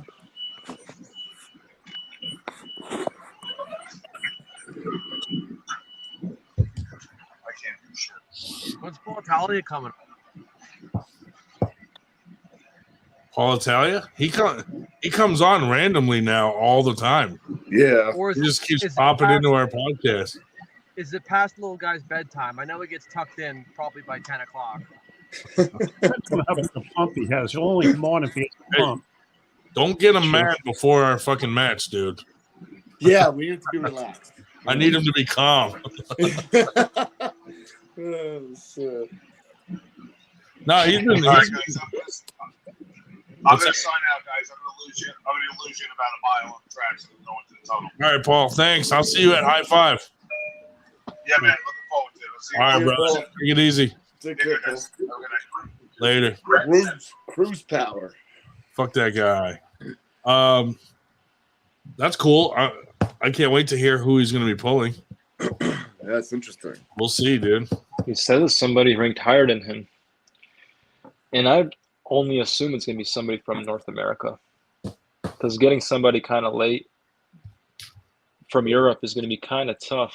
Dude, I mean, Jablonski was able to do it quick, but that's because he's hungry and he's punctual. All these contracts are going to be null and void when the fucking Russian mafia gets out of jail and takes everything back. Let's go, Igor. That's it, dude. Igor's going to get out and be like, fuck you and your eyebrows. And he's going to take everyone back, and that's it. It's going to be over. And Engen's going to be like, I don't want to die. So that's going to be the end of that. Remember East versus West 2 or 3 when Engen was kind of hair triggered, ready to quit doing everything because people were just saying the feed was bad? Yeah. Like, do you think he's going to give up on it now? I think he's like too far in deep to where he's not going to threaten that, but he's going to threaten. He's ready to quit just talking about his eyebrows. or his excessive arm hair. That's it. Oh, fuck Dan Schwartz. You see Devin Larrett's son is training or doing some training with Engen. Yeah. That's pretty cool. Oh, yeah. That was Getting that kind of exposure. Cool. See him pulling that chick? Right? Could you imagine? I haven't yet, no. Yeah. That is true. Engen used to be more of a crybaby than he is now, for sure. What do you mean? There was a time I gave him a compliment and he blocked me because he just, I don't know if it was translated wrong. I was like, hey, that was a cool video. And he just fucking blocked me. I was like, dude, I said that was a cool video. And then he unblocked me. He would block people for liking somebody else's, whatever that he didn't like. You'd like theirs, and you get blocked. Yeah, Sure. I mean that's fucking out of control, dude. That's out of control. I think Even in this country, people are. You pin them down and you shave their fucking eyebrows. He had a whole incident where he pulled Artur Makarov a couple of years ago, and the guy was just very professional. Arthur was. I'll just say it in English so you guys can understand it. And that kid was like 25 years old, just super nice, quiet, not making a fuss about anything. And like anytime he would lose or give a match, like he'll put his hand up for a handshake anytime Engen would win or do well. Doesn't have the same camaraderie for his, his fellow opponent. So that rubbed a lot of people the wrong way. Can you tell me that story? And every time he's in a match, like he will be doing all the reffing for the refs too. Oh, and he's gonna be a pissy crybaby about it the whole time. Like the guy is trying to combat whatever Engen's doing. He carves in, the guy's gonna carve in. And he's just putting his hand on the opponent and carving him out himself. I don't know. I think that's really culture. Yeah, feel me? He's a weird duck. Cool what he's doing for the sport. Got to mention that. But yeah, an odd duck. Can you tell us the same respectful story opponent in your native tongue? I mean, no, probably not, because no one's gonna. Are you 100% fluent in your? Yes. I'm fluent enough to know how much people that translate for the athletes are messing up every single time, and it's infuriating. Yeah, it's so bad. Really? They're like selectively translating, either selectively or just they don't understand. They're just missing. Yeah. How to do a one-to-one translation, because there's so much funny quips and things that could be said and translated, and it just doesn't go anywhere. Like the athletes that are, speaking in Russian, they have so much more to say, and that should be translated, Yeah. and it just falls on deaf ears. All this sounds like it sounds clunky coming out of the translator's mouth, and it's like, no, this dude said a whole lot more. It probably goes right over their head. That's what it probably is. Like some Russians, if they're trying to speak in English, they kind of don't pick up on our sarcasm. You know what I mean? Mm-hmm. It's probably similar to that. But they have a sense of humor about them too. Most of the time, like whenever you see Artem Morozov say anything, he's always saying something funny or something clever, some kind of pun. Same with Sergei Kalinchenko. And anytime he was saying anything, I'm sure Eli Saidov, he knows Russian because he's from Uzbekistan, but maybe he just doesn't have that way of, doing a one-to-one translation because he doesn't have to, just because he's. Okay, so are we going to be closed down for that? Whoa. No, you got right. That's like your mother fucks goats or something? No, that was about your mother. Is that what you whispered? Fucking. Some incantation to Andy Luca. In my mind, I imagine that you whispered something like that, like your mother fucks goats, and then I just pulled with Andy. He got mad. Tuesday, actually. Yeah. How's he feeling? As strong as Jinx. fuck as always. Yeah. Yeah. That guy. He's too strong. He's great. He's a great puller, dude. Long levers, just crazy. Yeah, mother fucks goats. Who's he pulling with now? I think he primarily pulls with Sean Latimer and those people, but once in a while he'll come visit Vinocour's practice. Then other than that, yeah. The Sean Latimer's group is where he goes. Where's he looking to pull next? Is he coming in New York States? I have no idea, dude. I have no idea if it's gonna be. I'm sure. Yeah, I have no idea. Lately, he's very spotty as to where he could show up at a small local tournament. He could show up at a big tournament. It's very weird. Right. Voulez-vous coucher avec moi ce soir? No. No takers? Not very good with my non-English language. What do you guys think about Hermes and Devin? I think Hermes is going to smash Devin, to be honest with you. Yeah. Really? Because he's going to have a lot. Yeah, styles make matches, but let me just say this. Hermes is the bigger guy. If Devin went against Jerry, it would have been a lot more of a war. And Hermes completely smashed Jerry like no one has before in the past. Yes. Yep. I just see Hermes doing the same thing to Devin. Like, and he's the bigger guy, so it's like I just don't see Devin. I don't see it. I can't disagree. Huh? I can't disagree. Yeah. Just how I thought Todd was too much for John, that's kind of how I see Hermes. I fucked up on that one, though, because I thought, Todd's going to give him a challenge, maybe, but I think John's going to overcome. But I was completely wrong on that one. But I think this one, Hermes, man, I don't know. Hermes is on a fucking tear right now. However, I think it's going to be closer than Todd and John, just because Devin has that recent upgraded strength in his pronation, which is great for his defense. And his pronation is somewhat held against Levon, whereas Hermes, his hand flop back, maybe Devin can somehow leverage it. Just above the pin pad. Maybe round one is going to be very ugly and not so good for Devin, not go his way. Maybe even round two, but he could try to make it a match. But I think Hermes is the heavy favorite with how he's looking, just rip roaring right through. Right. Just being too fast for the guy. It's interesting. Because you could even see Prudnik when he had that first round before all the fuckery with Devin. Boom. Right to the side. Absolutely. And then it turned out to be a foul call. And then after that, it was all over. Maybe that's what's going to happen again, but typically the guy that beats Devin is somebody too strong, too fast, and he isn't able to put the brakes on early enough. Yeah, it should be interesting. That's for sure. Yeah. And Ernie's like possible. Go ahead. This is next Saturday, right? I guess so. I think the King of the Table, right? No. It is, yeah. Is it East versus West or King of the Table? It's East versus West, yeah. Right, but it's next Saturday, I think. Yeah, I think it is. Right. Same day as Knuckles Up, so what a day. Should be interesting. That's for sure.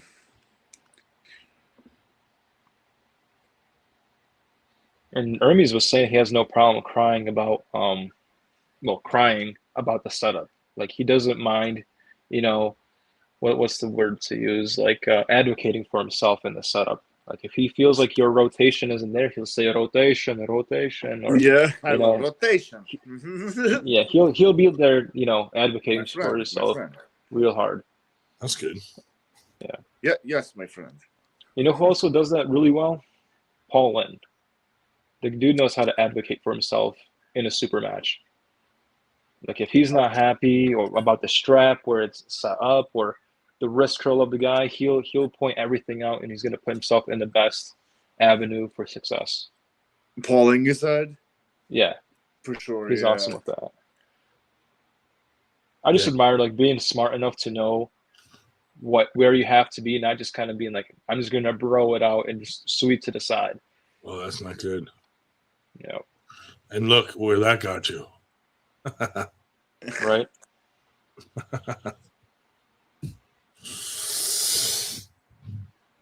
I'm gonna go check out Ray Romanowski and some new guy tomorrow at practice. The Schmo says, "Ты выглядишь как модель, David. Красавец." Holy moly! We'll take your word for it. Спасибо, the Schmo. I appreciate that. What did he say? Oh, he says I look like a model. Is he Google translating shit to you? Hard to say. No, like it's not Google Translate per se because he's writing it in English, but like phonetic English. Like you have to know how the letters sound to I couldn't speak Americanize it. It sounds like I would say he knows something. Can you speak French? Je m'appelle David. Bonjour. Un, deux, trois. Voulez-vous coucher avec moi? Tu hablas español? Hold on. I know how to speak French.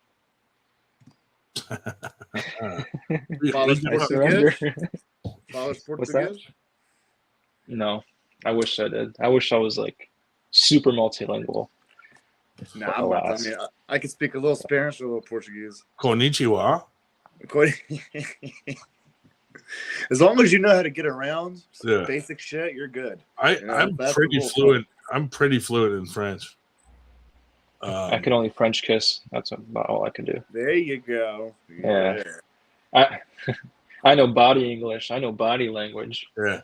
As long as you can find the way to the restroom in whatever language or whatever country you're in, that's what counts. I can understand 100% French, but I can't speak it like super fluently. But I know enough to get by. True. Because you're part Canadian, right? Yeah, both my parents were born there. Yeah. And you're like right in that area where there's my French grandparents Canadians. wouldn't even talk to us in English because they wanted us to learn French when we were young. Right. And then our uncle was like that with Russian. Yeah. My parents with Portuguese. Yep, same shit. Yeah. Once we got old enough, we were like, "Fuck off." Yeah. Dude, I love the funniest is like American Spanish when they don't use the R proper. They'll be like, I am Americano. Can I get a quesarito? Yeah. The funny thing is too is like it's like Americano, not Americano. When my mom's having a conversation with another French person, like every other word is English, and then you know what I mean? It's like they mix the fucking languages, and I'm like, Jesus Christ, they mix it. Yeah, just make up fucking words, dude. It's fucking funny, dude. Do I love crepes? Fucking right, dude. Crepes are good. Yeah. Ryan obviously likes everything. That's why he looks like that. Whoa, Ryan, you're gonna take that? You're gonna take that? I mean, if Dave was a better arm wrestler, I wouldn't, but I feel bad. But I'm not. He's not going to bother. It's not even worth my time. Nope. He can't slow me down anymore. Mm. Yeah, now that he actually has a left wrist. Not really, but it's better than it was. Well, it's a lot better it was because you didn't have any at all at the beginning. I can't wait to day one. I could not beat his right, but I could beat his left. I'm hoping that Paul will grip up with me at knuckles up. Just so I can see what I'm in for, you know? True. Like, how big is the gap, actually, you know? Like, is it something I could close in a couple months, you know, in 3-4 months? Do you think he's going for a top roll as his primary move against you? What do you think he's going to I think he's going to. Top roll? Okay, yeah. I think he's going to top roll. After I he think, scares you this funny I think, face. I think we're going to slip because he's going to go top roll. I'm going to go high hook, and we're just going to slip, and then it's going to go to the straps. It's going to go to the straps, and he's going to use everything that Bob Brown is teaching him. Yeah, but And Bob Bob Brown's is the strap master. You know, here's the problem, though. Bob Brown's teaching him stuff. Bob Brown started in New Jersey, and all those guys have been teaching us that shit since we fucking started. Dude, no, that is true. You know what I mean? Yeah. So, like, all the little things he was showing them, he's showing Paul how to lock the door, to lock his pronation, and I'm like, he should already know that, being 2-3 years in. Yeah. You know what I mean? I'm Sometimes, look, man, it's not everywhere in the country is as technical as the Northeast. Right. Even Ice said it earlier. Sometimes, dude, when you just go up there and you set up with a guy, like sometimes, like you just go by feel, and like you might just already feel that lane. Like, oh yeah, I'm going right there. You can feel it. Like sometimes just go by feel. Don't even overthink it. You know, just get up there, go by feel. That's why I hope, even if it's just for a second, I just want him to grip up with me, just so I can find a little something. You know. You know what? Yeah. I want to like back honestly, and see where he's at. You know what you should do? No, seriously, Mike Gower just did it recently in like a tournament, and I like it because you're trying to establish dominance on the table. So just get up and, like I said it, train your cup every day. Go to the table and you grip it up with them. Just fucking wrist curl him. Just bring him to you like this, just like violently. He'll be like, "What the fuck?" Like I just felt. No, don't do that. Just establish that dominance right away. Do what Miguel did to you. Get over here. You know. Do what Miguel did to you. Just. Yeah. Oh, right. Evelyn. Miguel's a savage. That's why I like pulling him because he's like a fucking He actually savage. just messaged me today. He wants me to reach out to Artem for him.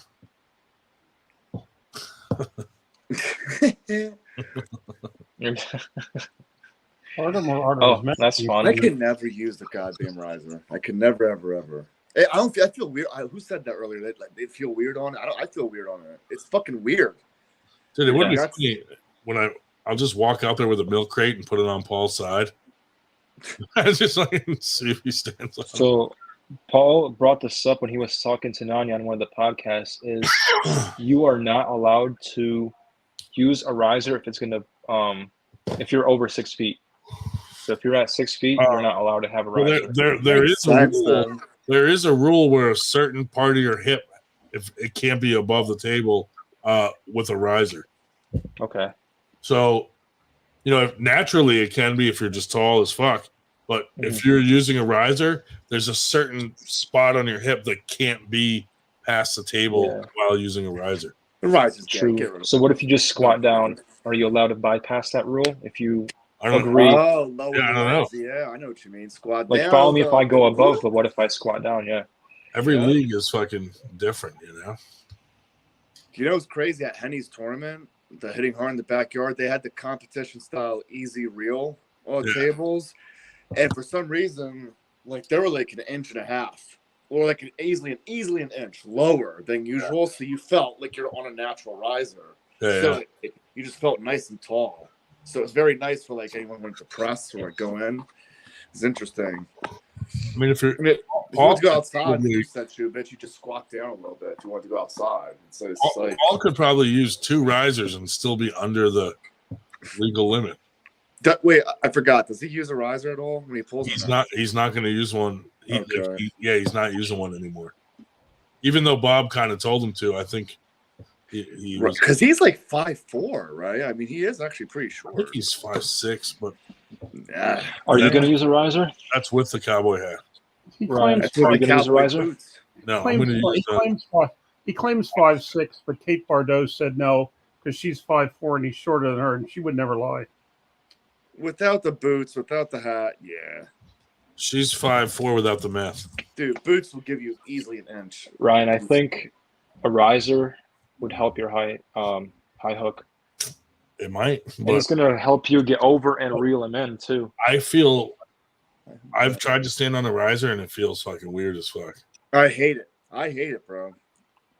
And because there's no, it drops off in the center. Like, what if I have to put my feet out? I feel like I'm fucking. Well, falling. I just feel like I'm too high. It feels like I'm hunching over weird. You know, where without one, I feel like I'm just at the right height for my. What? Yeah. With the riser, can you meet the table with your hip? Like if I was going to use a riser, I'd probably press, because then I could get over my arm better. Right. Where without it, I'll press if I'm like in the right position, but for the most part, I try to avoid it. I'm more likely to, when I get someone down to that point, if I can't roll into their fingers, I just punch forward. Yep. You know what I mean? That's pretty much like my go-to. Fuck it. But I'm working on stuff, some secret stuff with Mignona and Walker and those guys, and training. We'll see what happens. But I want to feel them, because at high five, at Knuckles Up, that leaves me like 4 months to train. So I want to see where he's at, and that'll kind of give me an idea. Like, is this a pointless match? Am I just getting my ass kicked, or can I fucking catch up and be competitive? You know what I mean? You should come up to Vinocour's one time. Yeah, I will. Just my work schedule changed, so it's hard to make it there. Right. Sometimes I don't get here till like 6, and then make it there. Like, I hear you. Yeah. That's what I'm feeling right now. I'm feeling the bed. My old ass. Do you think Paul Italia's hand feels the same as like my daughter's hand? Just a really thick version of it.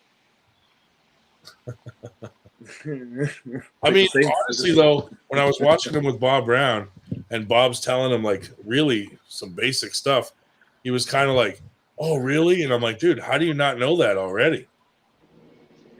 Right. So right. I feel like maybe he will be stronger than me, but I don't think he'll be as technical because of where I've trained up here with the right people. Right. You know what I mean? No, for sure. And Bob Brown, he's a technical master. For sure, though. Yeah, for sure.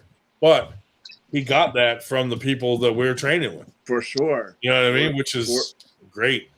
Dude, Josh Vinocour said it himself, bro. Like, honestly, for arm wrestling, the Northeast is probably the best in the nation as far as talent, skill, the amount of pullers we have. Yeah, a lot of guys from like the South, they're just like strong farm boys, but I feel like there's a lack of technical. Right. Dude, like it's New York, PA, Jersey area specifically, man. There's a lot of talent and good teachers. And then you could go up Massachusetts, Vermont. You got Bill Sinks, you got Jerry, there's a lot in the Northeast, man.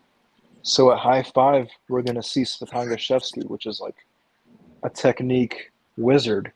He's gonna be going up against Tuye. Are you gonna pull him on the side? I'll see. I want to talk to Svetan. That's for sure. In your native tongue. In my native tongue, because he'll know how to speak Russian too. Yeah. But obviously, I can't pull too much because I'll have New York State's immediately like a week after that. Hey, but if I find it's lucrative enough, maybe I'll just do a practice there with all the greats and soak it up and use it as like a learning lesson, and then for a further tournament. Stop talking over David Marr. Cool. Yeah, Joe Fitzsimmons. That's another one. There's a lot of guys. What's up, Rope Lord? Looking forward to it, though. What's going on, guys? Our ropey friend is here. Yep. Yeah, Joe Fitzsimmons. Dude, all those guys, those old school guys, man, they got a wealth of knowledge. Androvic in fucking Allentown, fucking Mignona, all those guys when Jim Ryan was here. A lot of really smart pullers.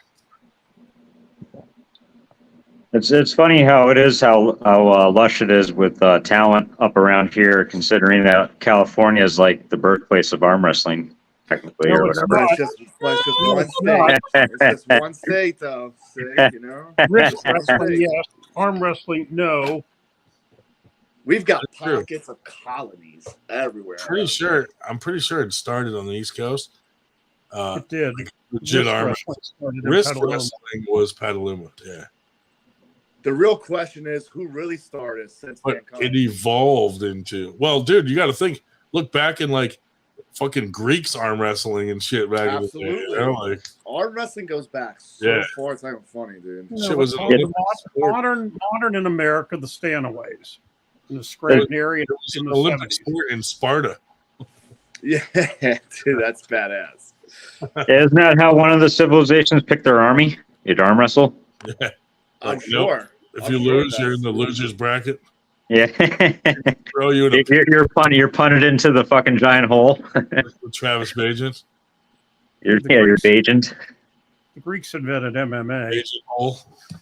Do you think Travis Bajan will ever be cool with 98? Yeah, Not as for long as sure. You're running it. Morocco in Maryland, Josh Berger in Maryland, Morocco, yeah. Mickey in Boston. Is Maryland? Yeah, 1734. Mickey. Egyptians. Dude, Come I on, bro. remember- There's I fucking remember- civilizations way before Dude, Egyptians. Up in Egyptians Boston, are we used to arm wrestle and then throw fucking tea off boats. fucking Sumerians, fucking living Akkadians. We used to They've been around dress way up before like Egyptians. we dress up like Indians and throw tea off all the ships.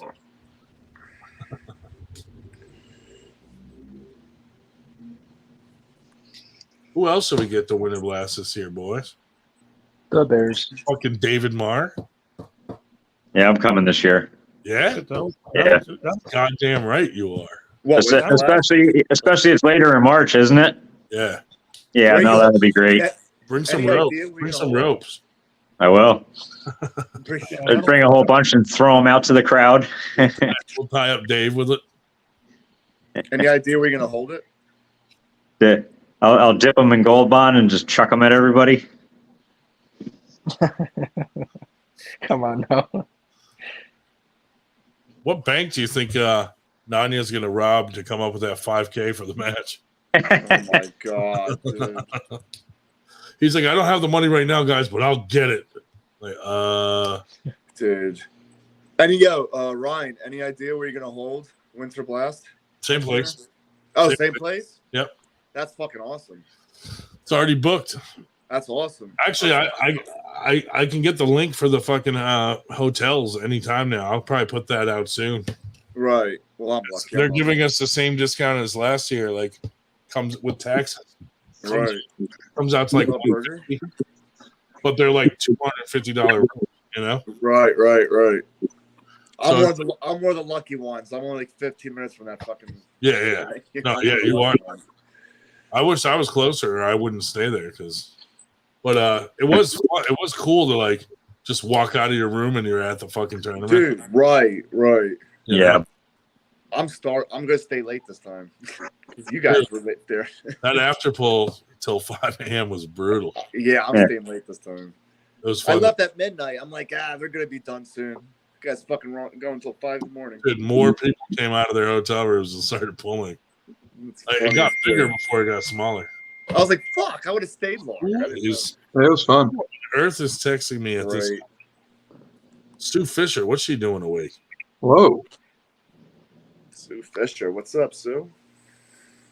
Oh, she's in a vet office waiting for her cat, her poor cat. Oh. Oh no. I'm a cat lover, so Sue, I hope your cat makes it. Well, yeah, at 4:30, we still had a good 7 or 8 people there. You know, the three musketeers from Outlaws, including Shubich. Let's see what's his name. Michael, what's his name from Texas was still there. Edwards. I was there. The Nightwear was there. Ryan was there. Who else was there? Where was this? At the 4:30 at the late night after bowl. Oh yeah. Oh. Yeah, Dude, yeah. literally, Yeah, I went to my hotel room. Fox and Nolan came back. And we had to tear down. Yeah, they had been out running around somewhere, and they came back. And then you were shy as speaker. Josh Berger. What's up? What's up, man? Just been hanging out, listening to you guys a little bit. What do you think of that match between Black Ice and Levi? It's good. You think that's a good match? Absolutely. Anybody with Black Ice that hasn't pulled up here yet is a good match because it'll show right where they're at. Because Ice is a solid square in the middle, like always. Sometimes he's like top of the class, sometimes in the middle of the class, but he's always right there. He's not like he's going to give a good test to anybody that comes up. So I love it. A good gateway test. Yeah. Gatekeeper, as they said. Dude, TJ has a nice head of hair. Yeah, I say that right now. I saw it in the at the live feed from the tournament.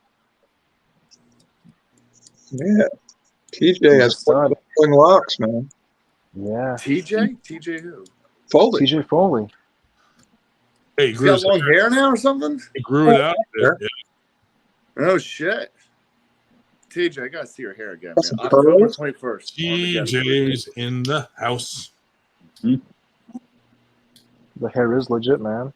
There's probably a bunch of 98%ers going in Knuckles Up. Strubich is going. I'm going. Ray Romanowski's going. Fucking Knuckles Up. Josh Tossadori's going. Who else? I don't know. What's your bank account? Burger might. I'm working on it. He's working on it, which means he has to go down on his wife. Nice. a couple times before that. Armageddon 3 this year, October 21st. Yeah, you going? Yeah, I'll go. You going, Ryan? You know it, bro. You coming? I'll go with you.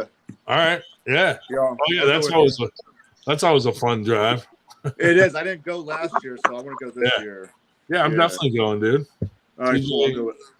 Got to show support for TJ. Yeah, I like him. Yeah, so I'll go with you. All right.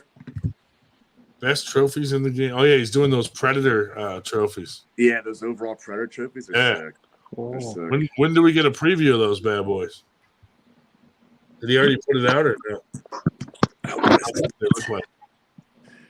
I want to pull Black Ice for his hair, so I could have some Predator dreadlocks for my helmet. TJ, make me a first place medal, bro. Paul Italia wants me and him to make a plaster fucking thing of our arms, so whoever wins literally can hang the other guy's arm on a wall. Oh, that's weird. I was like, okay, we could do that. I mean, he's probably going to beat me, but it's still going to be fun to pretend up until then that he's not. You know?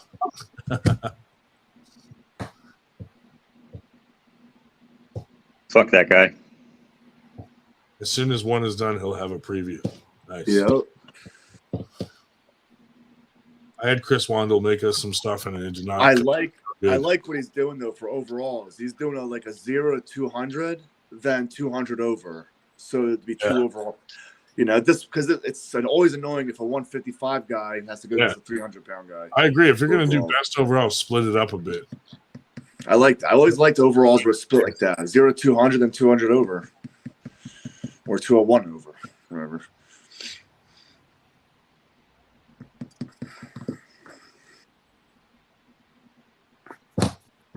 What if we give everybody like a cast of Dave Shell's penis? Yeah.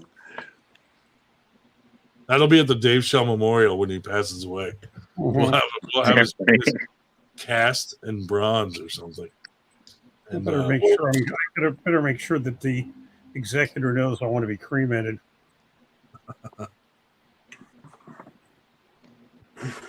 Well, then everybody gets a little piece of Dave Shell. Yeah. We'll put him in like the plastic mix of a 3D printed trophy of his penis. Of his penis. I mean, chances are, if you take a pinch of his ashes, there's probably some penis in there. We'll just cast and get a penis urn. Yeah. Yeah. He'll just stuff one of those dildos that Ryan hid in my trunk. Dave took 2 hours Whoa. Which trunk? Junk in the trunk. Dave has a lot of junk in his trunk. Yeah. Dave Shell took 2 hours to burn, to cremate, but his penis took 3. It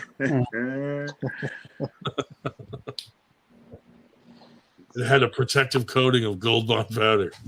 Who knew it was fire retardant? Oh, dude, did you just see what TJ said? Armageddon 4, I want to do Justice League rings, 1 to 3 place, and then the Thanos gauntlets for overalls. Fuck yes.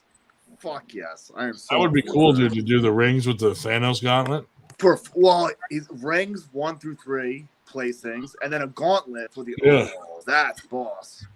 I like that. That would be cool. I'm on board.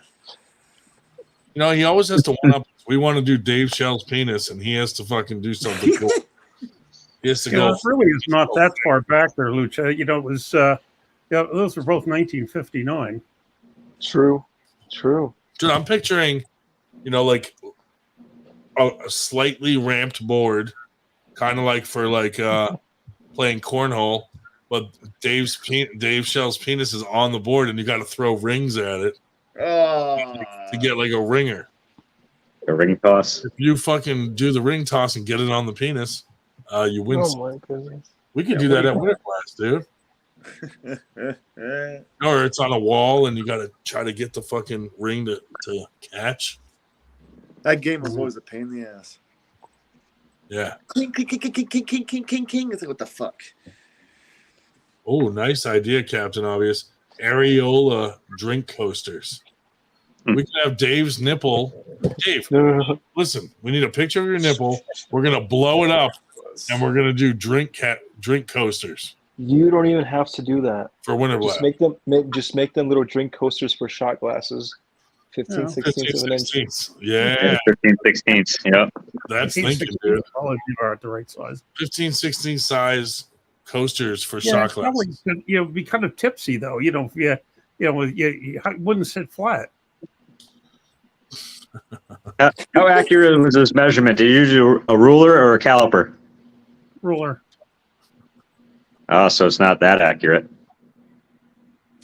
Everyone save up your Gold Bond I empty did bottle. check it 4 times just to make sure that I wouldn't give an erroneous measurement to Ryan. We got to get Dave a T-shirt with 2 Gold Bond bottles on the sleeves. You didn't lie about the measurement, did you, Dave? Nope. I feel like we need it remeasured. You know, like you can't, Dave. You can't just make weight and want take to do it. Fucking You want lie. to do it yourself, right? People need to video you making weight, so you should have to video measuring your areola. Well, how about a video of you measuring my areolas? There you go. I'll fucking do it, dude. I'll go buy a caliper, and we'll get a fucking exact measurement. Hey, I used to work Digital. I want it in millimeters. I have a vernier caliper. Assuming you can read the real one without the dial on it. We'll figure it out, Dave. No, I mean I can read it. I just don't know if you can. I want to know how many millimeters that fucker is. Yeah, we want communist units. I want diameter and radius. Well, I told you, diameter. You take you already have the diameter multiplied by 3.14, or however many spaces you want to take it out to. That'll give you the radius, or it'll give you the circumference. Dave, what's the circumference of your diameter?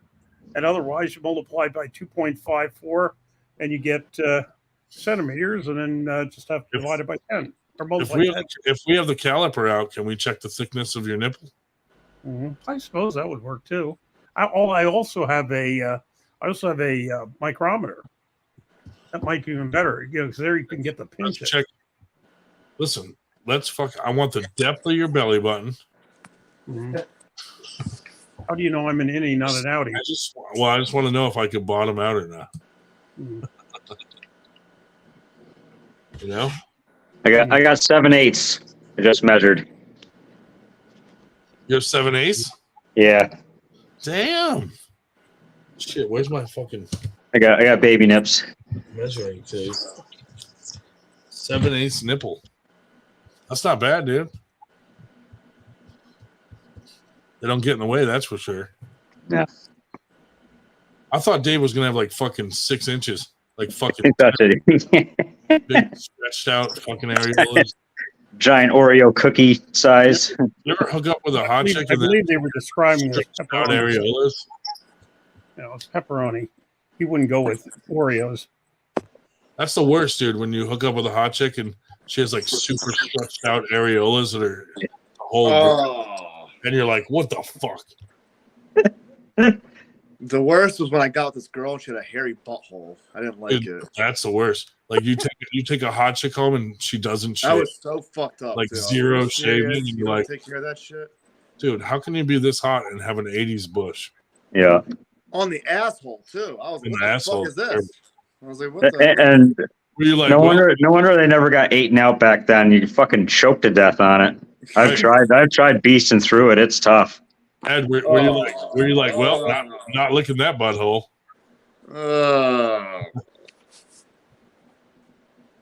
I'm sorry, but it's true. It's like, what the fuck? Dude, Take care of yourself down she's bent over and she just hears the clippers start up. Bzzz. Not only am I going to shave your butthole, but we're going to power wash this motherfucker. I wonder what that measurement is in carats. So we're going to use hydrogen peroxide and bleach it out. Dave, good question, and good job joining in on that kind of fucking thinking. You guys are filthy. 24 carats brings a whole new meaning to carrots. We also got to find out the depth of how far you could sound. Meta said, I am not licking a butthole regardless. Is There that are, man? there are situations where you just have to. Is meta he or she? Apparently, you've never seen a bleached one. Yeah. Dude, You're hooking up with the wrong chicks, bro. Over here, they're butt holes, not bum holes. I have no shame. A hot girl's ass? Yeah. Shubich has his fucking asshole sandblasted. She doesn't even need to be hot. Shubich's butthole is like shiny. It's like chrome. He fucking gets that thing bleached, sandblasted, pressure washed. Yeah. Pull It makes for easy wiping. Real men eat ass. He gets colonics. He gets colonics on a regular basis. Like, it's shiny all the way up to his large intestine. Oh my god! Pull up Shubich's profile picture. He looks like something from Dr. Zhivago in that one. Oh, that's Dave's fucking background on his phone. Dr. Zhivago? I gotta Google what that is. I'm not aware. Google it and see if it's an insult or not. I've heard that before, but it's not registering. Jill said, "Real men eat ass." Damn right. I know. I read that. It was so funny, dude. Facts. Fucking right, they do. Yep. Sometimes hot girl's ass. you Give just me a have to. break. Right? You just have to sometimes. Dude. It's how you assert dominance. Yep. This is real, man. Especially when you surprise them. Huh? My Like, ex-wife oh, knows man. Yeah. these asses. They give you the dolphin. Didn't see that coming, did you? Nope. Dave, Tongue punched Brown Star. Yeah. Dave, I could see what you mean with the profile picture. And Then you got to go eat dog shit in the backyard to get the taste out of your mouth. Oh.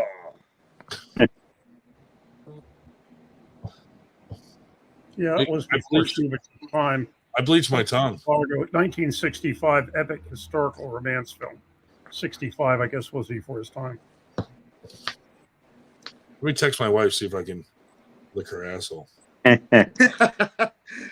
Omar Sharif. The Just title kidding. role. I already know it's a no. She's already in bed anyway. Women. Once you get married, dude, that's it. You got to get ready for it too. You got to give them a good strong grip and then just go for it so they can't get away. Hold on. What does that mean once you get married? That's it. That's it, as in like that's it, or that's it, as in like it gets. I mean, what does that mean? Which that's it? Hello, Ryan. You look handsome as always. Oh, Depends on who you get married to. Yeah, that's true, Burger. That's true. I shouldn't say once you get married. Once you have kids. It slows down for quite a few years. Well, once you have kids, like the first couple of years, like you're fucking too tired to even think of that. You're just like, well, I'm sure. Yeah, like you know what I mean? The first few years isn't bad because the kid's not that aware. Yes. It's yeah. It's like the 3-4 when you're like mid balls deep and they come and jump on your back. That's not a big deal. I don't fucking Like know. your But yeah, kid's keeping you up all night, and then you're just fucking tired. when So they're 7 or 8, and they're like, when you get a free minute, What you're are you like, doing? I'm not fucking right now. I'm taking That's all. How come your bed keeps breaking? yeah, What's this banging sound I hear every freaking night? Yeah. What's all that smacking going on? because then you Teaching worry your they're mother a gonna say, lesson. I keep hearing this noise like this when they go to school. Yeah, they're going to tell Okay. their teachers that shit. Every night. I'm giving your mother her medicine. Dude, that's so bad. Oh My god. daughter's like, Daddy, you smell like Gold Bond. Like, well, you can thank Uncle Shell for that.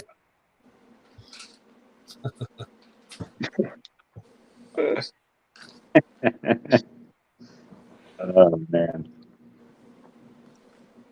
Pink and brown eye in one set. Jill. A young kid was getting a divorce, and we told him to eat ass, and it saved his marriage. True story. That means the girl was Goddamn right, dude. Jill sounds really cool. Yep. I know, right? Once you break She that, knows, she knows what's up. Jill, you want to hang knows out? what's up. when you, Yeah.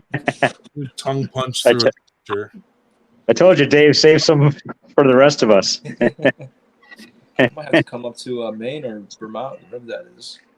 dude, you go to those small towns, and they're used to just like three local guys with no teeth. You're fucking banging I got all. a full set right here, man. Yeah, Can't do that in a small town. Try that in a small town. try that. That's it. Trying to eat ass in a small town. No thanks. That shit works both ways, dude. You're not eating ass in a small town. Oh shit. That's for damn sure. So Brad seems really cool.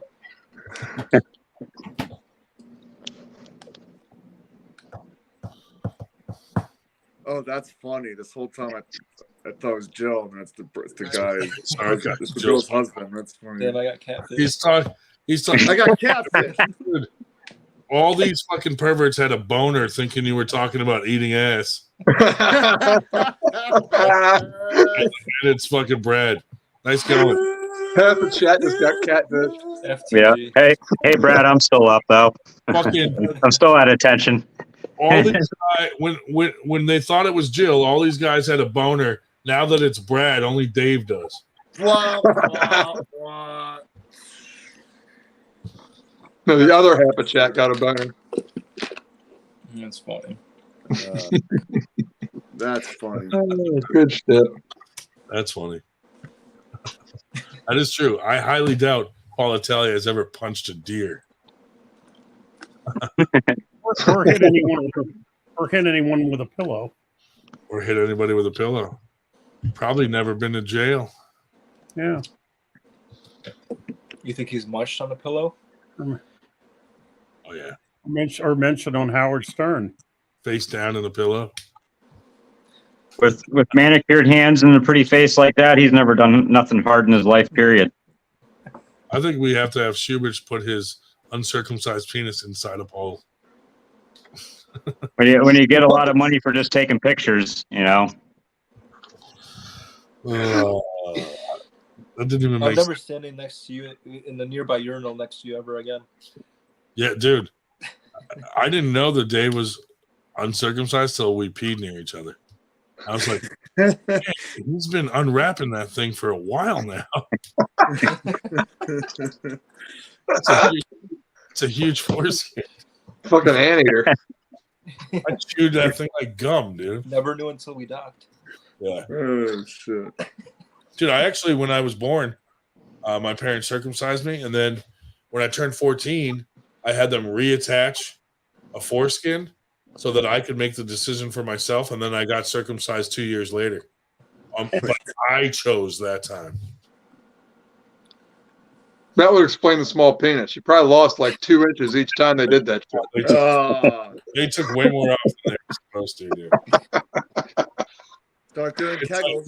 like the skin's now too tight. It's actually holding back my erection. Like a tent pole, and it's just fucking trying to poke out, and it can't. It's like a shrub. It went out wider, then it went taller. They call it like micro penis, but it's it's not a big deal. Do you think it'd be ethical for fat loss patients to donate their extra skin for foreskin?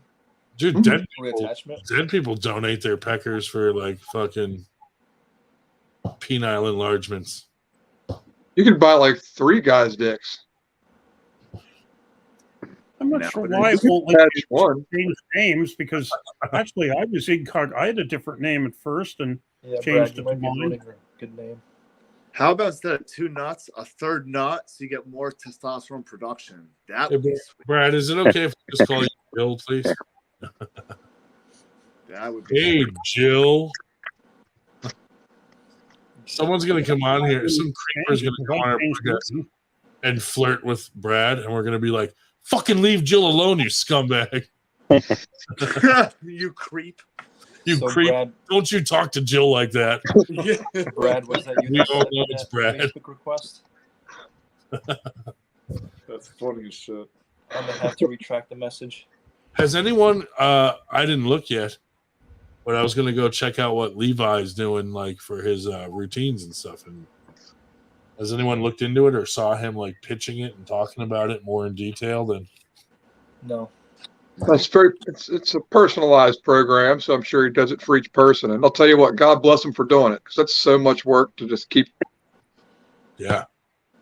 It is. That's why, dude. Anybody like that, like I have no problem promoting people like that. Like all the power to you, dude. He said he gave us a discount code so people can get a discount. And he's like, every person that does it, he'll give us $50. And I told him to just keep the $50 and put it towards like branding himself better. I mean, even though that was nice of him to offer, but we're trying to help the community, not take money from them like some. I think he's mentioned before that it's in the style of the West Side Barbell system. Fuck you, James. Right. Fuck you, Eduardo.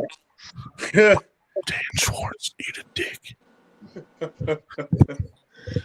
Dude, should I become like the arm wrestling whisperer? But I'm like, fuck you, James Reed. Yo, that would actually be funny as shit, to be Fuck honest. you, Chuck Bardo. Fuck you, Dan Schwartz. All you people suck dicks. I find it kind of soothing when you talk like that. Hi, my name's Ryan, and I'm here to suck your dick. Dude. Oh my god. Oh. Walls in asleep and hit you with that. Oh, you know why, dude? It's 3 minutes from midnight. That's why shit's getting crazy. It's getting weird, right? Probably a fucking The witching hour is upon us. Yeah, I was just gonna say the same thing.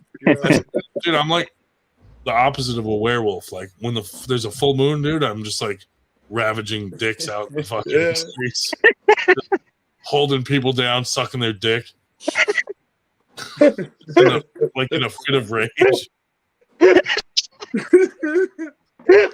masturbating in a fit of rage in the moonlight. So much out at night. Can't get enough dick. Oh my god. Someone lets their dog out, and I have their dog pinned down in their backyard, sucking it off. Oh, I remember when we were kids, we made this kid jerk off his own dog till it until it literally like spewed. Oh my god! And he told his parents, and we got in trouble. His name was Sean. His name is Sean.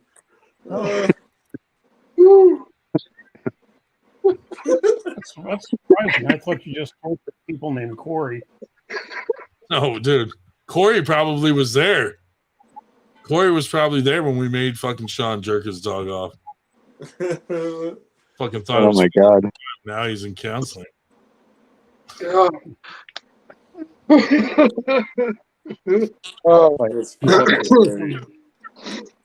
You know what the freaky part is? His dog's name was Sabbath. Just fucking some weird Satan dog. Is it a black dog? Sean Noble. Freak. Why jerking dogs off? I hope you kick the habit, bro.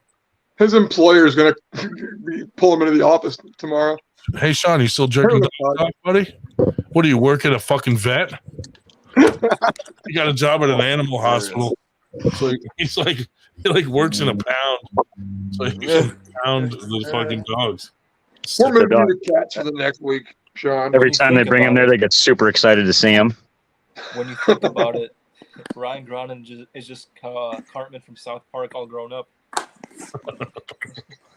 All the dog owners wonder why when they bring it to the vet, they start getting boners. When my brother was like, I think he was like 3 or 4, these like 12-year-old kids made another like 3-year-old or 4-year-old put his penis in my brother's mouth. We were in the bushes, and my brother bit it, and then my mom had to explain to that kid's parents why his penis was bleeding. Oh my god! My son bit your son's penis. Did he circumcise him, or was it just like a little bite? Like that was Adam Cloutier.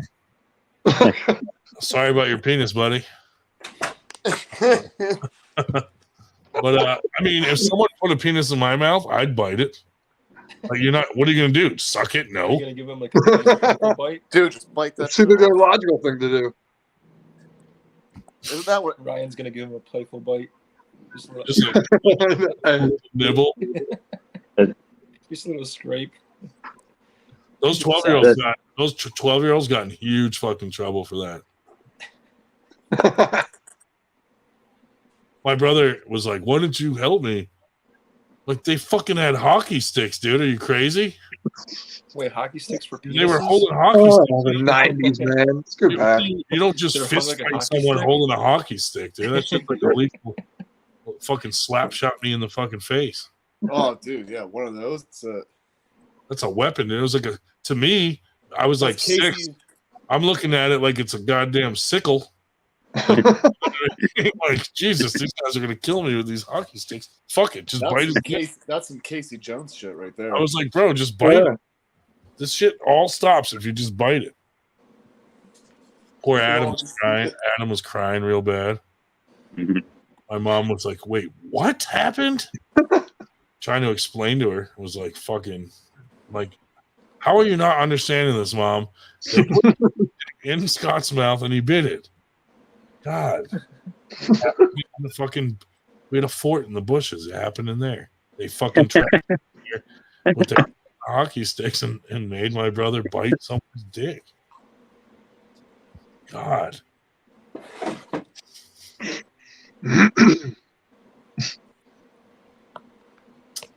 Someone had to kiss it better.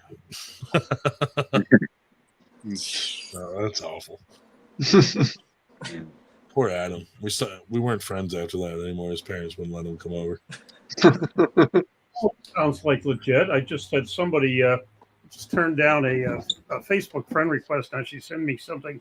Hi, Dave. Remember me and Wayne from Silver Spring, Maryland? You forgot your phone in the car. Please send us your address so we can mail it to you. Hope you get home safely. Yeah, sounds legit to me. We met in a dark, hollow trail in Shenandoah. That really sounds legit. Yeah. I was just in Shenandoah, PA. Did you lose your phone? No. No, this would be Shenandoah, Virginia. Actually, beautiful up there, though, in PA, Shenandoah. I'm going to block that one.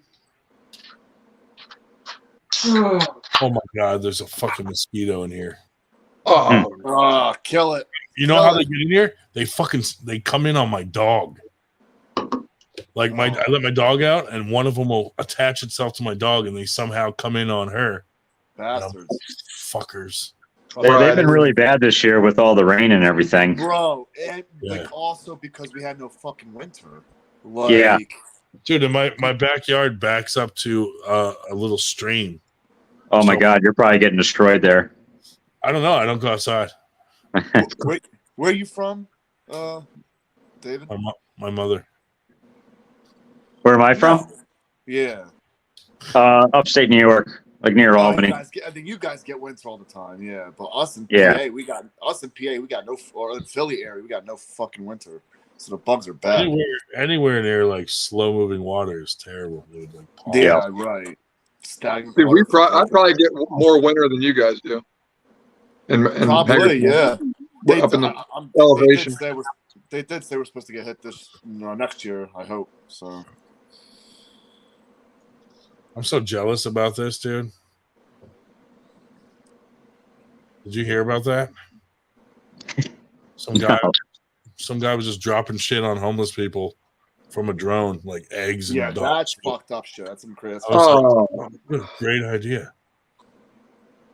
Dude, one time we went through a Taco Bell and we grabbed like a soft taco and a soda, and we had my buddy shit in a bag, and we took the meat out of the taco and filled it with shit.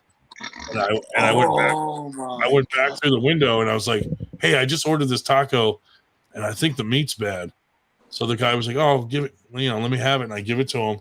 And he opened it up, dude, and smelled it and just dropped it.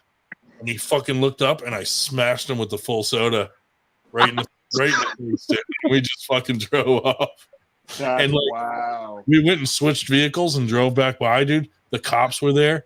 And there was an article in the paper about how they had to shut it down because of human feces, and like they lost like $10,000 worth of business for the day.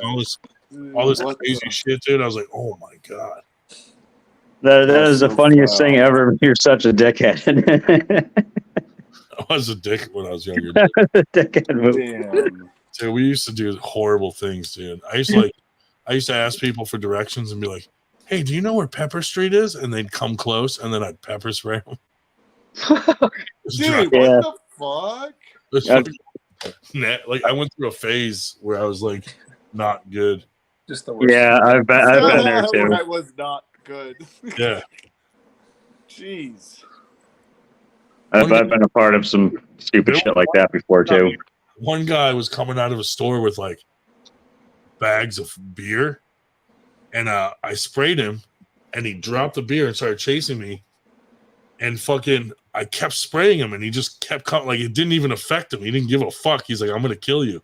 Yeah. And so I had to like run till I got away from him. But in the meantime, my buddy went and took his beer.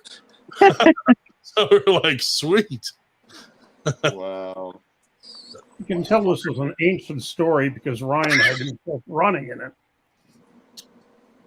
David, I was like a teenager, so I didn't get fat till I was like much older. I said it was an ancient story.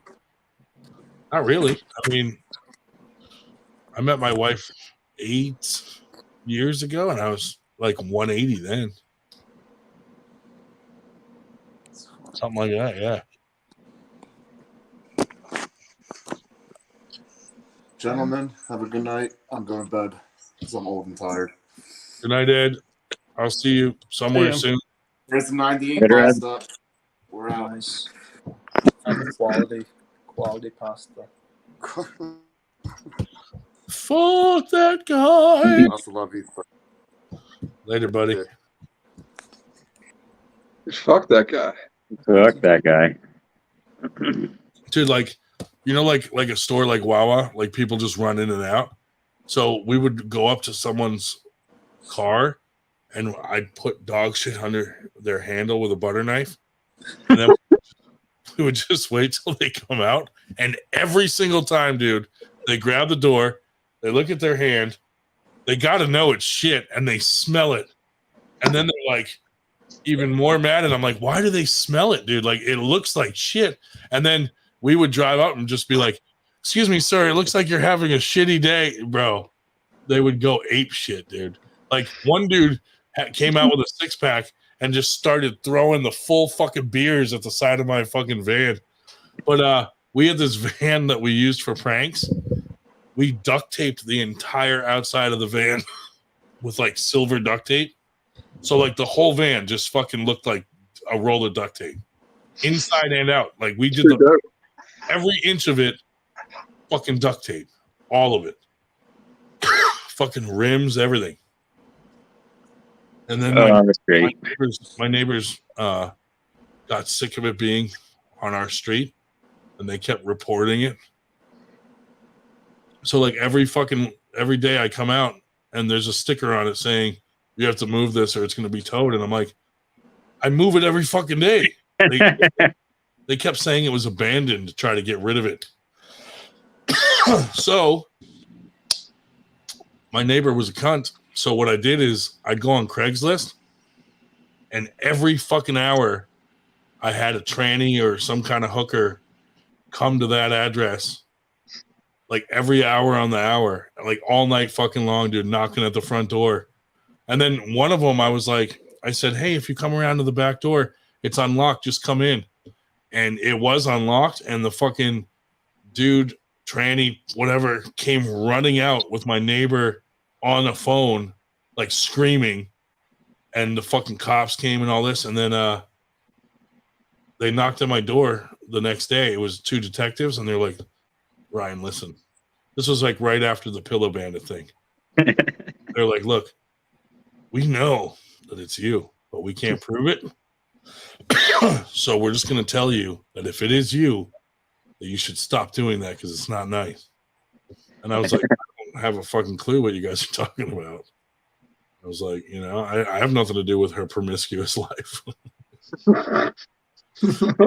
Then she had a huge sign on her door for like 6 months that said, I do not go on Craigslist. Please do not knock at the door. You are at the wrong house. Like, she had this whole fucking thing on her front door for like 6 months. You should have told the Craigslist hookers, like, I have these signs up because people are accusing me of this, but so I'm trying to keep it a wrap. So ignore those signs. Just rip the sign down. That means you have the right place. Rip the sign down and shit on my front steps, and I'll be out there.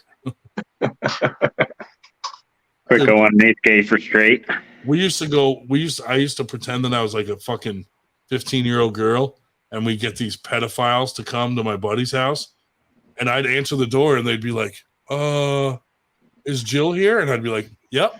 And I would light them up with a fucking paintball gun, dude. Fucking just fucking, there's nothing they could do. What are they going to call the cops? You know what I mean? We'd fucking light them up, light up their car, just hit their car with the paintball gun, and there's nothing they can do. A few of them, dude, like, I'd answer the door with boxing gloves and just punch the guy in the face and be like, you fucking pervert. And there's nothing they can do because they can't call the cops. Like, we have a whole record of them talking to me thinking I'm 15, saying they're going to come over and fuck me. And I'm like, it was like before. So you knew Tim Lewis before arm wrestling? It was before Chris Hansen. Yeah, this is Chris Hansen done right. Yeah, like we just kicked their ass, or like we put a video. With a predator. We put like a video camera on my buddy's front door that went to his TV, so like he would use it just to ignore people knocking at his door. But we, a bunch of our buddies would be inside watching like what we're gonna do to the guy when he fucking answers the door.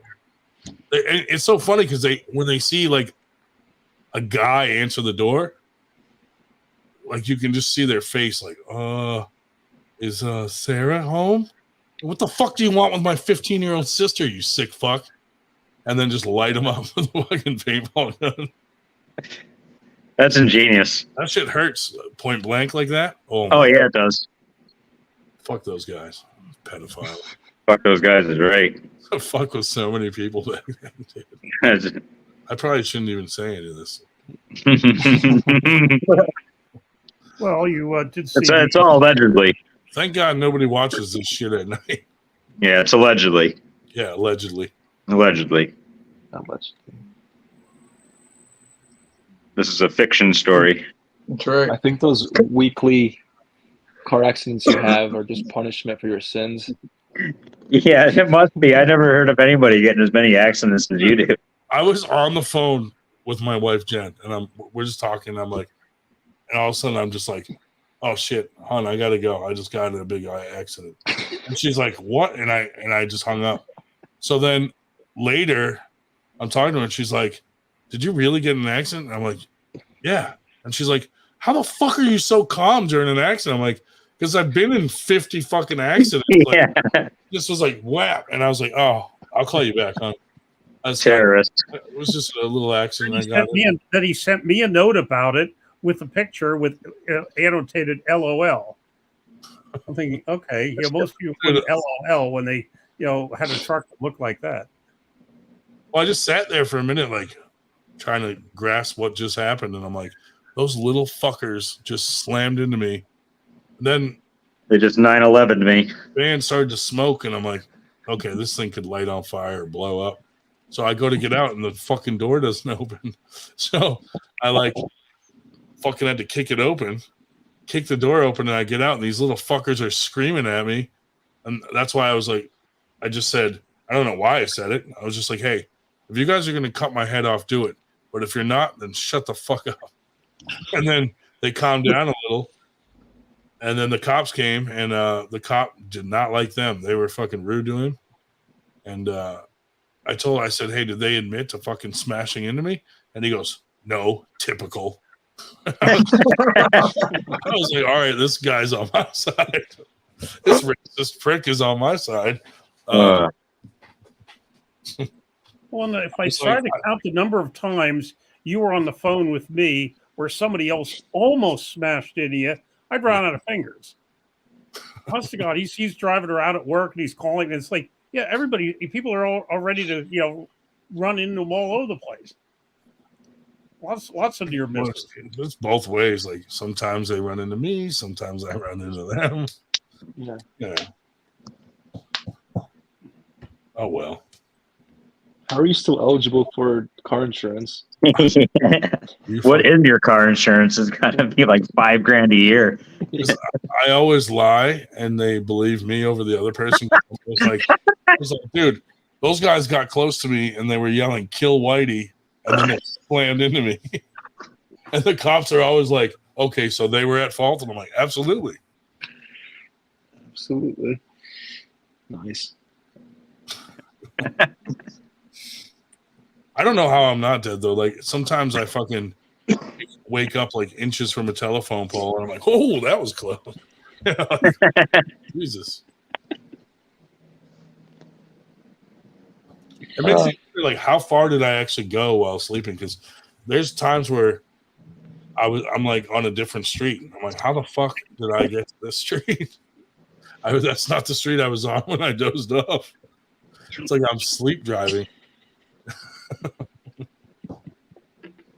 It's just multitasking at a different level. It's like the woman that bought one of those big motor homes, set the thing on cruise control, and went back to make herself a sandwich, and thinking it would just keep, going. And dude, right into the gym.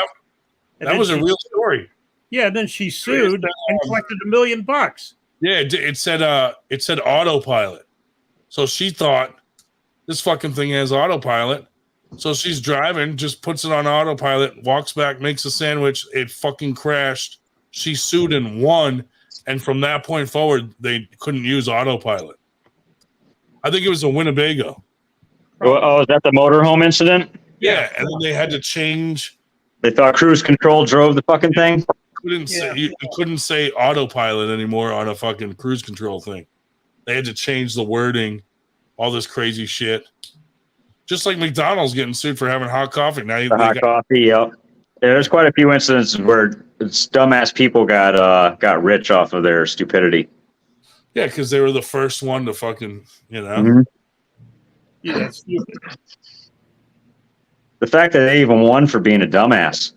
But to blame someone else for your dumb ass, that's where it's brilliant. That's what I always thought too. I only do that during car accidents. I can't tell my boss I fell asleep. Come on, guys. Sure. Like the motorhome thing, you wouldn't have thought to ask, like, oh, this thing drives by itself. I mean, that happened years ago, so that would have been like state of the art technology. Read the manual. You know, and the fact not even asking or anything, just like, oh yeah, I'm just going to assume this thing drives itself. Like, oh, autopilot, sweet. Oh yeah, I'm the first person ever to have a vehicle drive itself. I mean, they just came out with that like 2 years ago. Dude, and the best is, not only did they put it into autopilot and just walk away, like, wouldn't you wait a minute to say, let's see if this really works for a second before you get up and go make a sandwich? Go making some eggs. Like, just hit the autopilot button and instantly fucking walk back there to make a sandwich. I mean, that's fucking crazy, dude. Yeah, ain't right. Oh, Yeah. look, Brad's blaming Jill. They should have died in the accident, and the world would have been better without Takes them. another one, huh, Jill? Man, those R. Kelly motherfuckers don't shut up in their stupid chat, dude. No, you have to put that one on. I had to get out. Notifications. Jesus. Nope. I think R. Kelly's coming to Winter Blast to do the live feed shit. Excellent. I like Good our luck a sandwich on the road too.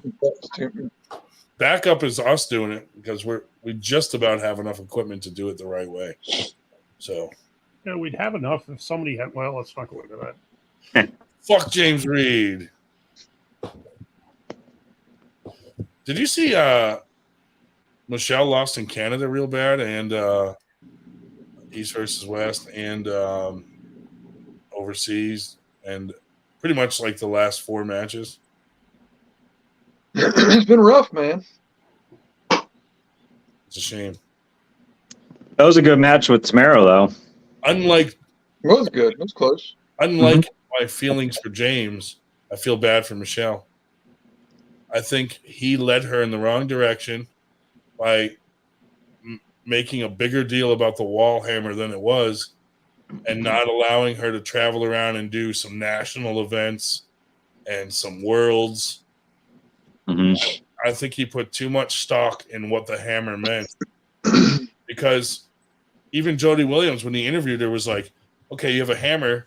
Like, do you have any national titles? No? Do you have, like, he should have exposed her to the strongest fucking women in the country all over the place before trying to go overseas and deal with that fucking kind of fucking level people, I think it would have been better to like conquer North America before you go trying to conquer these fucking strong countries.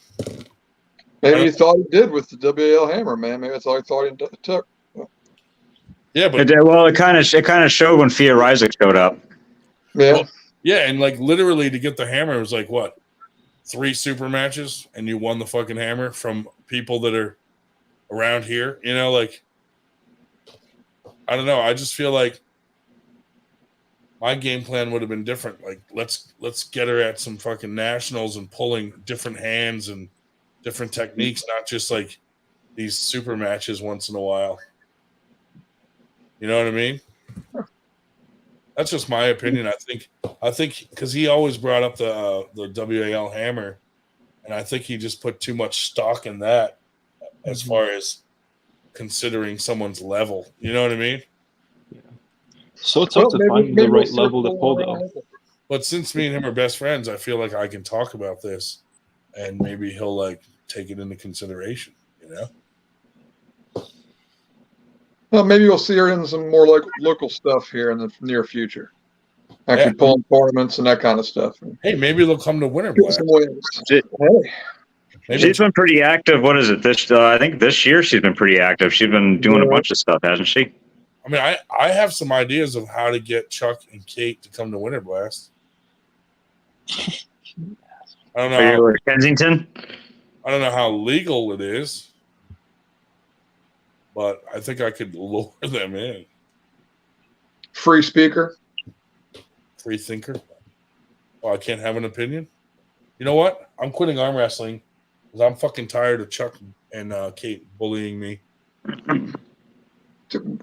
Sticks and stones, Ryan. You can handle it. I don't know, dude. I've been down. You got this. You're tough. Chuck doesn't even won't even say my name. He just says vague stuff.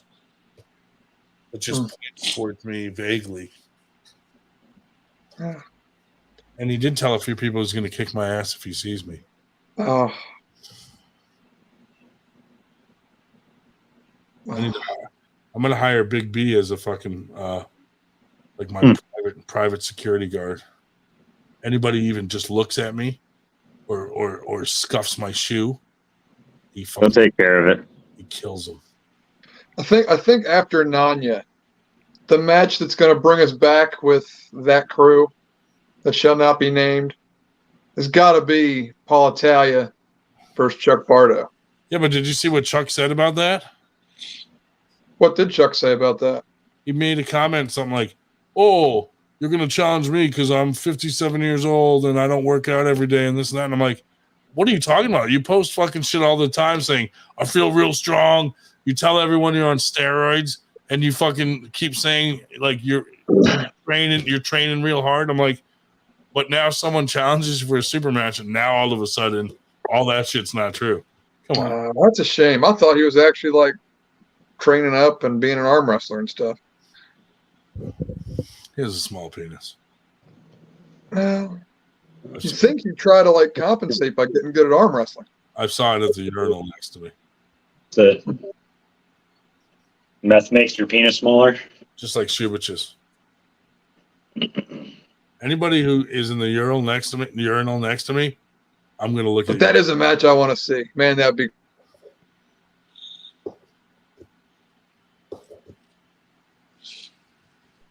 What match is that? Bardo Italia. Oh. There's bathroom etiquette for a reason. If you're at a fucking urinal, Bardo might have enough side pressure for him. You skip one and you piss at the next one over. You don't go to. So why'd you stand right up next to me, buddy? Because I wanted to look at your penis. Jesus Christ, dude! It's not every day I get to see a fucking inside-out elephant trunk. I love that video. Baby elephant, but whatever. Baby elephant. Yes, sir. I default that it's justified if anyone is wanting to kick Rondon's ass. You're goddamn right it is. I'm gonna move tonight, dude. All these fuckers want to talk shit all the time, and I've been real quiet, but these fuckers keep making announcements at tournaments and saying fucked up shit. Bunch of thieves. Yeah, fuck them. Fuck them, dude. We're just getting a lot of matches. Right? Huh? They keep bringing us up, man. They just keep mentioning our name. It's good. 98%.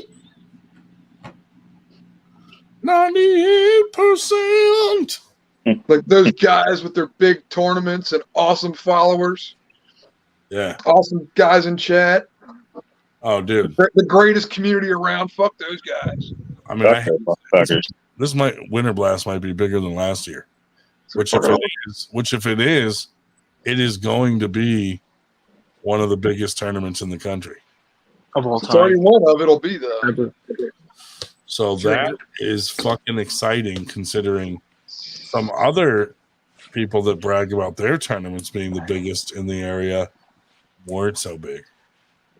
Wow, you're gonna call up Steve Pettis like that? People had to lie about their number.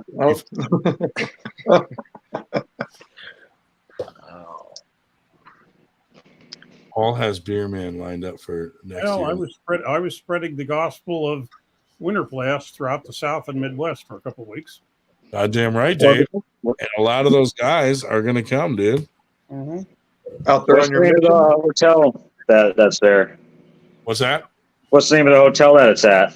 Sheridan Hotel, Bucks County, Langhorne. Okay. Well, I'll have a link up for it soon. Sweet. The address, the address on the event page is the hotel. Okay. But it's definitely worth it, dude. Like great spot. 150, but it's like they're giving you like the $2-something hotel rooms. You know what I mean? I wouldn't even care what the price is just to be able to fucking walk down to the event. Dude, it's so convenient. Yeah, and the old lady too. She can just go up to the room and that those 3 hours they're standing around waiting for you to get called. Dude, my wife and kid came and just hung out for the weekend. But I was like, dude, they could have went to the pool. They could, like they stayed in the room most of the time. But my daughter came out and was like running around Winter Blast, just fucking playing and shit. At grandkids, Sesame Place is just up the street. Yeah, I was gonna say, isn't Sesame Place up the street? Yep. It's Tim Lewis in the bushes. Dude, it's literally across the street from the hotel. Yeah, I remember Google mapping it last year because I was really trying to make it. And there's tons of food and like they have a restaurant in there, but it's kind of pricey because it's hotel, restaurant food. Yep. But there's tons of fucking restaurants right around there within walking distance. So it's like anything you want is right there. Yeah, I've seen that too. That you could just like walk across the street, or there was a lot of stuff right in the area. Yeah. I wonder if there's a Longhorn nearby. In a way, it's Or the unfortunate. Longhorn and Langhorn. It's unfortunate though because Ryan left the hotel to get something to eat for the first time in 13 hours, and basically somebody that we know threw a shit fit because he didn't. I didn't eat all day, and I leave for 5 minutes, and then everyone's fucking. Ryan's a piece of shit. He didn't fucking thank me. Fuck you, dude. Throw darts, Shubich? Unlike most people, thank 180. Thank everybody that helps that. Everybody. Excellent. Very nice. Very nice. Excellent. I don't think I've hit a 180 yet, but TJ in the house. I was like watching it. It's Same. funny hearing the announcers. What up, guys? Those guys are sick. Those guys are It's sick. so good. TJ21. Has TJ21 been? I played a lot in college. It was a good time. Keeps your math sharp too. Your mental the math. only Canadian coming? It's good. I don't know. That's a good question.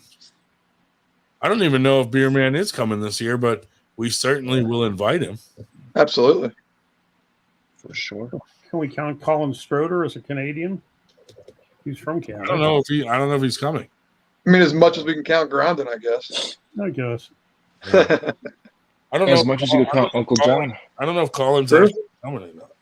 Uncle John will be back in the States by then, right? Or no? When's he moving? Yes, he is. He'll be back. Yeah. He should be back. I mean, I'm just going to invite everyone because, dude, the first Winter Blast was like a fucking nationals with the fucking talent that showed up and fucking came and It was good. Second one was even bigger. So I'm thinking the third one, let's just go all out.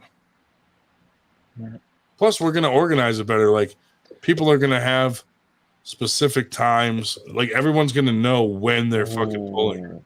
Are you just going to invite random people? Yeah, like homeless. It doesn't even matter. I'm going to go to Kensington with a bus. Load that fucker up, dude. Would you even invite Dallas Langston? Be like, The hey, vagrant category. dude, I'm just going to pull up and be like, what are you doing today? And they're like, nothing. And I'm like, you're fucking arm wrestling. And we just bring them, dude. Come on. You could pay him to. They're like, my bones are brittle from years of meth. It doesn't matter. Let's go. Get up on there. Think we get Cobra Rhodes back? We got to fill out the weight class. You might come, dude. I mean, He was fun. if Uncle John came again, he'd probably come. Yeah. He was a blast to have around. Maybe Artem. Yeah. I don't know. We'll just invite everyone and see what happens. Yeah. You know, if we're strategic with the with a couple good challenge matches, you know what I mean? I always try to be strategic. Like if there's a group of people that might not come, if you give one of them a super match, now they'll all come support their teammate. You know? Yeah. Sure. Or they might carpool. You know, when they maybe weren't planning on all coming in the first place.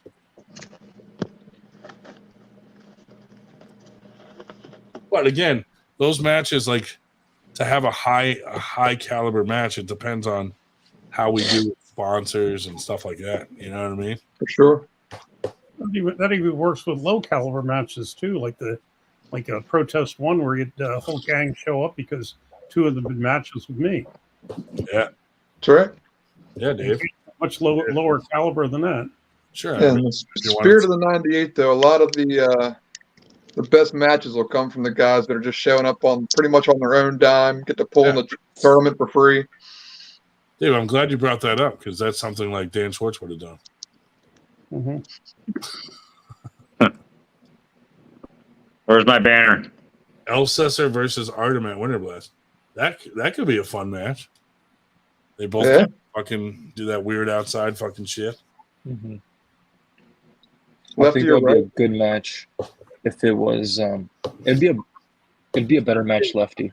Lefty, yeah, that's what I was thinking. It'd be a better match lefty. I'd If like it's to on see the it right, left. Right, I there think needs to be a Calvin catch would weight. still take. If it's on right, it's got to be 200-pound weight Use catch weight. Paul's money to 200 pounds perfect. Yeah, I have to say, Brad Jill, Paul's already working with us on that. Paul's super match is for $5,000 against Nanya, so he's blowing his load of money on Nanya. But he's also said he's going to try to find us some sponsors. Right, Yeah. so He did say he would help with us. Paul's assistance, yeah, we should be in the money for some good super matches, you know. Yeah. He's gonna be a big help there.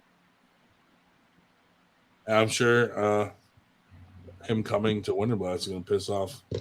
Did you hear him on Beer Man Show the other night saying that he's worth $1,000? All the stuff that he brings, all the promotion, all the views. That's what he says. So he shouldn't pay the $1,000. So, because Beer Man was like, "Go get a job. You won't have to worry about the $1,000." Who, Nanya? No, he said that to Talia. He told him to go get a job? Yeah, he told Paul Talia to go get a job, and you won't have to worry about the $1,000. What did Talia say? Did he fucking? I have a job. That's when he said that he brings so much to the table. Yeah. Okay, it gets you views, and he'll promote it, and all this other stuff. I'm thinking he comes on here all the time, and we still have 20 people. It's not like all of a sudden 100 people rushed on to see Paul Italia. Yeah. Right. Well, that's the thing, dude. I mean, really, the size tournament the Winter Blast is, even having like Derek Smith come out, I'm 100% certain 20 more people didn't come to Winter Blast because he was coming. However, I'm sure people watched it. More people watched it because he was there. Yeah. But I doubt, like, most people in our area are coming anyway. So I doubt that, like, him coming drew 20 more people in our area to come, because they're all going to come to the local tournament anyway, because it's one of the biggest around. Dude, So Brad Cook filmed those matches and put them out like within like the same hour. yeah, he did really It good. was He nuts. said part of that reason is because the Wi-Fi in the hotel room. He could just like go right up in the room right after the tournament and just like start uploading it right on his laptop right It there. was during the tournament. That's what's crazy. I watched the matches live. I go upstairs just to wait for my class, and I'm watching it in better format right there. That's awesome. That's awesome.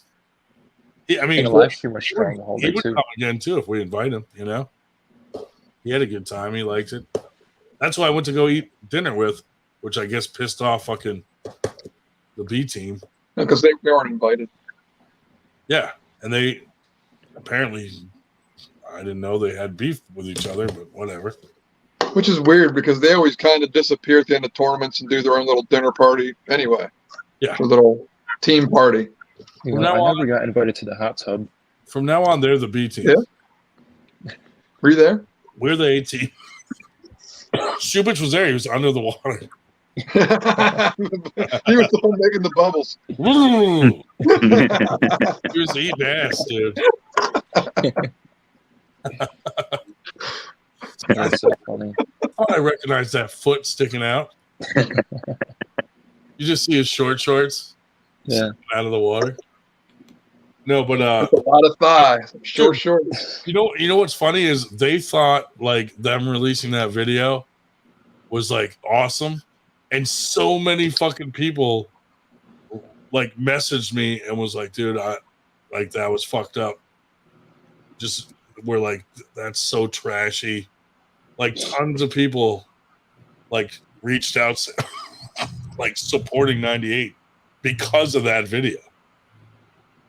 I didn't quite understand either why they thought it was witty to say that I could wipe my ass with $100 bill. Yeah. Didn't quite seem to Dude, I make mean, much sense at all. You know, and the thing is, like Jeff Luke saying all that shit, he doesn't even know the full story, obviously, because he was lied to. So it's like he's saying stuff that makes no sense to me because that's not what happened. You know what I mean? Like, if you're gonna yell some shit out on on a video and then put it out there, at least make sure what you're saying is fucking true. You know? Fucking A, dude. That shit's crazy. Yeah. That's fucking irresponsible of those people.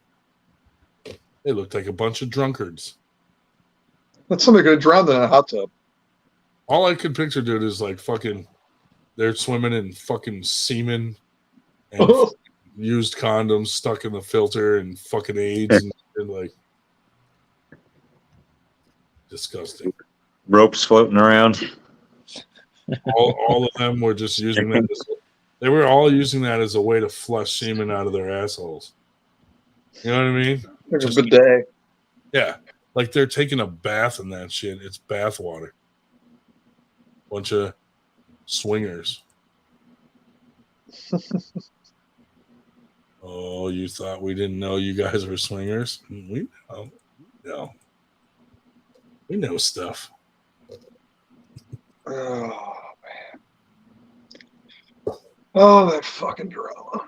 They probably watch this shit and then they're like, I'm going to get him and I'm going to fucking say, these are our speakers at the next tournament. Got him. Zing. Zing. Nailed it. Dude, I had a guy message me that said he went to East versus West and he was wearing a 98 shirt and he walked up to the table and they gave him a dirty look about his shirt and he fucking registered and he said they made some comment about 98. He said, he messaged me and he said, I'm never going to one of their tournaments again. I will only go to 98 tournaments. He goes, they made me feel like super unwelcome because of my shirt. And he said, you shouldn't do that to anybody because he's like, I'm a fan of like Paul Lynn, Lethal Arms, this and that. He's like, I could have had their shirt on that day. I just happened to wear my 98 shirt and they were dicks to me. And he's like, that made me more of a fan of 98 than I was before because of the way they treated me. And I was like, hey, that's awesome, dude. Welcome. Welcome to the Cool Kids Club. You rule. And that was at the East vs. West tournament? Yeah. The one in Virginia or wherever. Oh, in Virginia. Yeah, like the finals. I was like, that's shitty, dude. Sorry that happened to you, man. Yeah, because what's his Dave Seaton? He was wearing his 98 shirt at the Battle at the Beach. Yeah. And I didn't see them. Yeah, Still nice reply to him. He said it was when he went to register, whoever was doing the registration, I think one of them was Jeff Luke. Like, just kind of fucking, they were being dicks about his shirt. And he was like, I didn't like that, and I'm not going to. Well, he pulls enough classes to pay him off. Cool. That's true. Dave Seaton.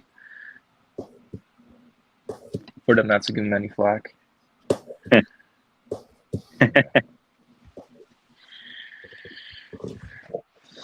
Oh, what the fuck? I forgot to tell everyone that the speaker James Reed stole from me wasn't my speaker. I actually was borrowing Drew's. So I'm complaining about nothing because they stole a speaker that wasn't mine to begin with. Drew. But yeah, dude, like, we're trying to build a sport and shit. I don't go around telling people like, don't go to their tournaments. But these fuckers do that shit to us. You know what I mean? Or even like Nitro. What the fuck, dude? Just fucking, eat something so your blood sugar's high and you don't threaten people and do weird shit. It's a shame. Like, it's unnecessary. There's enough tournaments and there's enough people that you don't have to fuck with someone else's tournament to make yours good. You know what you do? You throw a good tournament and then people will go to it because you'll have a reputation for throwing good tournaments. When you throw a shitty tournament, then people are like, maybe I'll try to go to a different one. And there's some where people are just like, I'm going to go to the closest one near me so I don't have to travel far. You know what I mean? Like, that's just normal. But you shouldn't try to make people, like, you shouldn't draw a line in the sand and make people choose, like, oh, if you go to their tournament, don't bother coming to mine. You know what I mean? childish, shitty behavior.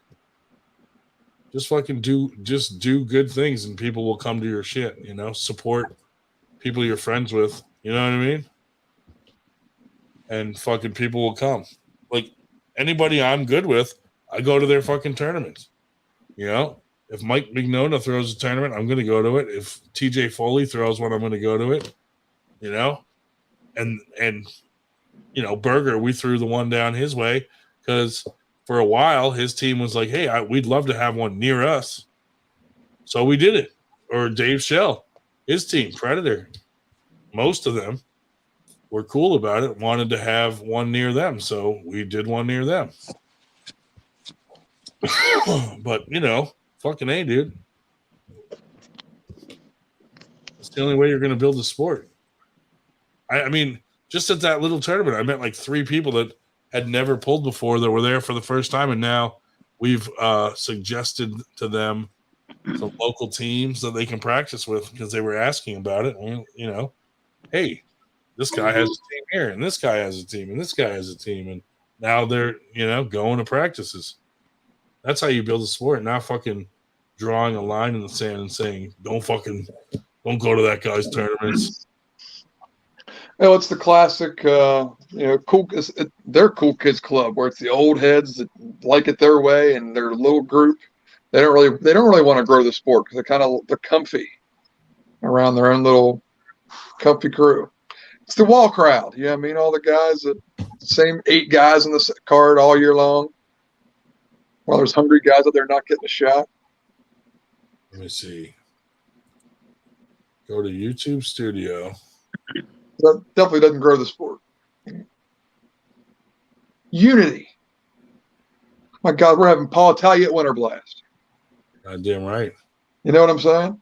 And not the cutout. No, the real deal. The real deal. Hey, Drew, where is that reactions fucking thing? Oh, Drew. Let me see.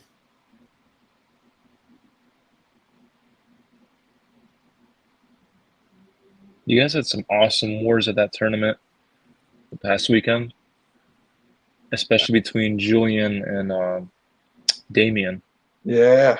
Dude, those are some awesome wars. Julian's a fucking beast, dude. Yeah. I mean, so is Damien. They're both fucking just nasty, dude. Did you get to pull Damien after? I did, yeah.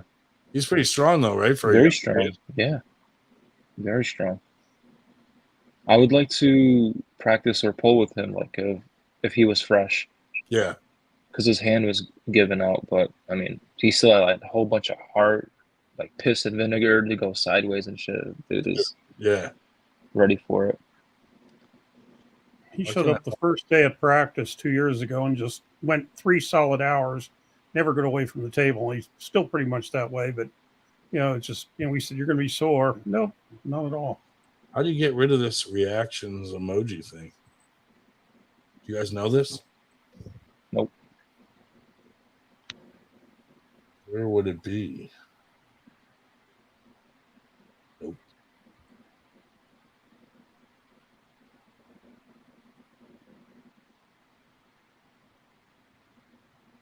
Comments, maybe.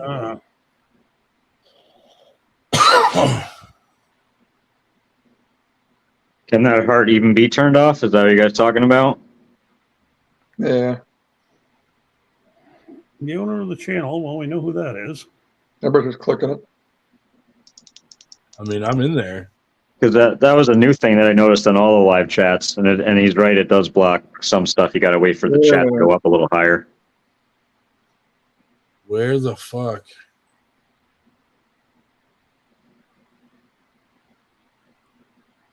Yeah, I don't know where that is, though.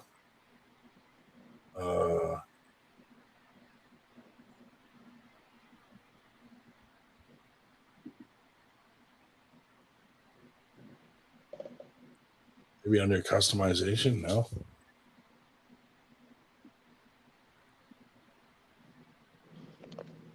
$98 call.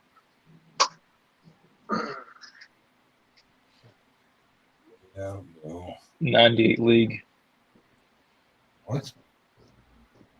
What's next for Dave Shubich? Yeah, what's next?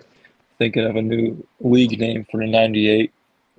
I'm just reminiscing about all the dead air we had when we were thinking about that. Yeah. Another Every name 30 for league. seconds, another name for league, another synonym. Some more silence.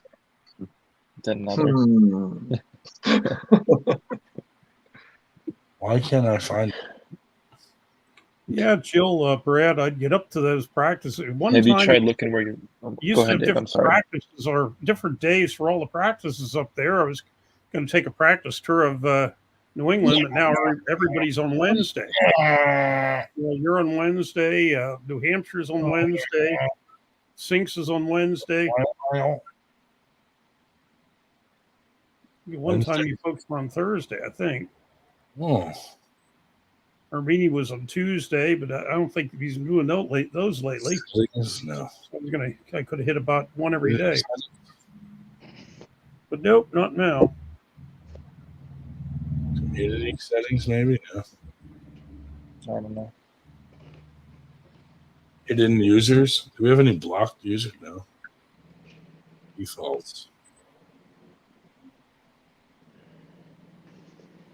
Channel guidelines. Should we make guidelines? Oh. Permissions. Uploaded defaults. Bank settings. Monetization. We're not monetized.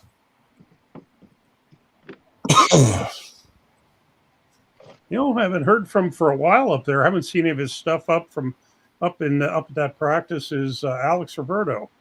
I'm wondering if he was going to come to the New England. I'll come I up haven't seen him be active at all, and he was on a hot streak last year, or was it early this year? I haven't seen any of his stuff. Of course, you never know if it's just Facebook's Facebook's algorithm. I'm not seeing his stuff, but yeah, I haven't seen Alex for a while. Just look through your fucking creepy photos in your phone. Are you suggesting Alex is creepy? Or that I'm creepy? Or both were creepy? For having the photos. I mean, I think maybe occasionally you keep some pictures of some young, hot arm wrestlers handy for a good, session. Good bonding session. I'll call it a bonding session. How do I get rid of those, dude? What the fudge? Dun, dun, dun, dun. Here comes the sun. Doo-doo-doo-doo. Pop out chat now. Still waiting for McGurchin to call and ask me to get his rear up to the union. Oh, the Drew. This guy's texting me. What do we got? It's probably a YouTube video of how to do it. Yeah, right. It is. All right, hold on a second here. Hold on. Share your screen. Technical support. Let's watch it together. It's on my phone. You realize, of course, you people are keeping Grondin up. You people. By now, it's after fucking midnight. It's almost 1 hour. He's been very good about not zonking out on the show for a while now. Yeah, I should probably get off of this myself since I have to help run a tournament tomorrow. True, Dave. Oh, dude, that's way too confusing for me. Dave, how do you do with Nick Maripodi? How dare you send me this confusing video? David Shell. Yes, I'm How sorry. do you fare against Nick? Do you guys have It competitive? depends on whether he's on juice that week or not. Sometimes he's very weak, and sometimes he's not. I mean, really, it's amazing. Really? He'll one time he'll have nothing, and the next time he'll be strong. And the hell of the thing is, a lot of times at practice, if you get him, even below about 60 degrees from the pin, he gives up. Mm-hmm. He just doesn't want to fight it all the way to the pad. I don't know what his problem is. That's how you break your arm. It only takes 6 pounds of pressure. Yeah. I don't know. I'm just playing. He keeps claiming he's going to be at various. I'll be here. I'll be there. He was going to come to our practice Wednesday, and then he didn't, and said, "Oh, I worked overtime instead." Oh, yeah. Then he's agitating with Keith to go to Keith's practice because Keith is holding a practice in the middle of the week with Ian Muller, and to the judge. And so we'll see if he shows up tomorrow or not. I think that's like his big tournament. That's the one he's always talking about anytime he's on. It's the one that's up the street from him. It's the closest one. Okay. Of course, None of Punishment came last week when they were an hour and a quarter away. Fake friends. I can't figure it out, dude. No, I'll be honest with you. Why won't they be at High Five? I'll tell you, if they had something, I'd like to support them. I'll probably buy the live stream. You know, it's frankly with the, I'm just not much of the hero worshiping type that it's worth $100 for me to come and shake hands with the high class folks. Yeah, and really a lot of them I've. Of course, Marcio I've met Chafee I've met, Devin Laird I've been at some things. I haven't really met him, but I've been some things he's been at. Really about the one that probably I wouldn't see elsewhere that I would see there would be Jake Ward. But I just wasn't. That's why I'm not going to be at High Five. There's a lot of knowledge in that room. Oh yeah, but since I'm a hopeless case anyway, it's like, so what? That's not true. That's not true, Dave. I'm very just takes a bit of rest. Very slow some learner. Some intensity on the table, and some rest will do you good. Very slow learner. I said if we still had family crests, I was telling him at the practice the other night, I think mine would be whatever the Latin is for weak but enthusiastic. Weak but enthusiastic.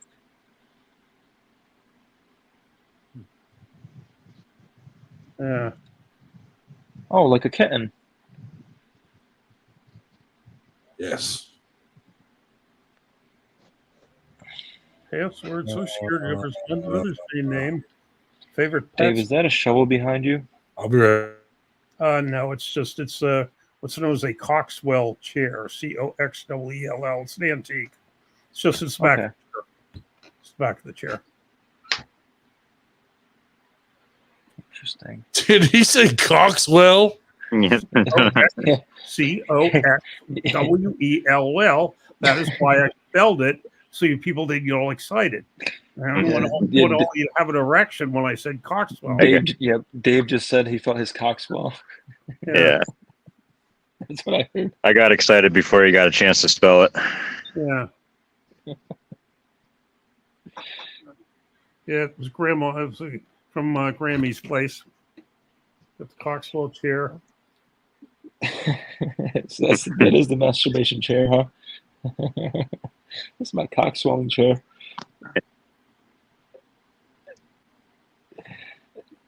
Dave, I'm sorry. No, I'm just. I've been nothing but a bully. I don't go to Captain bed. Obvious, are you talking about those NPCs on TikTok? Ice Cream Yum? I think it'd be funny to have Dave do 98 themed responses. You buy the FTG icon pop up, he'll say, fuck that guy. You put a bus, he says, look, bitch. David would be a great NPC. I'm gonna have a tattoo artist at Winter Blast giving away free FTG tattoos. That's what's up. Yeah.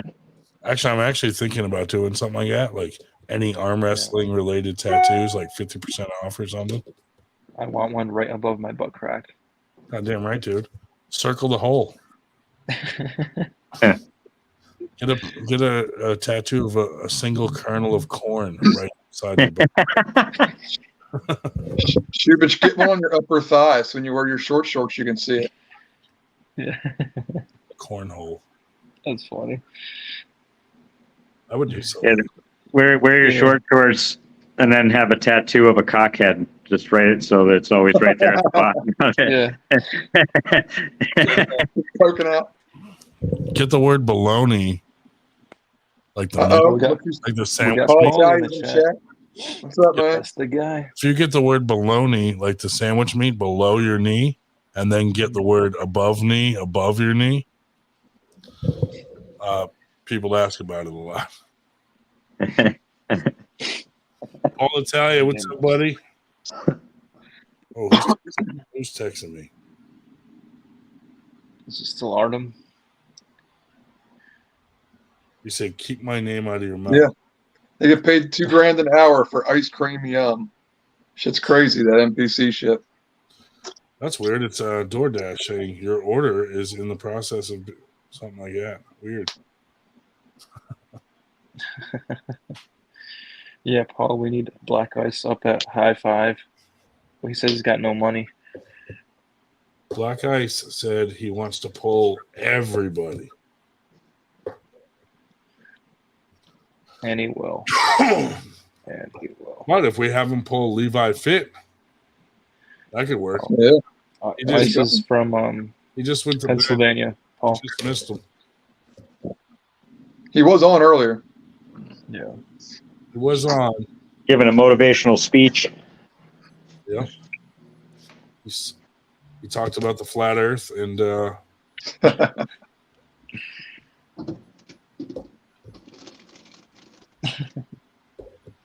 who won the ticket? It was and it's something. Okay, cool. That's pretty cool. I forget his name.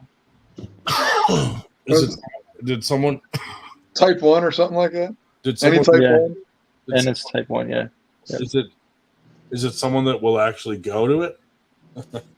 Hopefully. Yeah. Hopefully.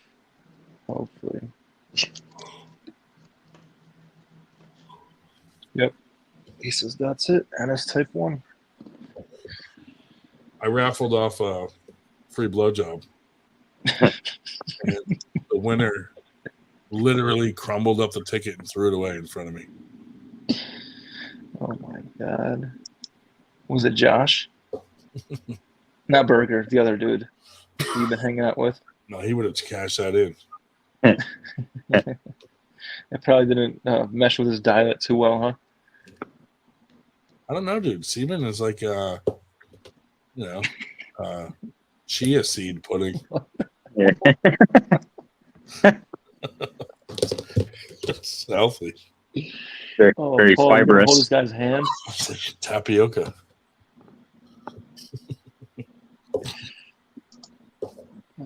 Nitro is texting me at 1 o'clock in the morning asking if I could bring some chalk. Oh, never mind. Somebody else got it. Bring some chalk. Yeah. I can't wait to see all these Bob Brown videos with Paul. Yeah, Paul, we've been studying film over here with the Bob Brown videos. Well, I was telling Paul last night, like, those videos are good fucking knowledge for, like, newer arm wrestlers to watch.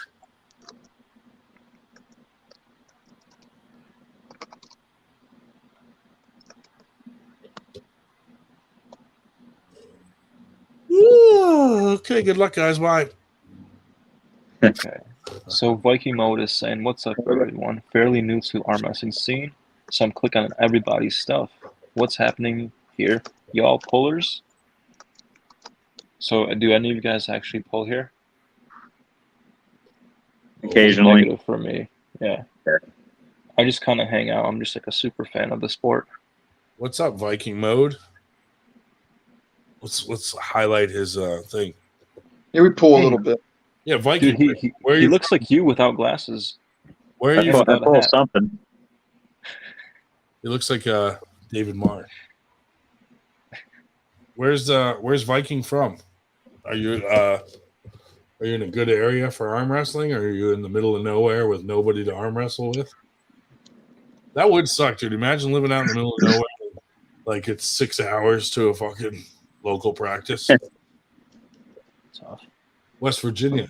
Oh, nice. Mama. Oh, possibly around my neck of the woods. Yeah. Well, West Virginia, there's a, let's see, you have a group in down towards Beckley. Let's see, where's Atkins from? You got a couple of people. It depends on where West Virginia. Bajan country. You are in my neck of the woods. Yeah. Both Appalachian arm wrestlers are in Kaiser. And then, so you got, let's see, Eastern Panhandle. Let's see, you got, where's Got enemy line, Dave. Yeah, Well, they're not West Virginia, but yeah, it's just over the road. Yeah, just he's in Bajan country, which is that's probably close. Closest thing after that is probably Harvest Gap. Yeah, they pull on Thursdays from time to time. Yeah. Danny Adkins. Well, Shady Spring, which I think is down south near Beckley, Shady Spring, West Virginia, and then you have Viking. Then you have another group that practices just over the river from I think in the Steubenville area. Those three. Steubenville. They have and Toddzilla is right across the river from Parkersburg. In fact, the West Virginia States is tomorrow. If you're close to Parkersburg, West Virginia States is tomorrow. That'll be a very good tournament. Holy shit. That's Christina Stolcasto running that one. There. But there's I don't know of anybody in Charleston, but at different parts of the state, I know at least at least Hey, Dave, 4 in Virginia. How long can you hold your breath underwater? Paul, I think I would have to be. Gabby.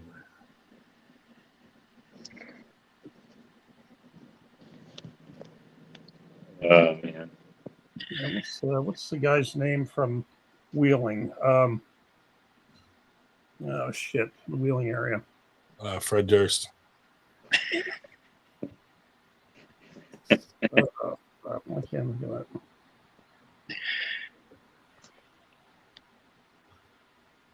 Lead singer of Nickelback. Does that guy have a name? The lead singer of Nickelback? I don't know. He's just the lead singer of Nickelback. Angles. Just Angles.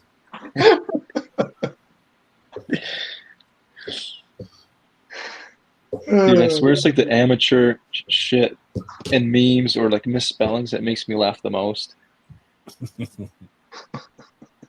Dude, I love seeing people's flyers with like misspellings, and I'm just like, you guys don't have a Dave Shell to fucking catch that. I'm correct. Yeah, Drew, 1 a.m. here, buddy. 1 a.m., dude. Holy shit. Yep. Yep. Virginia country. I have to actually go work out tomorrow and practice. Ooh, that's going to be a problem. Teabag country. Are you going to make Magnolia show you his muscle? Yeah. Make a muscle. Which muscle? Make a muscle, Magnolia. No, Levon from he's got a weird wrist muscle too. Levon from last week is coming to the Data Festival tomorrow. He's gonna run it. Well, happy. He's gonna win it all. Yeah, Bob Brown does really good videos. Mm-hmm. I like it.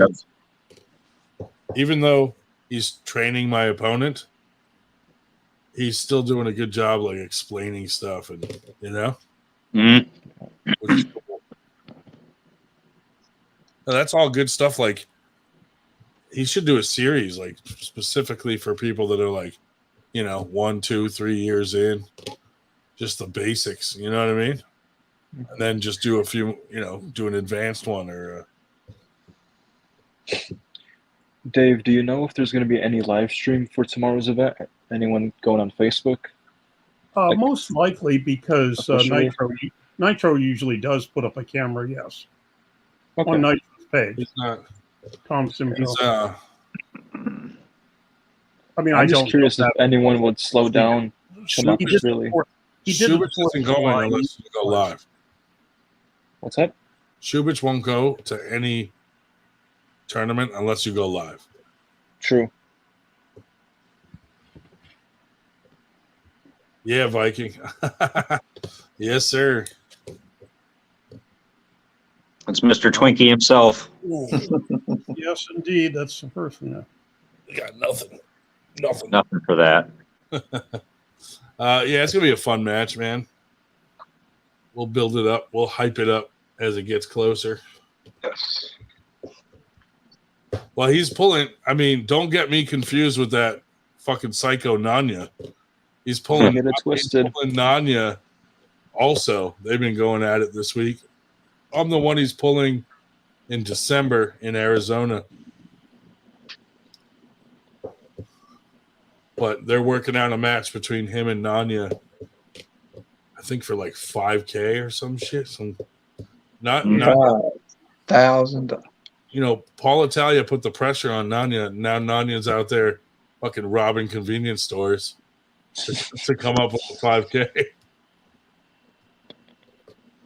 Cashing in on boat insurance as he's burning them all down. Burning boats for money. Burning boats. Paul Italia wants Working out deals with friends. Paul Italia wants to come on in 5 minutes.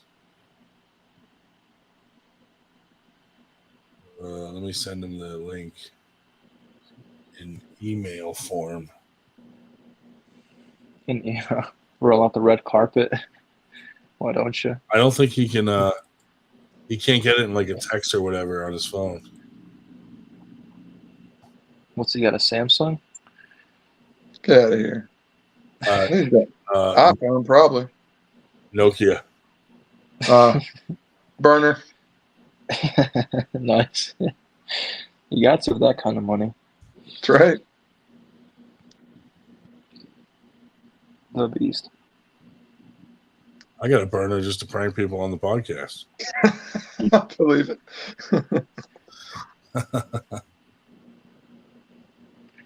Did you guys notice the forest critters in the Nanya meme? Yeah, looking extra rapey. That was funny. That's all I can think about. Oh, he fits right in.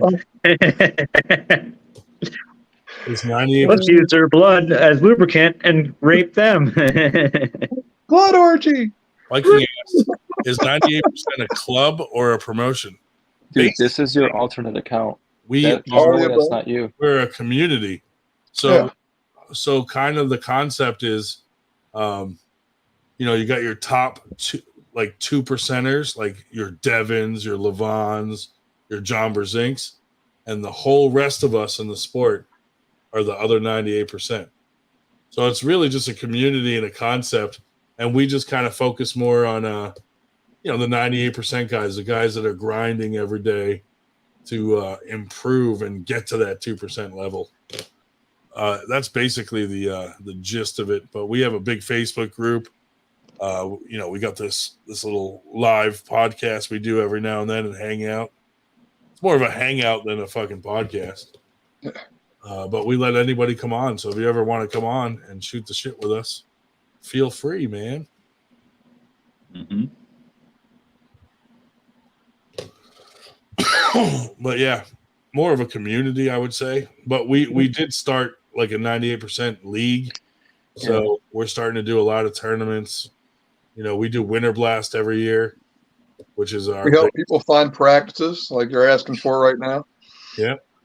So if you're free on Wednesday evenings, man, in Hagerstown, come on out to Antietam Brewery at 6:30. That would be cool. He's close. I mean, we're it's also 45 professional minutes food tops reviewers. away. What's that? There we go. Shubers? I said we're also professional food reviewers. Yeah. I mean, for one item, but we do it well.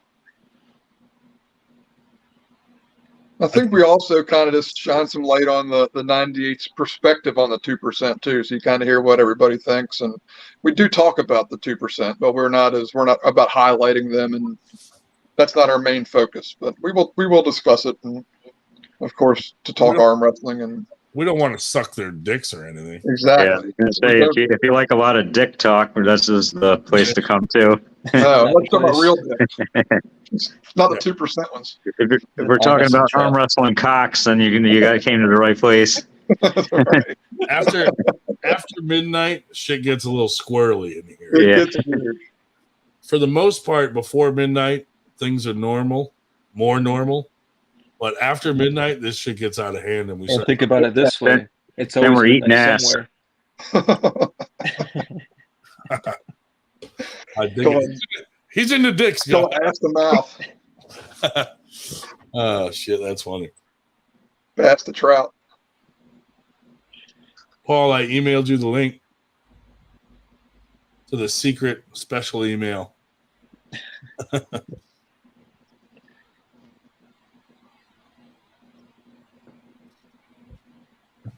That's why. Dude, what's up with Nanya? He must really be out there knocking off fucking convenience stores. He's just exhausted, dude, because between the fucking music festivals and raves and glow sticks, and then fucking, you know what I mean? There's several open manhunts in different states for him right now. Fucking for burning boats down, knocking off convenience stores. It's like, dude, by the time that match comes, he'll have 5K. Someone might pay him to burn a boat down. Dude, Knocks imagine the doing convenience that. store out, runs into the woods. Like, hey, if anyone out there needs an arsonist and you need a boat burned, fucking Nanya's your man, dude. And he's cheap. Dude, he looks like who you would cast as an arsonist for a movie. Remember He's got the look. early on when we had him on and he had a bag and it looked like he was eating potato chips and he was just fucking eating shrooms like they're fucking, shrooms, dude, while we're on the podcast. Just eating them like they're. It was like he's just eating potato chips, dude. Like fucking shrooms. I'm like, this fucking guy gonna have a meltdown. Not that guy. Nanya's coming down. All right. Forest Festival. Dude, like, he was on here one time, and there were, like, in the background, there was, like, little mushroom-shaped huts, and they were all, like, painted up with, like, fucking black light glow paint. I'm like, dude, this dude's just walking around until he finds someone to rape. He's just looking for a victim, dude. That's all I think about whenever I see him is just rape. It's just that something's getting raped. He just looks like a rapist. He does. He's so much rapey. He's like, here, hold my glow sticks, and the next thing you know, you're being raped. I'm ropey. He's rapey. That's why we gave out the 98% rape whistles at Winter Blast. Because Nanya was around. Because he was coming. Like, dude, if we hear that fucking whistle, he's raping someone. You know, like we got to go save him. Where some people were blowing them to get raped, like it was a calling. Like, hey, Right. I'm next. That's what I thought it was. Yeah, It's to prevent rape. dude. The funniest thing was when I got all those kids blowing them, and their fucking dads yelled at them. Those hockey kids. After you encouraged them to blow it. I was like, no. I told them to do it. Don't be mad. Like, no, they shouldn't be doing that. I'm like, yeah, but I encouraged it. And Whoa, we got shifted around a little bit there. Yeah. Whoa. Hi, Dave. I'll be right back. I need my drink. Shell, keep an eye out. If Paul joins, let him in. Okay. Your hands are way bigger than mine. Go up. Yeah, he was just Nitro was asking We're me like talking. how Brandon Elstesser would do against the Georgian. It's so hard to pull it apart. Yeah. I don't know. Georgian was very fast. Brandon might be you have to catch the hit and pull him back. Might be strong. Elstesser would beat him. Yeah. If you're talking about Chamakashvili. Yeah. The Elstesser would beat him. two Georgians that was there last week. Yeah. So apparently he's coming up. Maybe they're both coming. This Hopefully. week, tomorrow. They did really well. Hopefully they have somebody of their caliber there. Well, being that weight, someone their caliber in their weight class. I don't know. I mean, we're expecting both Runkles and to show up, but they're both considerably heavier. And yeah, they need a better level for them. Mm-hmm.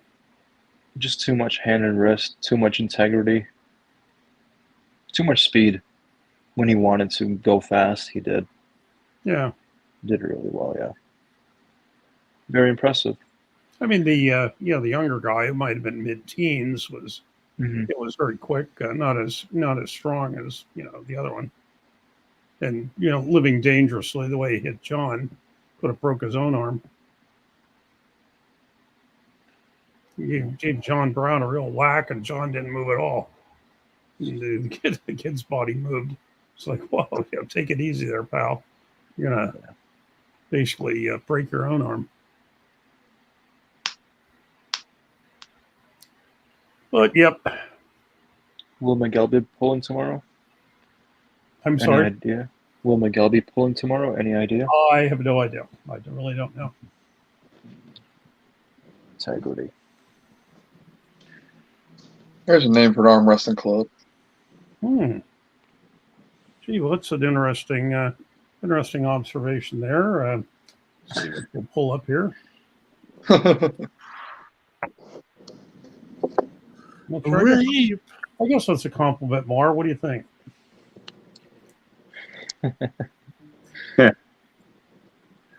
I'll take it. Meth head with veneers. Let's see. Yes. Integrity Arms. Yes, sir, Captain Obvious. That's it. Arms with integrity.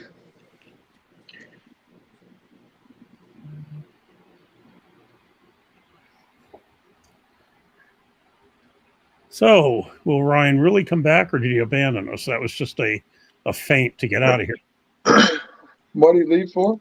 I'm here, Dave. There it is. I thought he was trying to get Paul on, yeah. His DoorDash showed up. That's it. Fucking A, they did. No. What'd you get? Some celery juice? Twinkies. Deep fried. Is there any other one? Mm-hmm. You can hear it too.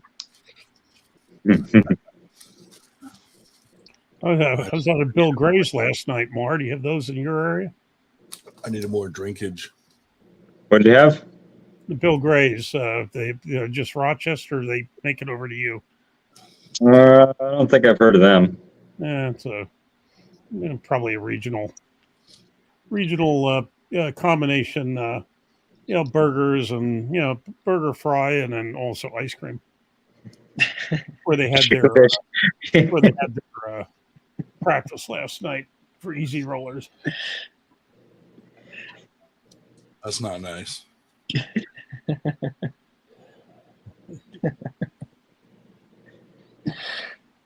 That's awesome.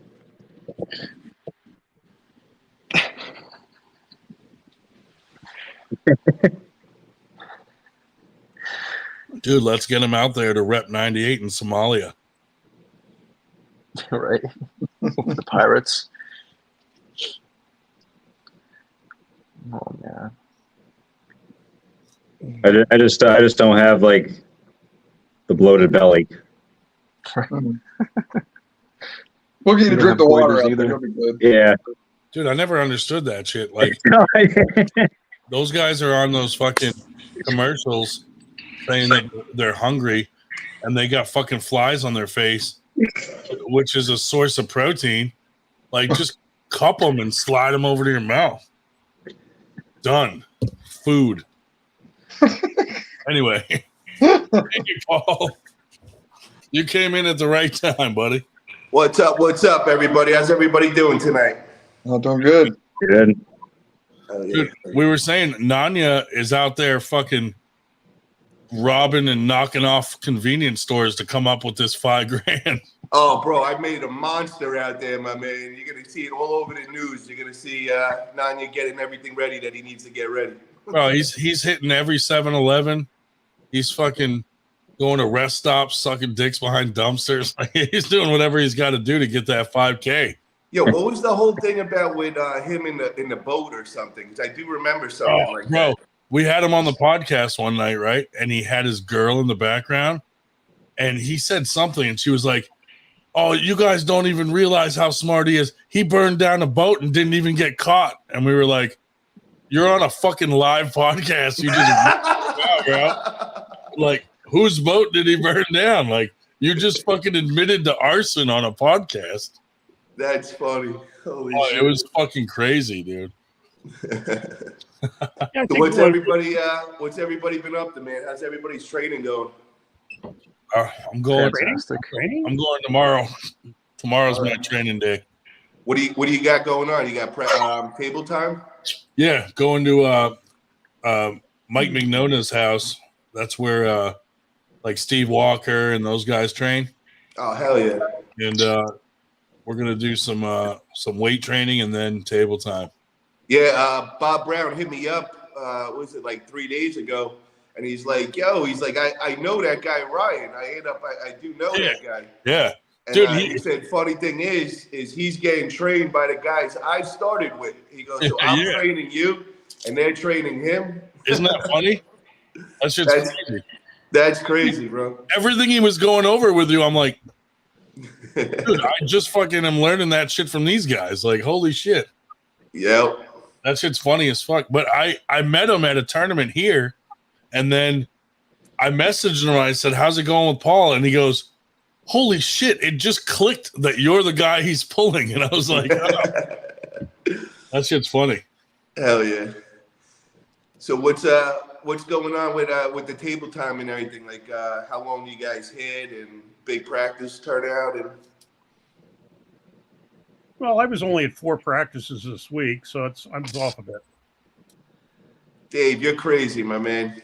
Thank you. And you probably went like 8 hours each practice. Well, no, they gave out faster than that. I would have. They didn't last that long. Yeah, just one practice for me, Paul. I got a huge practice coming over at my place tomorrow. I got guys coming in from Oregon. I got guys driving 6 hours up from SoCal. Adam Silver actually hit me up, and he was going to take a flight in for the day, but then he just decided we're going to do the next one or whatever. But I got people coming from everywhere. It's going to be a big one. Very good. I'll make sure to get some content, make some videos and all. Are you close to Derek's place? No, he's down south, but a lot of his guys, I think, are taking a trip up. I know there's a couple carpools coming up here. That's awesome. Hell yeah. What about dudes like Mega Mike or? Yeah, that's all the South, man. Anybody that you practically know out in social media world, they're down in SoCal. For whatever reason, man, as soon as you cross that line and you get into North Cal, they stay to themselves. They don't go to the many tournaments. And but I mean, there's a big population. It's just they all go to practices and don't compete much for whatever reason. Yeah. So how long are you going to be in the Northeast when you come east for New Jersey next week? I'm there for, I think it's 10 days. I'll be over there, and then I shoot back down to Florida. I just got a phone call today that there's a new laundromat up for sale. So I got to get down there ASAP and before somebody else jumps on it. Dan Schwartz said you're sleeping at his house for those 10 days. Oh, hell yeah, man. Bunking with the nightmare. Well, and yeah, I won't get out that far, but if you're going to be hitting either the beast mode or high five practices while you were still in town, I'd come over. I got to see what I could fit in because tomorrow, like I said, I got that big practice here, and then I won't pull until I was thinking that night at the Knuckles Up. You know, I know they're gonna have an after pull, and me and Ryan got to get on the table a little and shake it up. So I don't know, man. That's how long I pull there. If I don't pull there, then I'll be free for a practice when I'm out there. Your boy Paul Cruz was on earlier. Oh shit! I haven't seen him in a while, bro. I like Paul, man. Yeah, he was on the fucking train going to fucking work. Yeah.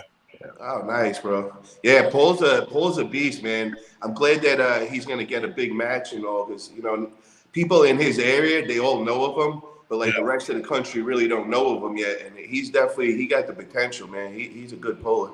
Yeah, they didn't say who he's pulling yet, but I'm excited to see who they match him up with. Yeah, hell yeah, man. That'll be good. He's strong. For real. Yeah, Beast. Who else is out of you guys? Who's going to the Knuckles Up? Dave, are you making a trip? I am not. Ryan will be there. Dave will be there. Shubich is going. Josh is going to try to go.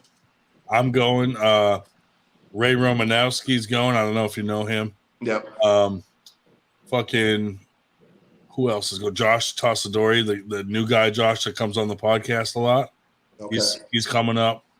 There's a bunch. What happened with the kid? I never see him, man. He used to be in your guys' crew, the tall Josh from Musser. What was that kid? He was in Josh Musser. He lived with the Amish people. Oh, Josh Musser, yeah. Easy working. He lives out in like Lancaster, so he goes to like Lethal Arms sometimes, but there's not a whole lot going on in his area. So, but I never see him in here anymore. He used to roll with you guys. He's been busy, lots of work schedule. Gotcha. He's out a year. Yeah. Lancaster County, so go to Lethal Arms, or sometimes they get together in Lancaster at his place or one of the other guys in that area. A bunch of Amish guys molested him, and he's been in like he's been in some kind of counseling. Be careful, there, Grondon called him Amish on Facebook and got banned for 3 days. Yeah, that's crazy, dude. I called him Amish on Facebook. Yeah. And Facebook fucking banned me for 3 days. I'm like, when did Amish become a fucking bad thing to call someone, dude? Yo, somebody got their post banned on Forum Friday today on my post. They just put their forum and they got a warning on it or something. Too veiny to pass for a forum. Yeah. Nice.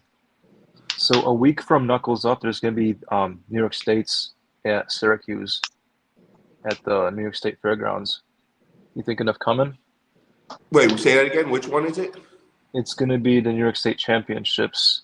Where is that? Syracuse at the fairgrounds. Bro, that's like bumblefuck, bro. That might as well just be in another state. It is. Yeah, that's where I live. That's my bad, bro. That attitude is why people from upstate just love you folks from the city. It's like, I know anything past the city, I'm like, that's bumblefuck. I don't even know where that is. Shubich is a New York version of Amish motherfuckers.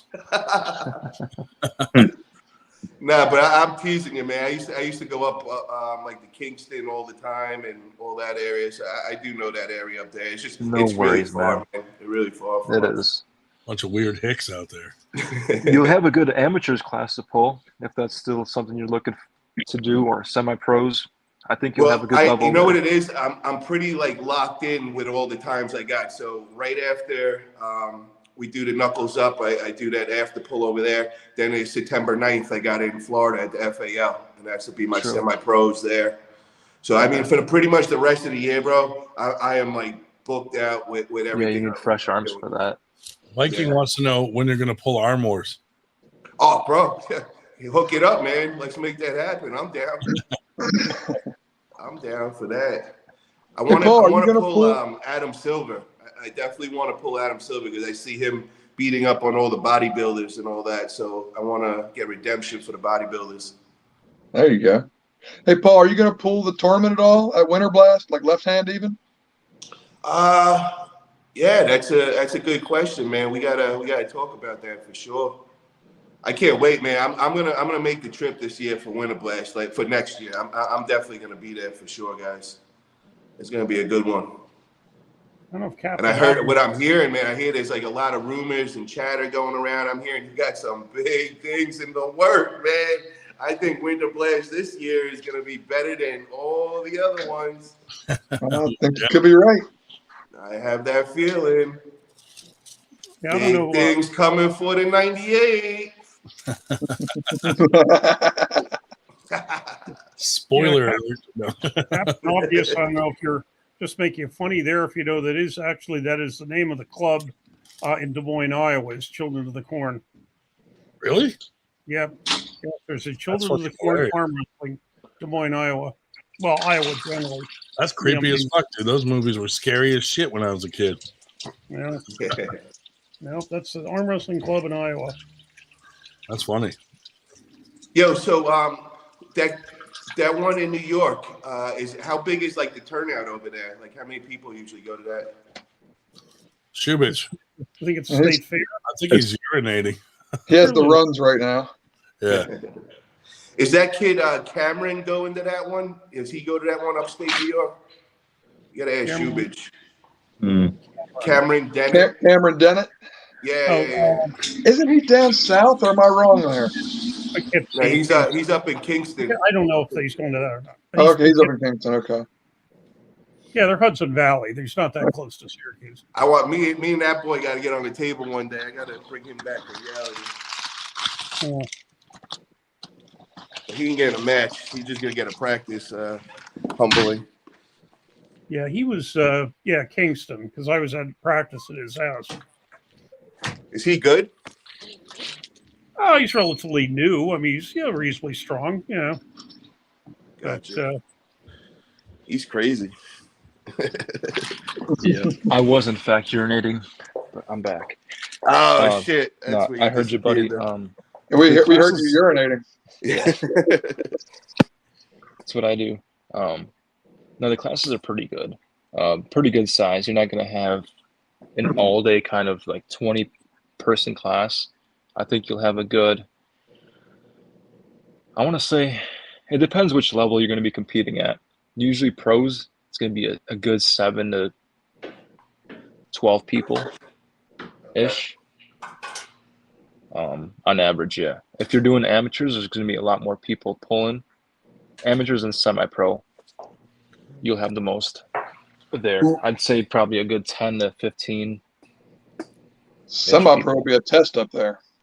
Yes. Who throws that? The usuals, Hawks and Nolan, going to be pulling semi-pro? They have to pull pro. I beg and plead them, guys, just please pull pro. Like, why do you even waste your time? Because all they end up doing is pulling each other in the finals anyway.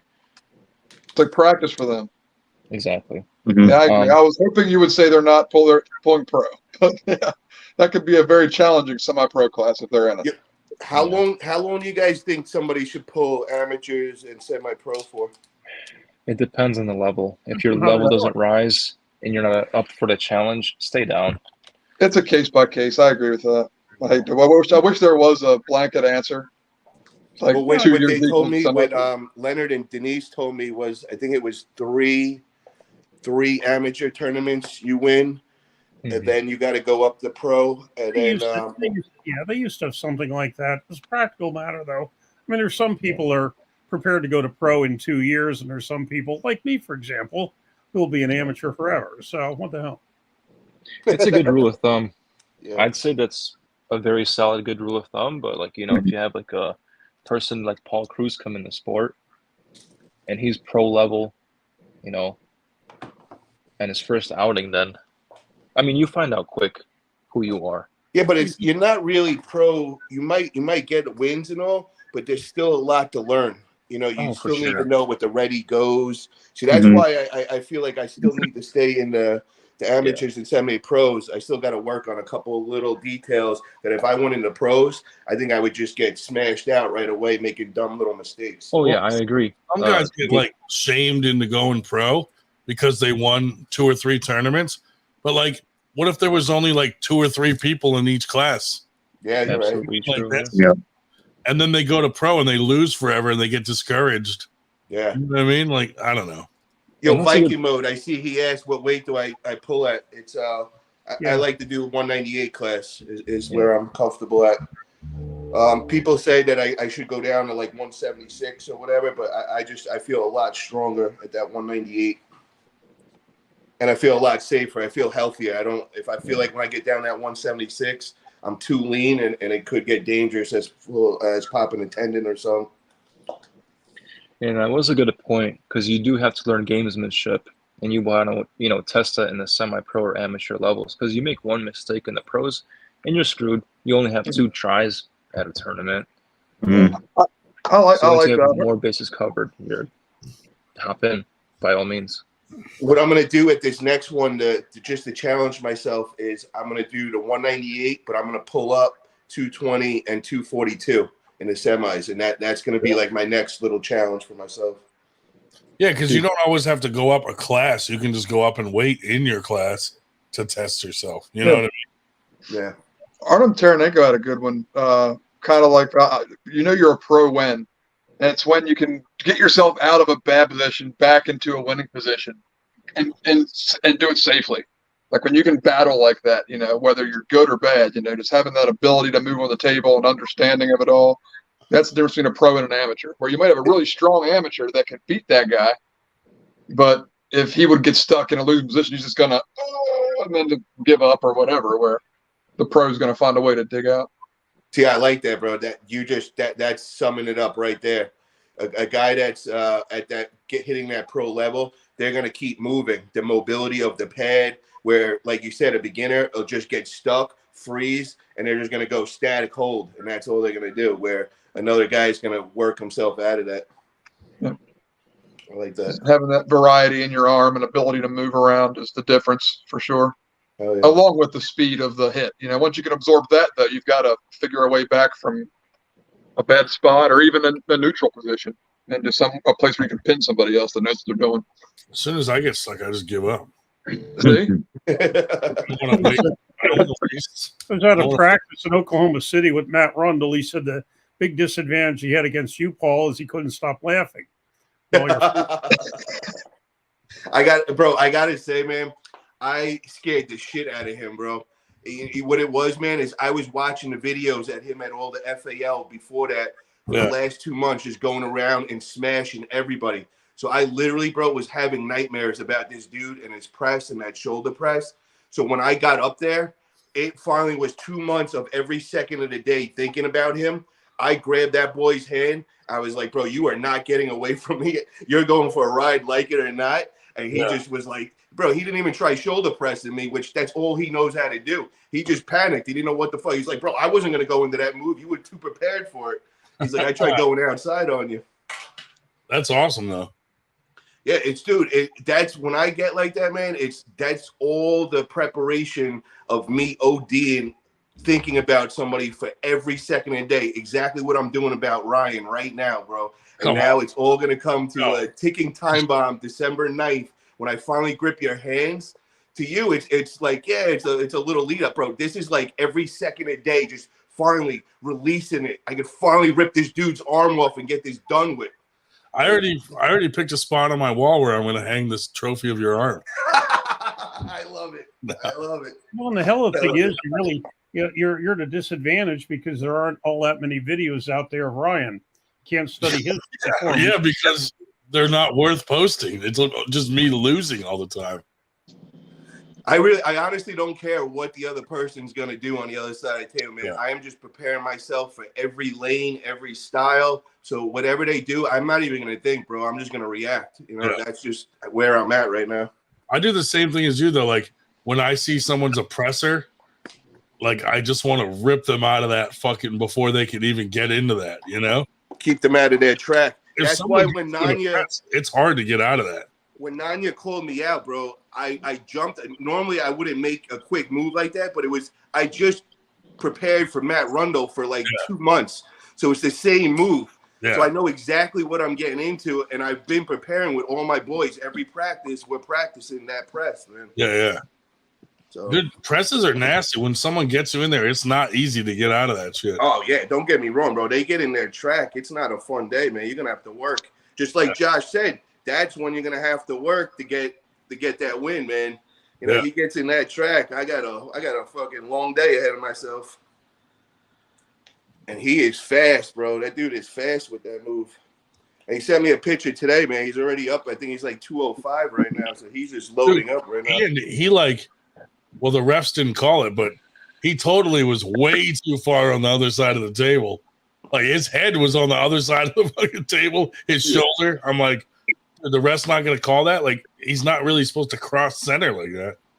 I mean, when you have Nanya acting like a fucking lunatic, bro, they're probably all intimidated. That whole garage looked like they were scared that he was going to bite They're their all head fucking off. nervous. Yeah. I mean, he's a live wire, bro. Like that's why, dude. I know we need some official refereeing, and that's why I won't. Otherwise, I would just go to the garage and do it. But I know we'll end up fighting. It'll end up getting into a physical altercation if I go to that garage the way that shit is. And you know, I want to walk out with that 5K and not have to fight for it. He was controlled enough at like Winter Blast. It's a professional environment. You know, it wasn't a garage. Yeah, he behaved himself well. Yeah. Yeah, well, you take him out of his element. He's not around his boys and his, you know, in his power zone. You know, now he's in with other people. So, you know, he taking his balls away, so to say. Remember when he was still excited and loud, but he wasn't as obnoxious and abrasive. Remember when he got in a fight with like a non-arm wrestler at someone's fucking barbecue? Fucking yeah, that is the non-yaw one is the $5,000 one. Yeah. Yep. Yeah, what's his real name? He said it on my podcast, but I don't know if it was the real name. First names. Chris Gregory. Chris Gregory, yeah. Oh, that is his name. Okay, I thought he was like fucking with us with that. Nope. Bro, you ought to start by looking up his background record just in case he's a fucking serial killer. Okay, Christ. He's the partner of that guy Rex Humerman from Long Island. He's the right. Who knows, dude? He's the one that likes to blow up the boats.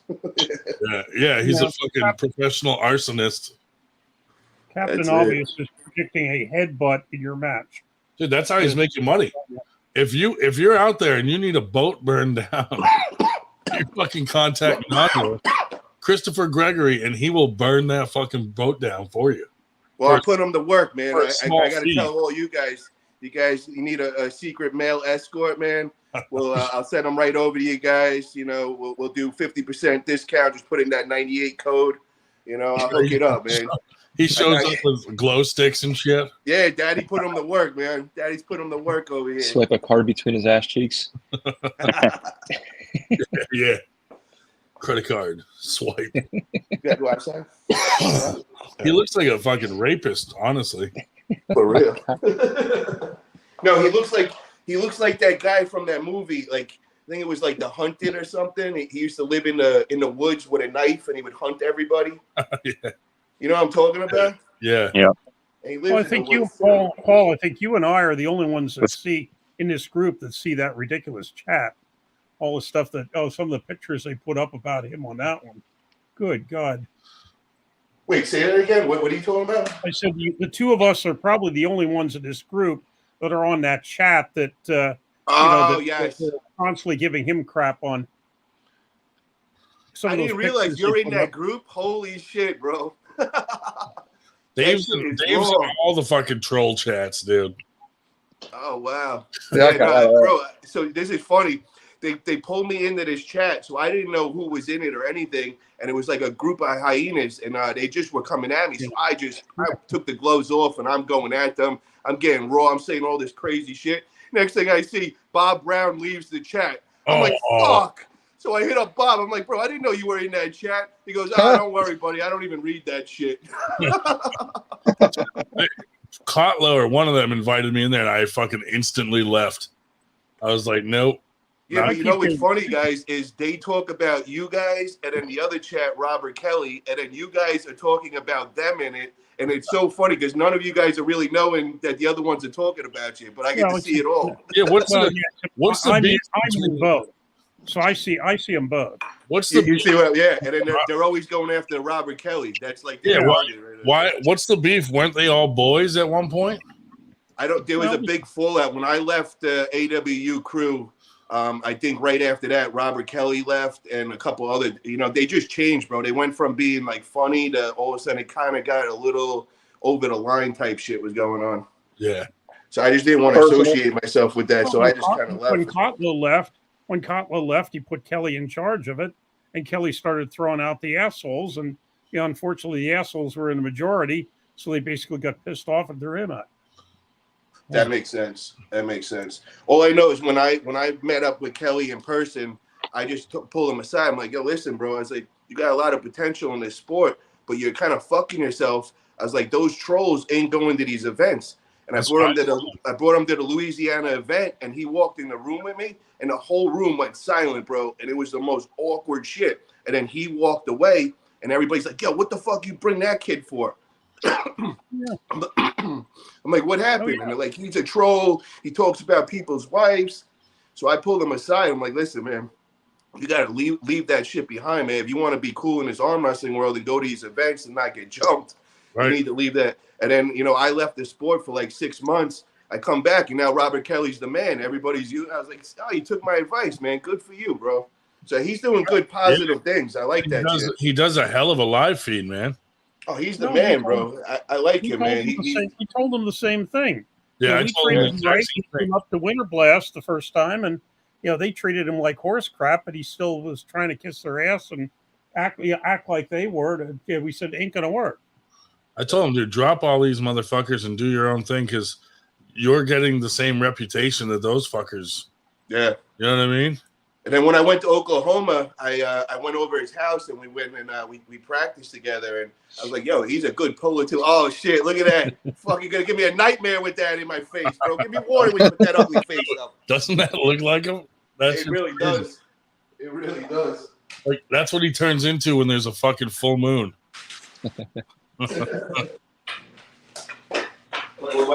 He must be grinding, dude. Usually he fucking comes on this shit at night. He must be out there knocking off 7-Elevens. Yeah, this is my tough girl. She'll fuck him up. What's that, baby? I don't even think he's allowed around. Oh, whoa! Watch out! Vicious. Dude, it's gonna be funny, man. I hopefully he's professional about this match and doesn't try to like turn it into some weird MMA bullshit. Some Davo stuff. He knows not to go there, bro. Yeah. He knows not to go there. Nah, it's gonna be a war, man. It's gonna be nuts. It's gonna be the energy is just gonna be crazy. Yeah, it's gonna be two pit bulls coming into a room, man, that just want to fight for that one steak. He's like. He's loud like that. Like he likes to be the center. You know, like I'm not like crazy enough like him. Like, you know, like our matches and like I'm not like fucking gonna be the one screaming and fucking doing all this crazy shit like him. Like I'm calmer when that shit. You know what I mean? I'm gonna push your buttons, bro. Like, I know. I'm gonna push your buttons, man. I'm gonna get you up. I'm definitely gonna get you a little heated, man. I'm gonna get you going. That's all right. It's all in good fun. Hell yeah. As we get closer, I'll make some fucking memes and shit, you know. Oh yeah, the gloves are gonna come off. I don't want to start now, man. It's too early. Like, yeah. You're not that kind of guy, bro. Like I feel like I'm bullying you if I start going crazy and coming at you like that. Stop body shaming me in front of the whole arm wrestling community. Bro, you're gonna show up there, man. After all that advice I get, you're gonna show up there looking like Arnold Schwarzenegger. I'm gonna be like, "Fuck, I'm fucked. Why did I do that?" He's taking Tren and HGH. I love it, man. But yo, take some videos tomorrow, bro. Put them out on your YouTube.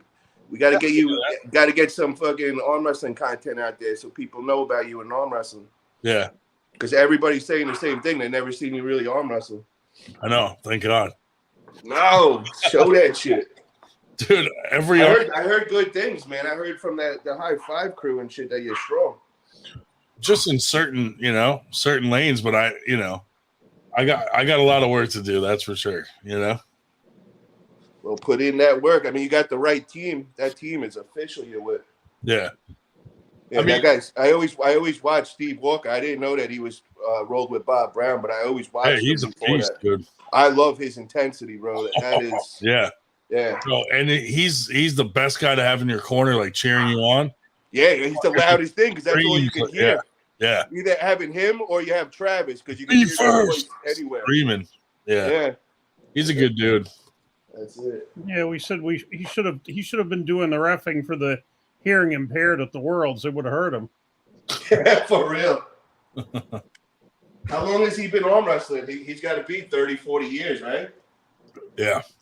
Yes, although you know, was he one of them I think he did for a while and then he left. Yeah, he stopped for a while. Back about maybe 4 or 5 years ago. But yeah, he had years before that, and then when the kids, kids were growing up, I think he left it for a while.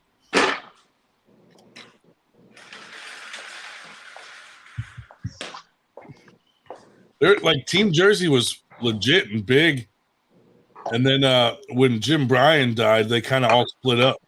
Who is that Team Jersey? Is that like Beast Mode? Are they all No, one? they're Or? Beast Mode's Beast Mode, but Beast Mode is North Jersey with people like Marcio Barboza was in that, Julio Rosario. Team New Jersey is South Jersey.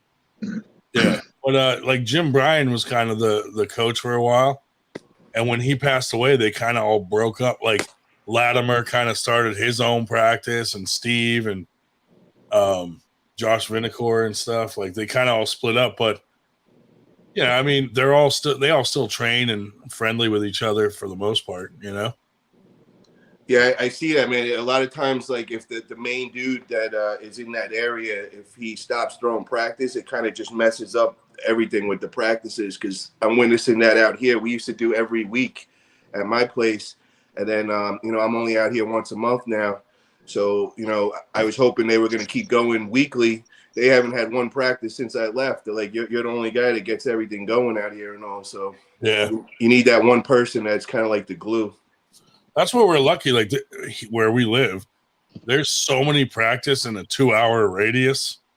Like it's fucking not hard to find a practice. Like we could travel around and hit a bunch of practices. You know, like what teams are in your area? Like Lethal Arms is in Harrisburg. So how far is that from you? It's like an hour and 45 minutes, maybe. That's not bad. But it's worth the trip if you're going to a big practice there. Like when Paul Lynn comes out and all those guys, like, yeah, it's definitely worth the trip. And what about Morocco? How far is that from you? He's like 2.5 for me. 2 for me. 2 hours. Like I go to Morocco's big practices when he has the big ones. And Morocco's like 45 minutes from me. What's that? Burger? Where's Burgers? I'm like 3 hours from Grandin, but I'm 45 from Morocco. Yeah, he's not. What about who else do you have in your area? Let's say closest thing for me is probably Morocco. Zach Lee's probably an hour and a half west. How far is Blackout? Northern Virginia, Nova. Nova's Appalachian and Kaiser. Got a couple smaller ones too. Burger's not that far from Harvest Gap. Oh, nice. Yeah. When do they have theirs? Did they have? They're Thursdays, every other Thursday, I think. Maybe every Thursday, depending. But that's with that guy Mike, right? Yeah, Mike and Jared Hostler. Shubich, what do you have near you? I could have a practice with we have our own. About an hour 45 minutes every day of the week except Friday. The only thing near Subich is like 16 pedophiles on the website. No, Shubich, you train with that kid Cameron? No, I don't think I've heard of him before. Okay, Cameron. Yeah, he's in Kingston, so that's probably a couple hours from you still, right? That's like 2-3 there's hours. two of them down there. Cam Dennett is with Ivan Marrero, who is in Poughkeepsie. And that's right. The next town over. Yeah, that's a hike for me. Like New York City is like 4.5 hours for me. Trains with like Torin Nolan and Michael Hawks and those guys. Oh wow, yeah, that's an official. That dude Torin is a friggin' animal, bro. Yeah, yes. Yeah, Torin's good. We have Michael Grimaldi, if you know who that is. Oh, that was the guy that beat Brandon Elcesser, yeah. On left, yeah. Bro, that was like the worst thing. So I think he was pulling our match. What was it, like 2 weeks later? And then he goes to that practice and loses on fucking on. I'm like, bro, did you really have to do that right before the match? Which match was that? Was that the one with Travis? I think that was Travis. I'm trying to think. I think it was Travis. It was Travis. or Washington? Washington, right? Yeah. Yeah, it could have been Washington because I had him in a 4-way over there. With Sharkovich and a couple other guys. Oh, and that's when Mario came over there. Then you got we had Andre Sharkovich, we had Jacob Abbott, Jordan Sill. That's it. Shark's a Some beast, monster dude. left-hand guys. Yeah. Oh yeah, so I train with Shark down in Florida. He's a beast, he man. lives an hour away from me over there. So I get that's one of the 3 teams I get over there on a regular basis with. Yeah, That's they cool. get upstate Armed Force out of Albany. They have about 3 or 4 locations spread out. So what part of Florida? Shell, who does this Cameron kid? How many guys are on their team up there? There's really just the 2 of them that get together.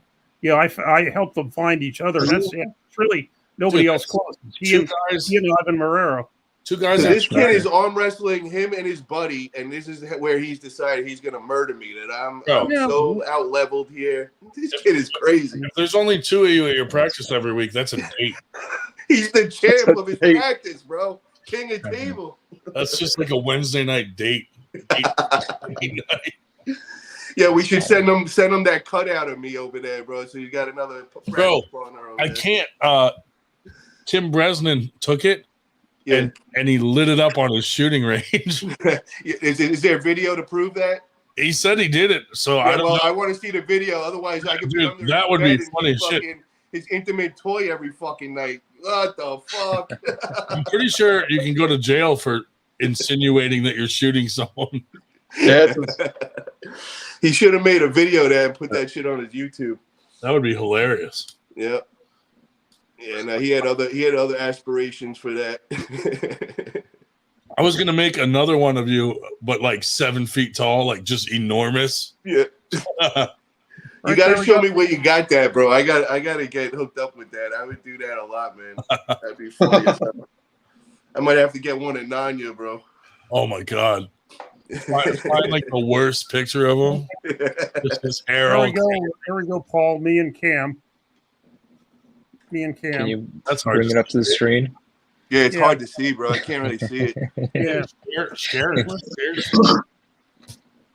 What'd you think of him, Shell? Like, what's his pulling level at? Like as well. Hey, it's hard for me to judge because everybody's stronger than me. How did you find that picture in all your dick selfies?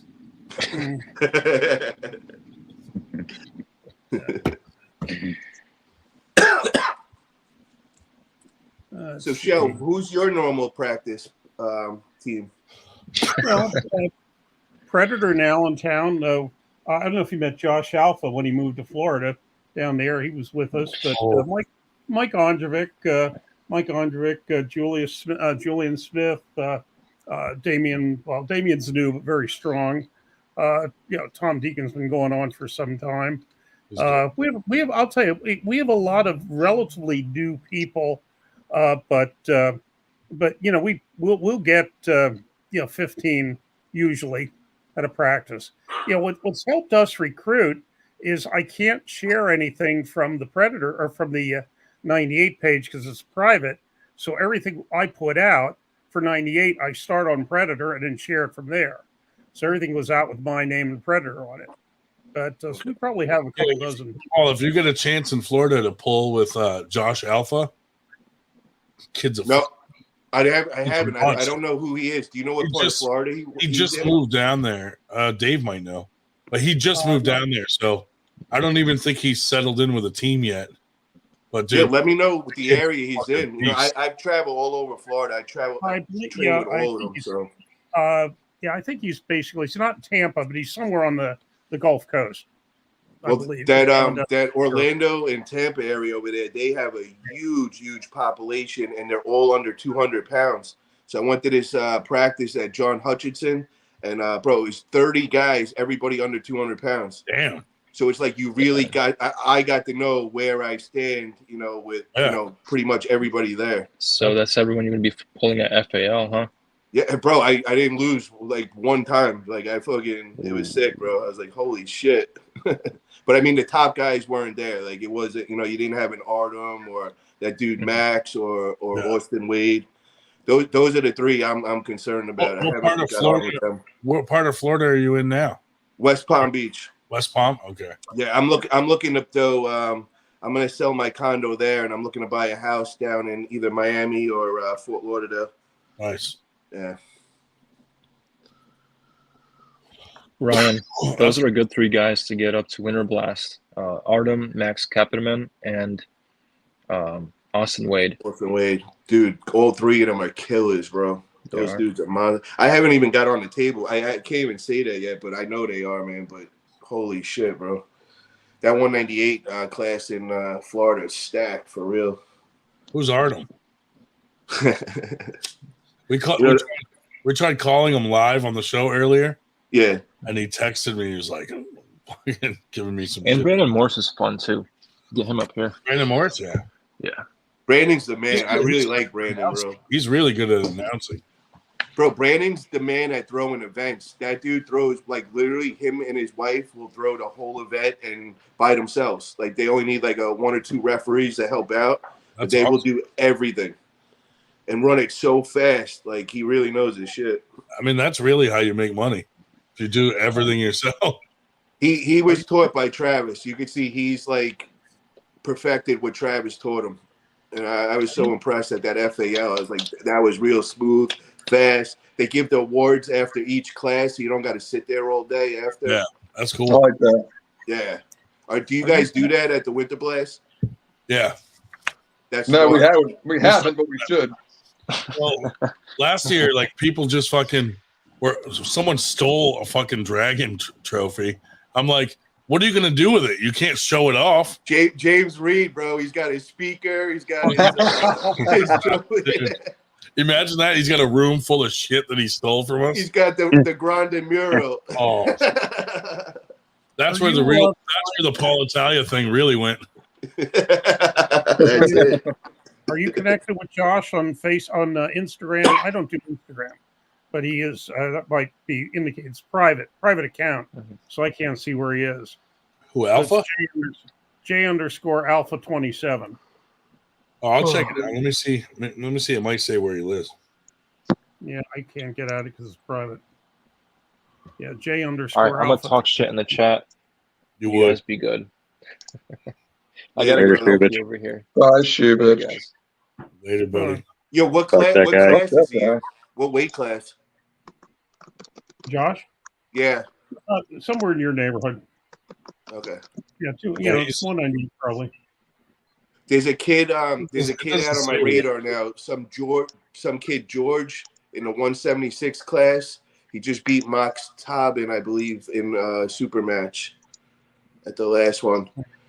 But this dude, he's tearing it up right now. He's winning all the tournaments in the 176, and he was at that. I was the only guy I didn't get to pull at that last practice. And I'm like kicking myself now. I'm like, damn, I need to pull this dude. Mm-hmm. So Josh, what's up? What's next for you, man? Are you gonna start getting out there more? We're gonna start seeing like big things coming. Yeah, it's coming. We've been practicing steady. We got practice every Wednesday at Antietam Brewery here in Hagerstown, which has been good. So I'm good and healthy, ready to pull. Left is banged up. But events-wise, I'm trying to think I might just try to come in crazy for Winter Blast for real. Somebody was saying they wanted to pull you. Oh, yeah, that's it. The AWU, you came up in the AWU group. I seen it. And Austin Jennings wants that smoke. Oh, yeah. Hey, you know that dude, Paul, you know that kid, Levi Fit? Yeah, I had him on today. You had him on too, right? He came on. He wants to pull Black Ice at Winter Blast. Ooh, bro, that's a real – yo. He said he would do it. That's a real match. That's for real. Yeah, and Ice agreed to it. Oh, my God. Yo, bro. We can add that to our list of potential match. Yo, bro, that kid, Levi, I'm not kidding. He went to a bunch of my events, and, bro, he just smashed everybody. And when I didn't know who he was, I went up to him at the after party, and I'm like, yo, I was like, how long you been pulling, bro? And he's like, oh, like 2 years. I said, wait, what? I said, bro, you're joking right now. You're like 10 years in. Nah, he's like 2 years in. Bro, that dude he got some skills. He picked up on that shit super quick, bro. Shubich thinks we hate him because we forgot to say fuck that guy. Okay, all together now. Fuck that guy. Me and Berger said it. Yeah. Fuck that guy. Say it loud enough, I guess. He's insulted. Well, fuck that guy then. Fuck him twice. Feel. Oh shit, fucking Drew. Yo, Drew, I gotta come at you, man. You said you're gonna crack my wrist back, right, bro? Get out of here! What are you smoking over there? You can't do that, bro. Did Bob Brown feel like you? Yo, this is what's funny, bro. Bob Brown, we did a whole day of just technique and everything, and I wasn't allowed to pull over 20% or whatever. Yeah. So the next day when he just puts me on the middle table. Yep. And he puts you to work, bro. He literally calls certain guys over, certain heights, certain weights. He put me into action for like 10 minutes, and then we make me go take a break for 10 minutes. Bro, this was like so calculated. I've never had anything like this. Then he would put me in certain positions, and I'd have to work out of that position and all that. But at all of that shit, we never went at it. We never got the grip up. And the next day, he brings it up, and the camera guy goes, "Bro, get the fuck! You were scared. You didn't want to go against him." Oh, So I was teased. That's like the whole joke with teasing Bob. Like, yeah, you were scared, man. You saw how strong I was, and it scared you. That's funny. But I'll tell you, man, everything's gonna be out there. You're gonna see the guys he puts me up against, and cool. You know, I went past what he thought. He got me up to a level, and he goes, "All right, now these guys from now on are probably gonna beat you. They're all stronger." Well, that was probably the worst thing he could have said for these guys, bro. Because now I just turned that shit up a notch. I'm like, oh, really? All right, my man. So I beat the next 3 guys that were supposed to beat me, and he was definitely like, holy shit, bro. He didn't expect me to be at that level. That's awesome. And like I'm telling you, like I had to arm wrestle, bro. Like these dudes were stronger than me. This dude was like 6'5", fucking 220. And, you know, I brought him back, bro. It's out there. He put it out there, guy, Aaron Myers. It's on his YouTube channel.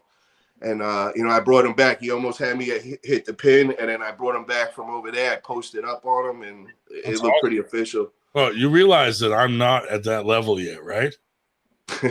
I told you, man, this was more about me just ripping your arm off, hanging it in the gym, and then me and you were cool. But I have that fucking like, here, that's the plaque. Ryan Grinding got his. We're all cool now. He's got his left arm. We'll build up his left arm since his right arm I own. Maybe it'll grow back like a fucking lizard tail or some shit. But yo, I'll go easy on you, bro. I'm not gonna kill you and annihilate you and embarrass you. And hey, listen, you know, Nanya, bro, I'm gonna hold him center. And I'm going to talk to him like Devin does. Yeah. And I'm going to make him pin himself. Listen, I lose so often that I set up so that when someone flash pins me, it's in a safe way.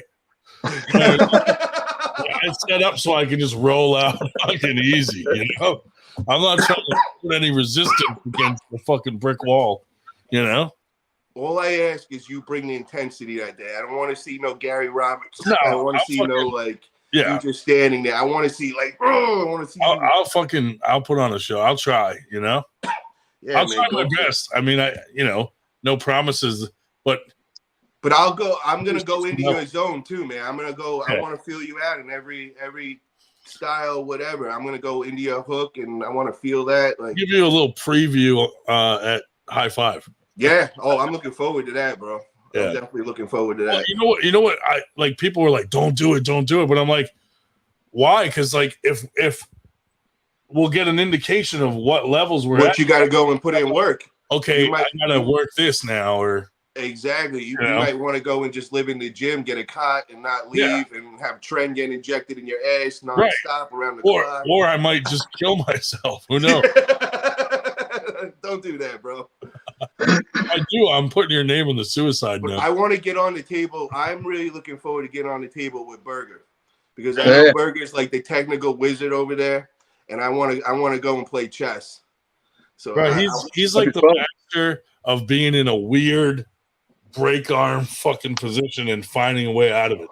Okay, he's got a strong lock. So my guess is he knifes.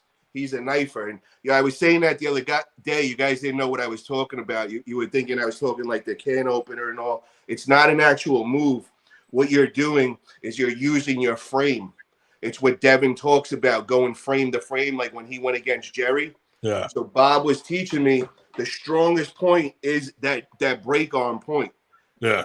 When you know how Vrez pulls, and he just holds them and it looks like he's at that break arm point and he's just going like this, and he's surging with his whole frame and everything.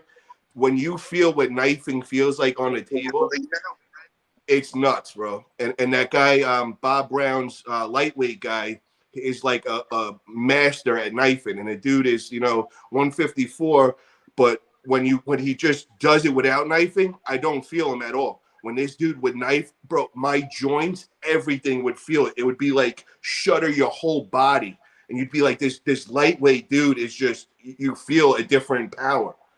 So that's knifing. So guys that are in that lighter weight, they learn how to do that real quick, man. Yeah. That's we just call it get behind your shoulder, basically. But yeah, man, being that I was always, especially early, I was way Yeah, stronger. but it's not there. even That get real behind fast. your shoulder, bro. Some positions, this is not behind your shoulder. No. It's like Vrez, you're kind of in that break arm. It's the point right before you break your arm is the strongest point, and now your whole frame. Yeah, is jammed up in there at bone lock. Yeah, absolutely. Yeah. Yes. So But that's where it evolved. When I was new, really it was just learned. behind your shoulder. Then once you get into it more, then now you can get out here, Yes. still in that lock. If that makes sense. But yeah. Promise me this: if my arm breaks, we're immediately gonna start arm wrestling lefty. Like, I'll just let it hang. Just act like we won't even skip a beat, bro. Just fucking go right away lefty. No one will believe that happened.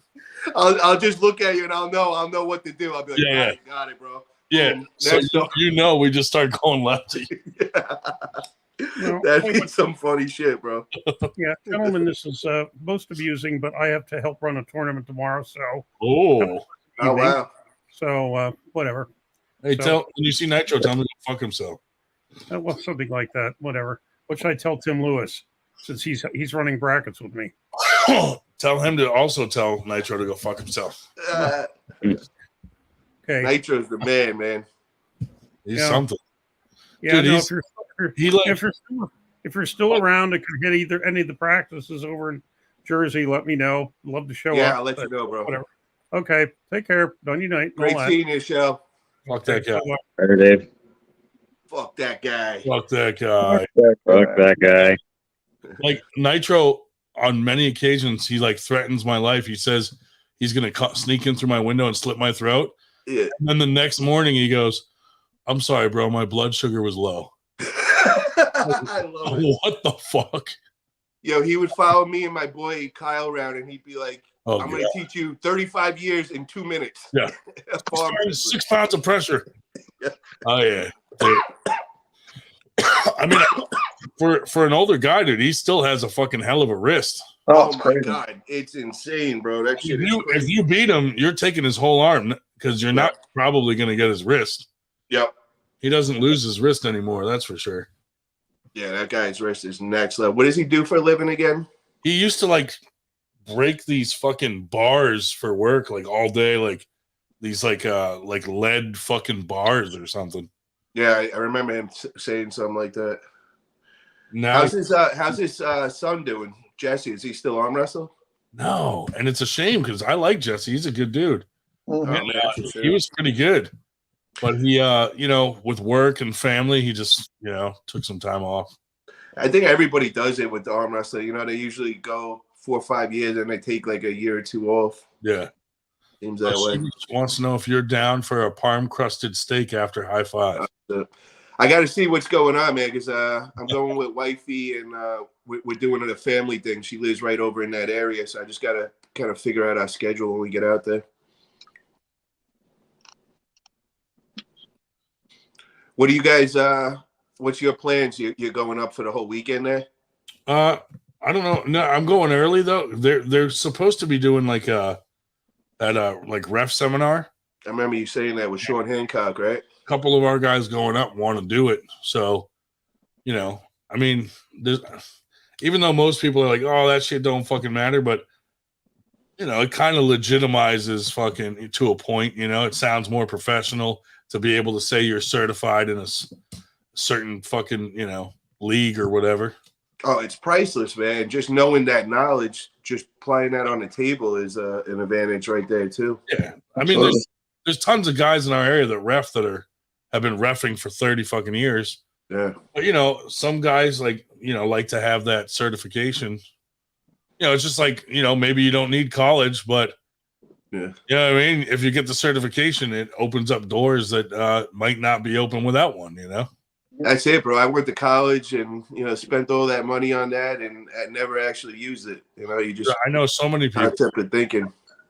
My little cousins went to like these Ivy League schools, and neither one of them does shit that has anything to do with their degree at all. How about this, man? Your family pays the best schools. I went to top high school, then went to the Hofstra, and then he come out and I'm opening up a marijuana dispensary. They're like, where did we go wrong? Oh my god, bro! You're a dope dealer. Was it hard to like convince them that it was a good thing? Now they think I'm a G. Now everybody in the family reunion, they all line up and they want to throw money at me and try get in bed. I'm like, bro, I need you guys 10 years ago, and you were telling me I was a dopehead. Yeah. Now you just walk by them. That's funny. No. Hey, you got in early. That's good. Yeah, I mean that business is good, man, but it's definitely had its. We definitely not making like we used to. When we first were in, it was just killing it. But everything's like saturated and all that.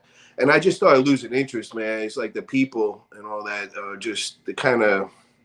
Yeah. I don't know. I hear you. Yeah, so I'm opening up a bunch of laundromats in Florida. I'm gonna be kind of home basing over there. I'm gonna keep the marijuana business, of course. I'm not gonna get rid of it and all, but I'm gonna put more of my focus on over in Florida now. Yeah, that's cool. Oh yeah. Good, laundromat's fucking legit. Oh, there's nothing like it, bro. Yeah. It's the best investment, man. Fucking This shit all is cash. crazy. Well, no, it's not. It's actually the opposite, man. It's that's why I'm going at, because I can run everything through my phone, and everything is, I'm going to put card systems in, so it's not coin. I don't got to collect coins. Yeah. So now I can make sure my employees aren't stealing. I know what every machine brings in.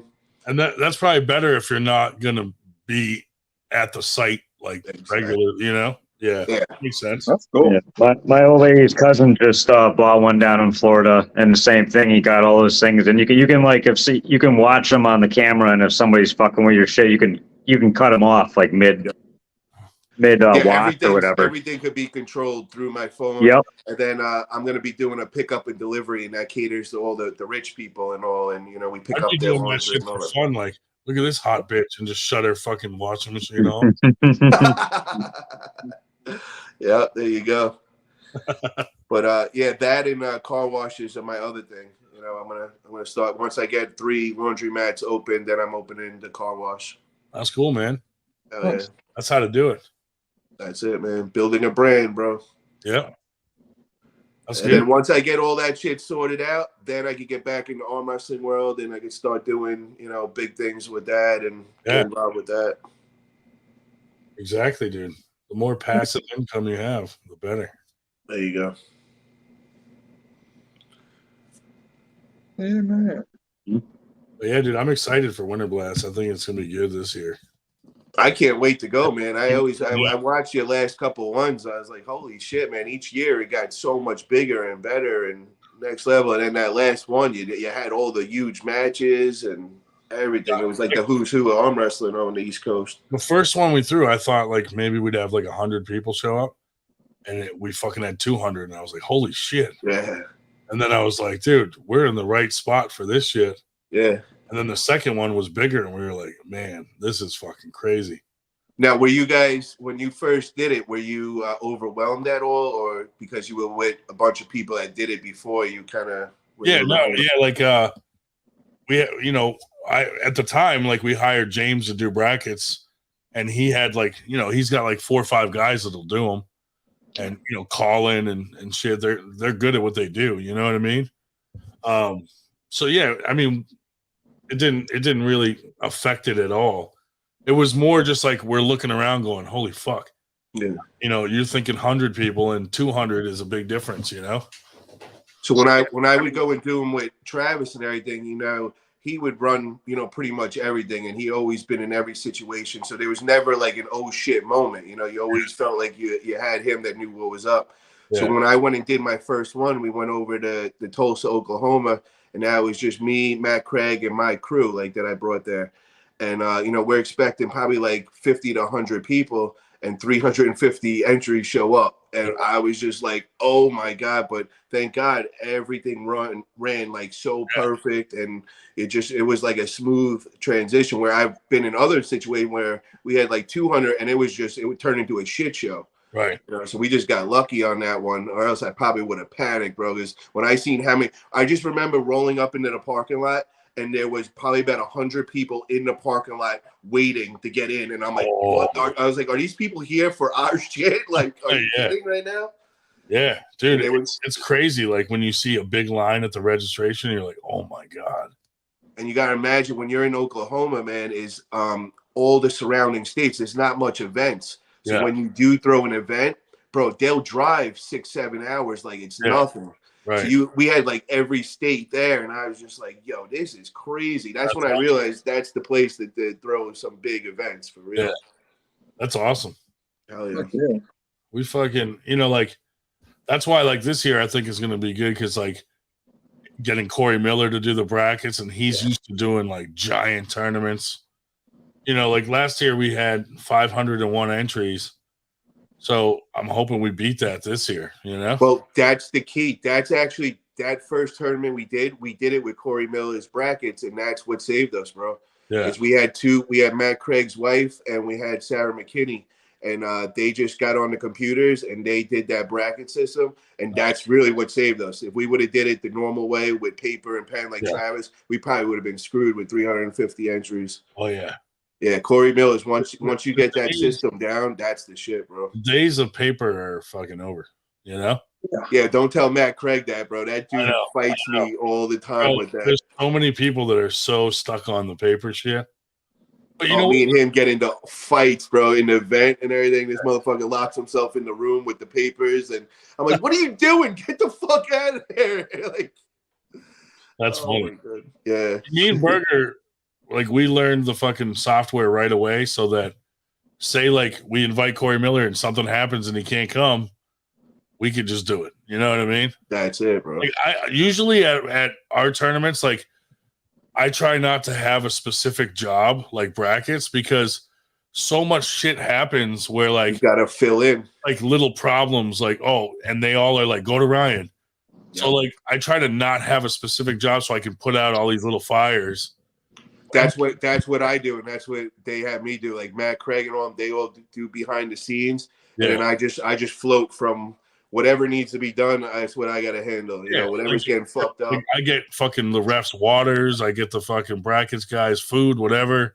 That's it. I'll just keep it fucking running smooth, and you need somebody like that. Here we almost had a fucking fight because Zach Lee had a super match with this kid, and the dude showed up an hour and a half late, and then Zach was like, I'm not doing it, because he pulled fucking Evan Burgoyne, because he was like, fuck it, I'll pull Evan just for fun, because Evan had a match with Roger. Who won that? Who won that match? Evan won, but Evan's a lot heavier than Zach. Okay. So yeah, no, I know that. Zach's like Zach put up a pretty 54 something. He was 154 at that tournament. He's usually 176. Yeah, Zach's a beast, bro. I watched him destroy everybody. Zach pulled him first round left-handed. I was like, fuck. He does more back pressure than he does more weight than his own weight. I'm like, bro, that's crazy. I got to see what I could do. My back pressure is pretty insane. Yeah, you should try. See, yeah, like when he's 154, he's doing more back pressure than his fucking weight. I'm like, that's crazy. Yeah, I mean, it's just one of those things. It's progression, bro. If you always stick with it, each week you get a little stronger and everything. And Zach looks young, so like people don't realize like he's been pulling for like 13 years. Wow. So he's got time under his belt to have achieved that. And it's certain people just have that that mentality in them where that rage comes out and they know how to channel it. Yeah. He's one of those guys, bro.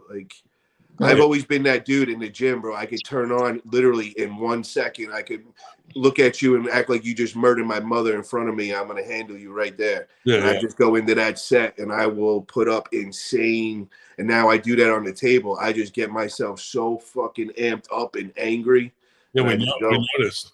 Yeah, that's not an act. You know, people were Yeah. saying he was in character. No, that's me, bro. That's if anybody that's gone to the gym with a beast mode session, they know that's how intense I get Dude, in the gym every session. Honestly, I think that helps you win some of those matches. Those dudes looked intimidated as fuck. Oh, they had lost the set before I even.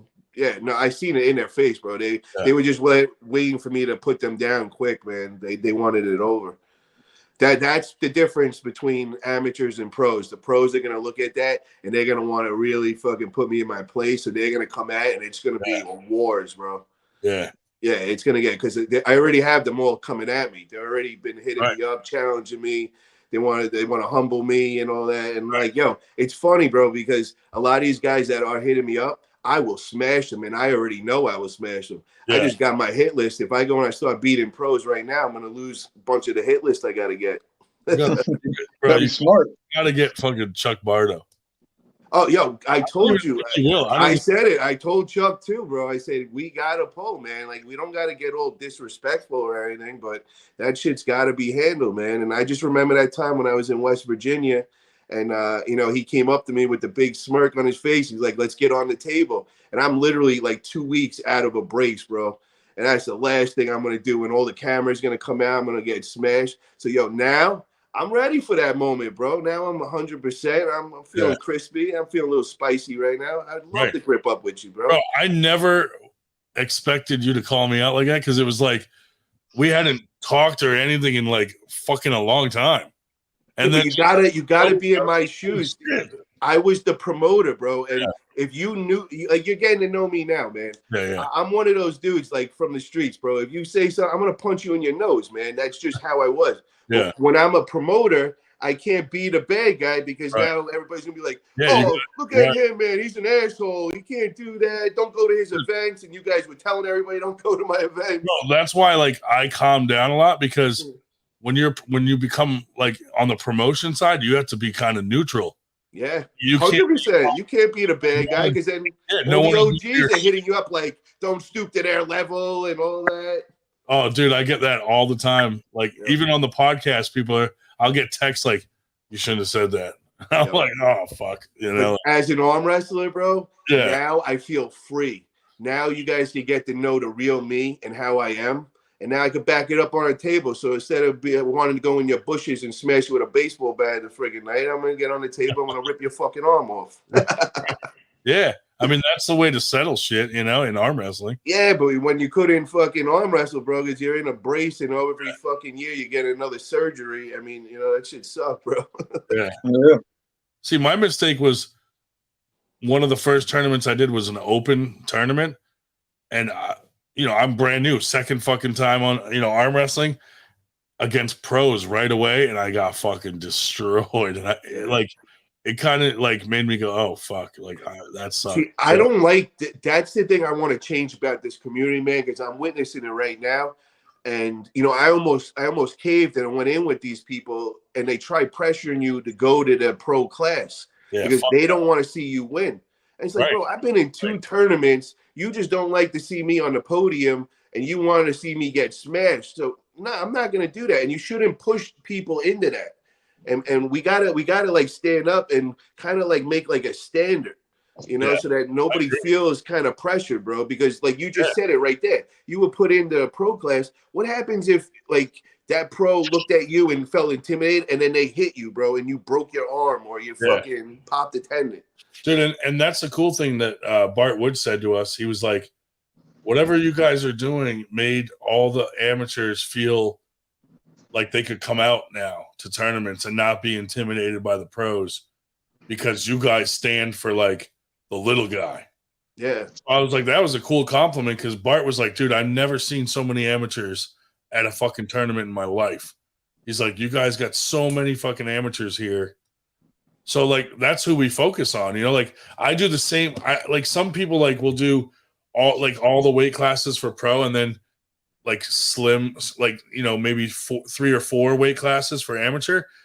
we do the same weight classes for pro and amateur so that they feel. Yo, why don't you make a standard now for your league for the 98s tournament? Now, why don't you go and make that like, all right, if once you win 3 amateur tournaments, now you get placed up into the pros. Like, set the standard of what you think it should be in the industry and everything. Yeah, we could, because like for Winter Blast, we do semi-pro too. Yeah, see, I like that. For our smaller ones, we don't do semi-pro. We just go regular, like because there's not enough people that show up. Yeah, we've seen that at the FAL too, man. Only the big events that the semi-pro class is worth having. Right. Otherwise, they just combine everything. But I mean, really, what the semi-pros is just another amateur class. It's just the next level up. Yeah. Which that's perfect. Thing is people will test themselves. So the guys that are pulling novice will pull novice and amateur. Amateurs will pull amateur and semi will pull semi and pro. That's so smart. It's like they get to test themselves like that next level up also. And that's how you figure out where you fucking belong, basically, Nice. Hey, and what are you doing for awards this year? What's that? What are you going to do for awards this year? Every year we do, for pros, we do the dragons. Okay. Get these big dragons. But this year, I think we're going to release, I was talking about earlier, either some kind of belt or some real cool award to all the first place pros. Okay. And that's going to be like, it's not to keep, like people can challenge you to get that from you. Oh, nice. You know what I mean? So like, we're just going to give every first place pro, release it into the fucking community. And then like, say you want to get the fucking, I'll just call it a belt. You want to get the belt from Zach Lee.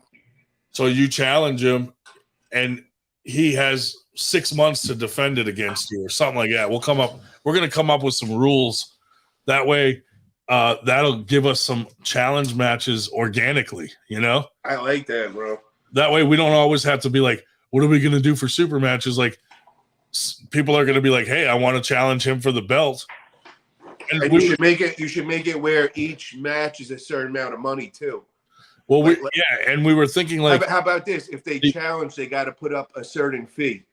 We could do that, yeah.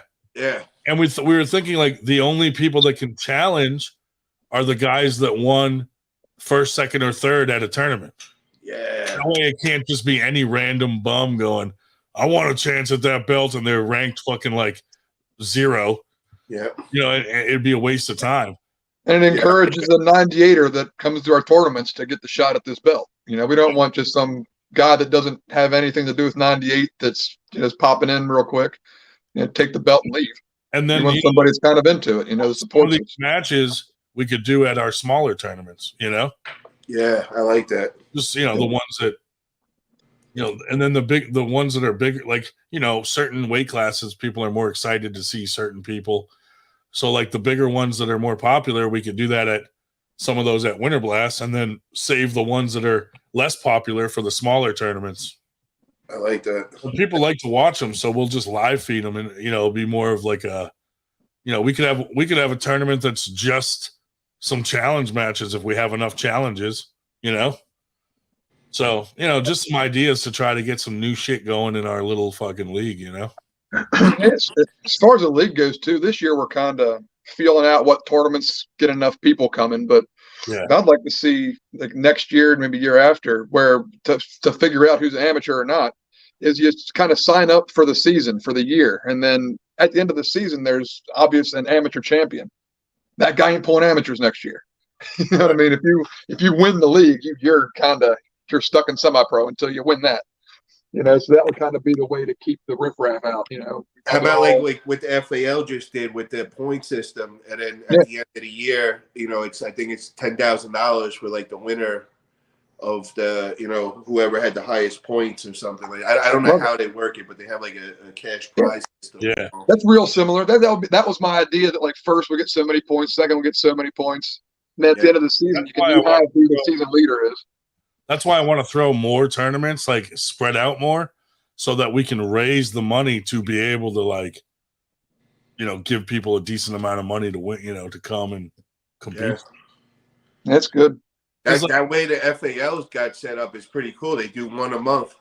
You know, they got 12 a year, and that shit's official, man. Yeah, I would love to do that. We just gotta, you know, the Northeast is tough because like some people have an area that's so saturated with tournaments, like we can't really go throw one in there. It's gonna fucking get lost in the, you know.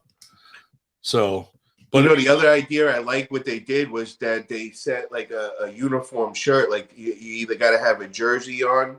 That was a good idea. Yeah, because now everybody you see wearing that yellow jersey, you know, they're from Florida. They're an arm wrestler. Like it just unites you guys like right off the bat. We were thinking about doing something similar, like, you know, if you're coming to Winter Blast, you know, we require you to wear a 98 shirt or something. That's what I mean. That's why I'm saying that you should do something like that. Make some 98 jerseys, and then you make some like cool ones with like no sleeves, like the tank tops. Yeah. And you sell, and now you give them the options. These are like the 2 or 3 different attire you could wear. You know what I mean? Right. Like fits their own style. Yeah, we got a bunch that are out there, but yeah, that's what we're thinking about doing next, and some fucking hats and shit and beanies, and we're gonna because up here in the Northeast we have like so many teams that have history and all this stuff. So it's gonna be tough to get a Lethal Arms or a Team Jersey guy to wear a 98 jersey. So we kind of had the idea of putting just a 98 on the sleeve if you're already on your team jersey. So that way you can represent your team and 98 and look official at the same time. We got a lot of teams up here, like they got their team shirt, but it says 98 on the sleeves. So that's kind of cool because when you're arm wrestling, you only see like the sleeve anyway. Yeah. That's right. That's why I always try to put 98 on the sleeves, because from the side, that's all you see. That's a good idea. But yeah, like I you know, there's a lot of stuff. Like I try to look at other leagues and other people doing stuff, and like ignore the stuff that isn't working, and pick little parts that do work. Well, I definitely that shirt thing really stuck out to me, bro, because I live down there, and now I could look on Facebook, and if I see them wearing a jersey, I click that add friend. I know it's in my area somewhere. I know he's going to be practicing within driving distance and all. So I was just like, this is genius. You know, it's so smart. And then everybody's also buying different shirts off you all the time. So each tournament, you're selling a bunch of merchandise as well. Shubert said he's going to put IAP on his 98 shirts. There you go, bro. Bada bing. You know, we also designed like our own 98 ref shirts that are like a little bit of a twist on the normal ones. How did you do it? What did they look like? Shit, I'll have to let me see if I can, because that was always our issue. We did a couple of different test runs, and then when you would wash them, they would always run the colors or it would fade out, and we had a lot of issues, you know, with that. Let's see if it will let me share. You know who always makes the really cool ref shirts? The UAL. Yeah, there's a shirt. Yeah, they always have some nice next level looking ones. But we definitely tried the shirt thing a couple times, and we definitely didn't have any success with that. I haven't seen the ref shirt yet. I think I got one here. I got a couple here. But they always would run. That would always be the problem, or they would fade out. Yo, Dave, you are so quiet, bro. You don't say anything, man. What's up, bro? Chilling, just taking it all in. Nice, man. Smartest guy in the room right there. Yep. There you go. Dave, you arm wrestle on a regular basis? Yeah, I mean, I go to probably like 3 or 4 tournaments a year. Dude. His fucking son is a fucking beast. I know. I seen some pictures of him. He's like huge, right? Like 300-pound monster, right? Yeah. Yeah. Is he pulling on a regular basis now? Yeah, he probably pulls just as much as I do. Nice, bro. So I'm a pretty busy guy, so I don't got a lot of time to. I don't have extracurricular activities. Like even the tournaments, I probably shouldn't be going to them. I should be doing something else, but I just like force myself to.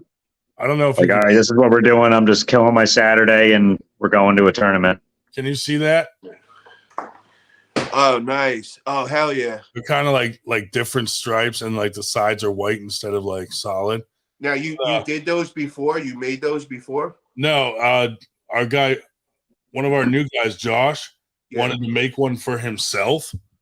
So he ordered one as like a prototype. We're gonna see how it comes out. Okay, so that's what I need. That's where we did this a bunch of times, bro. And that's what I mean. You'll wash that, and that shit's gonna fade. It's gonna get fucked up.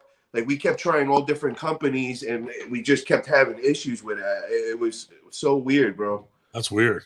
Yeah, well, let me know how that one goes if you figured it out with that. We went through the same company that the High Five guys used to make their jersey.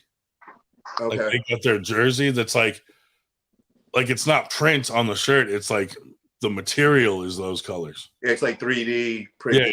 Yeah. I don't know how it's going to come out, but we're gonna test it like you did. If it's fucking shitty, then fuck that. Yeah. Worst case, we could just get regular ref shirts and just put like a huge 9/8 patch on the back or some shit. Yeah. Sew it on. That would be smart. Nobody smoking tonight? I'm at work. Oh, you're at work right now? Yeah. David Morris, Schubert said, come to practice tomorrow, you fuck. Yeah, I want to, but yeah, that's not going to happen, especially with just buying the house last week. Oh yeah, nice, that's right. bro. Congratulations, bro. Yeah, thanks.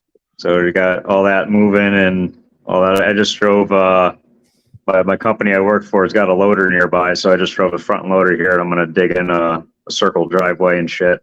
What are you talking about, bro? Your fucking son is a front loader. Yeah, he is. Strap that shit to his back. Hell yeah.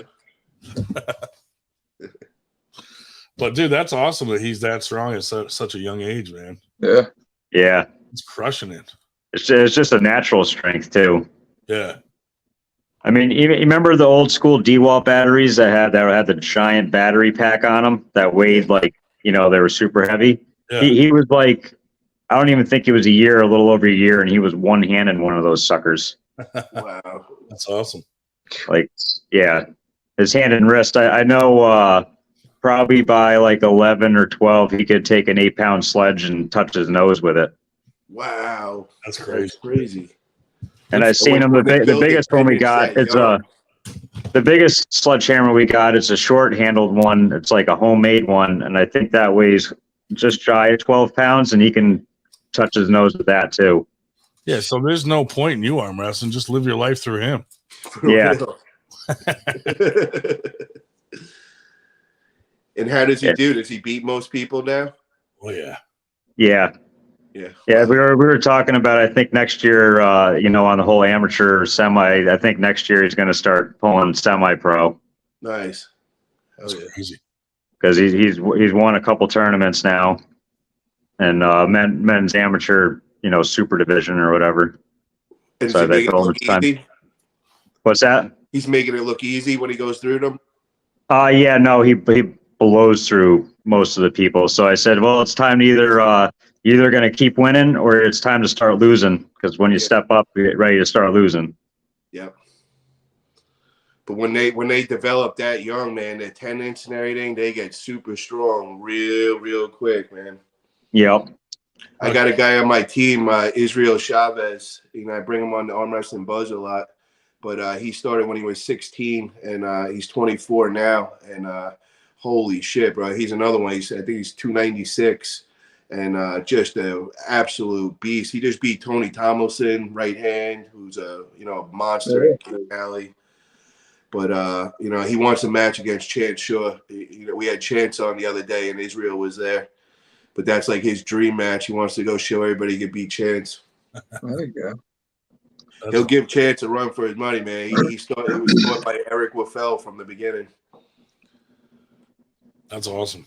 That's yeah. Cool.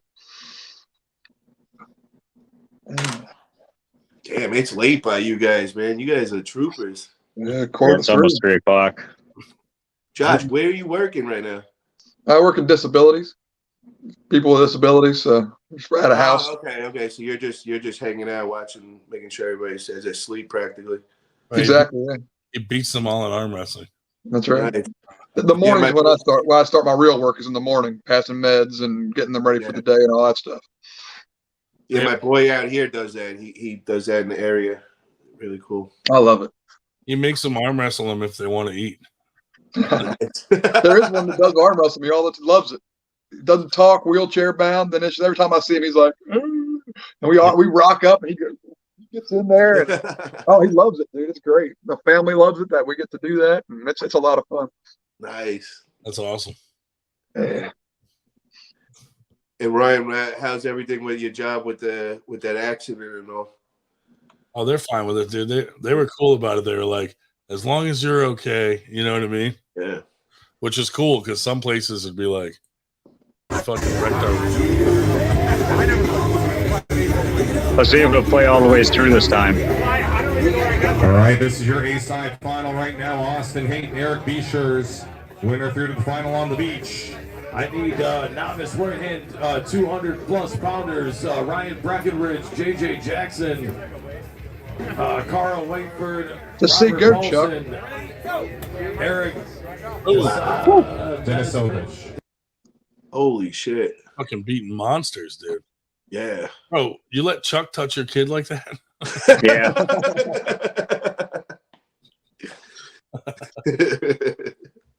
Oh, shit. So he's pretty strong.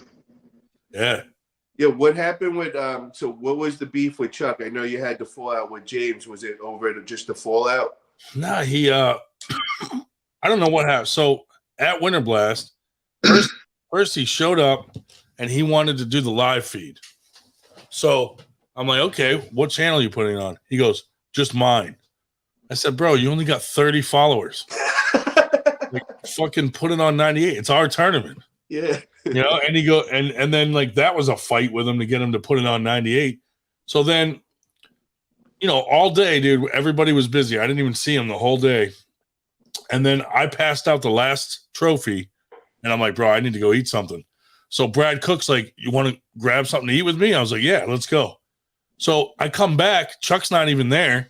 And Chuck's like, and everyone's telling me, dude, Chuck's pissed off, all this shit. So Chuck went right to his hotel room and did this huge thank you, thanking everyone at Winter Blast except for me. So I messaged him. I'm like, bro, what the fuck is that? And he goes, oh, I was in a bad mood. Maybe I took it out on the wrong person. I don't know.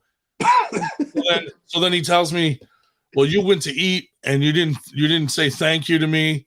And then he goes, someone broke my pad on the table and you didn't offer to pay for it. I'm like, bro, I left for fucking 20 minutes to go eat something and I come back. You weren't even there. You know what I mean? Yeah. And then, so that was irritating, you know, and then he's going around telling everybody like, oh, Ryan and Sue don't run Winter Blast. That's a James fucking thing. And this and that. And I was like, bro, whatever. And then Paul Lynn even tried to talk to him and said, you know, how would you like it if you threw a tournament and someone's going around giving someone else credit for it? You'd be mad too. And Chuck's like, oh, fuck that. So it just escalated. And then when the shit happened with James, that was it. Like Chuck's his boy, you know? Yeah. But, you know, James fucking was like, he wanted $400 for Chuck for the day. And I'm like, what the fuck did he do for $400? Down ref for a little bit. All he did is down ref for a little bit. He did a live feed that he tried not to do on our channel, and then he bitched the whole fucking time. I'm like, and by live feed, this wasn't like switching cameras, R. Kelly style live feed. This was he set up a security camera and watched the tournament on his computer the whole time. That was his contribution to the live feed.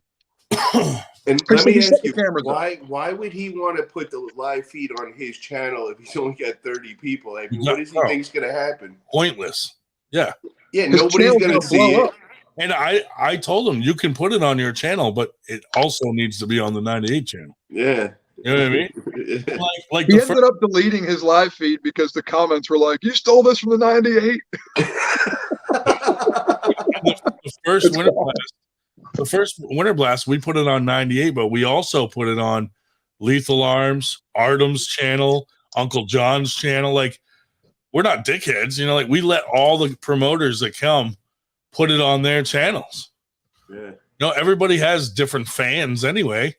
So it's like, hey, if your fans are going to go to your channel to watch it and they feel more comfortable, who fucking cares? Hey, it's more people, more eyes on your None of us are getting rich off fucking YouTube. Yeah, no. You know what I mean? So who gives a shit?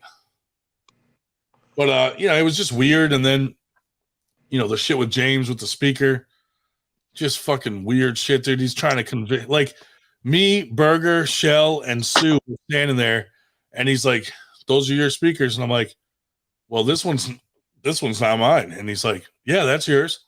I'm like, "Bro, it's a different brand." That was so bizarre. I was like, "Bro, they're a matching pair."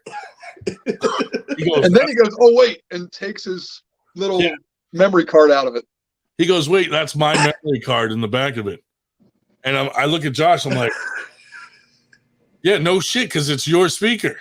So then, oh my god. So then, I was like, whatever. He fucking leaves. I even gave him an out. I'm like, bro, maybe one of your guys didn't know, packed the wrong speaker. Yeah. Let's just swap. He goes, "Don't worry, we'll sort it out." So then a week later, he calls me and he goes, "Bro, I think I know what happened. It got swapped out at the first Winter Blast, and we just didn't notice." And I'm like, "Bro, that's not possible. We didn't even use my speakers at the first Winter Blast." I said, "Look, I just want my speaker back, dude. It's not a big deal." And so then like a month went by, and then finally I just was like, fuck it. This guy fucking hasn't responded, in a month. So I was like, fuck it. I started talking about it. And then Paul Lynn got involved to try to mediate us getting back. And James gets on the phone. He's fucking screaming, trying to, act like a tough guy. And I'm like, bro, that doesn't fucking bother me whatsoever. Like, I'll just yell back. I don't give a fuck. So Paul set it up so that I would bring the wrong speaker to Dave's practice, Team Predator, and then James was going to that practice with Michelle, and he was going to bring it, and they would swap it. He fucking brings the wrong one again, a different one again. And I'm like, bro, this is fucking ridiculous. This is twice now. And that was it, dude. I was just like, fuck it then. Like we just parted ways. I'm like, I hope our friendship was worth a fucking speaker. But, then there was some weird shit with the money. You know what I mean? Like he like the first Winter Blast and the second one, he said he wanted $500 to run brackets and like with his little crew and stuff. And then when I got the bill, he doubled it to $1,000. You know what I mean? And I didn't say a word. I paid it. Yeah. I'm like, whatever.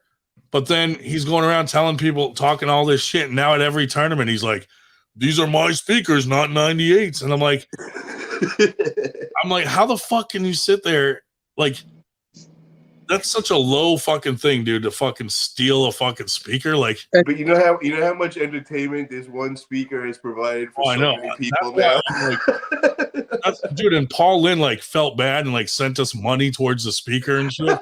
Like, but the idea that he sent us that money was to end all this and shut it up. But they're still talking shit after Paul bought us off, basically. I know. So I'm like, dude, listen, it's not even. I don't give a fuck about the money or the speaker. It's like the print. Like when someone that you think you're boys with does you wrong, it stings more than if it was a stranger. Like a stranger, you expect shit like that from, but not someone you work with on shit.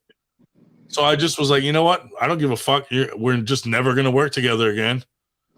And I mean, I hate to point it out, but this was a very small Keystones this year. It really was. So it's like the whole Northeast kind of collaboration is not in effect at all, or like what's the deal? We had like here's the thing that kind of made get this. Here's the thing that made me suspicious, dude. So he started the Northeast Coalition so that we could have a list of tournaments and not step on each other's toes and kind of spread them out. And then as time's going on, I'm noticing all these tournaments all of a sudden is a James Reed tournament, James Reed tournament, James Reed tournament. I'm like, he created this so he could fucking take over the entire fucking area. Yeah. You know what I mean? So you can supervise everybody. And then, dude, so I was like, all right, that's kind of strange. I ignored it, but then it's kind of smart though when you think about it. Yeah. In a way. Yeah, but once all of us caught up, we all fucking quit, you know? So now there is no fucking coalition, and it's like a fucking free-for-all up here. So none of the crews talk anymore? Like, who was in it originally? Like, how many crews were in it? I did see Northeast Coalition somewhere that's not one of James Reed's, up in Massachusetts or some shit. Yeah. So I think one guy stayed in it. Everybody left when I left, like, because TJ Foley was in it, Berger was in it, Zach Lee, Andrew Hiller, T New Jersey, everyone who's that crew in Long Island, Jaron Nixon and them. Yep. Oh, who'd have called still in it, aren't they? Bisman and all them?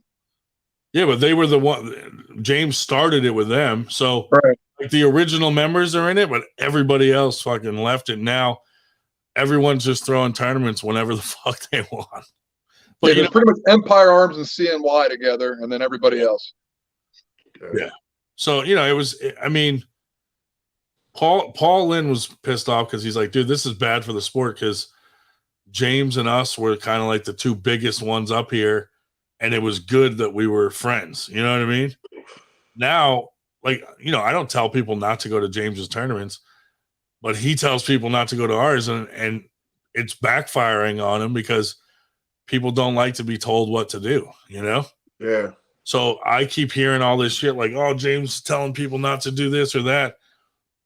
And then I got people emailing me going, I went to their tournament and they were giving me shit about wearing a 98 shirt, so I'll never go to their tournament again. And I'm like, dude, I'm sorry, I'm sorry they're doing that, but I don't care if someone wears a fucking CNY shirt or Lethal Art, you know what I mean? Like, yeah, we're all in the fucking sport, but he's like drawing a line in the sand for some reason, and it's kind of backfiring on him because there's no reason to do that. It's like, how do you guys feel about, like, I see that becomes a problem in certain areas when there's too many promotions like going on, and like everybody's throwing 2-3 events a month, and it's like now instead of everybody showing up to one event, they're splitting it up, so nobody's getting a real good turnout, and you're not getting good competition either when that happens. Yeah.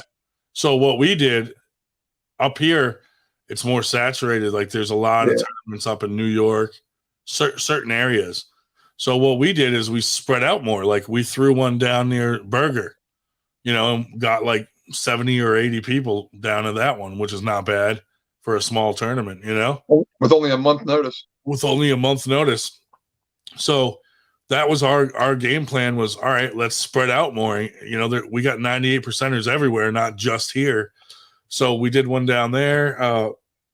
Would you guys ever try going out of your area and going like in, like to like in Oklahoma or like in Indiana or? Well, when I announced that we were starting a league, I'm not going to say names on the live, but maybe after I'll tell you guys.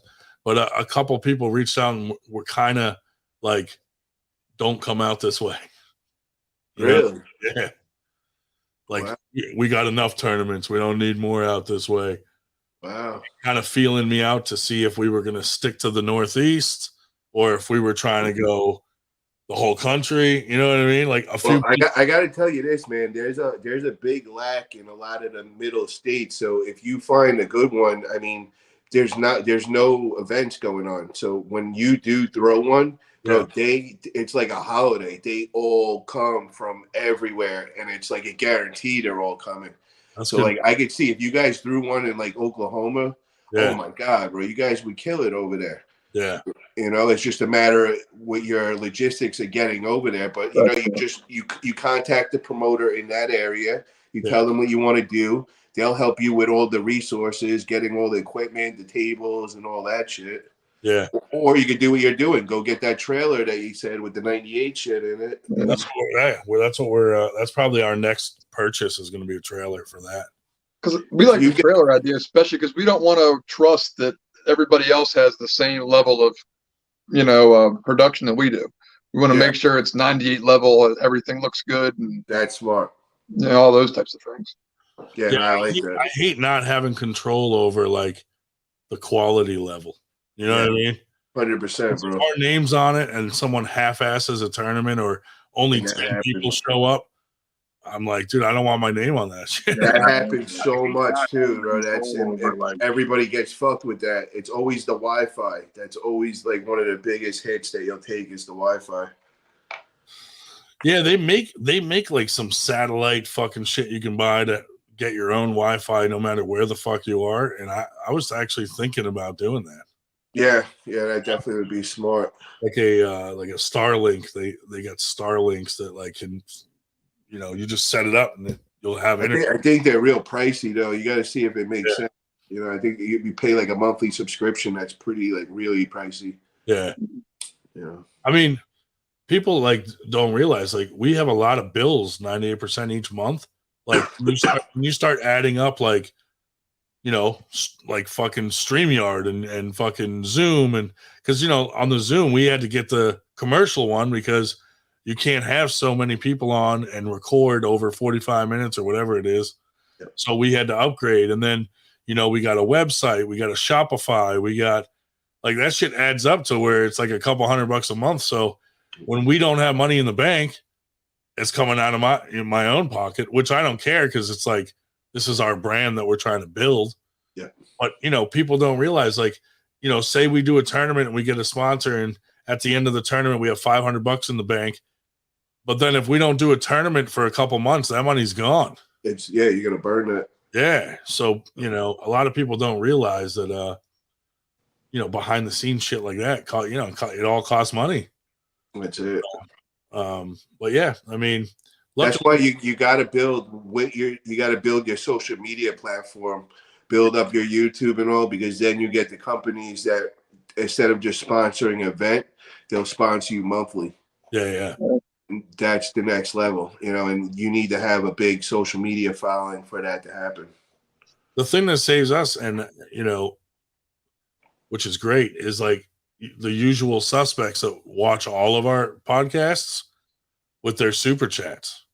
That shit every month, that shit kind of covers our bills. You know what I mean?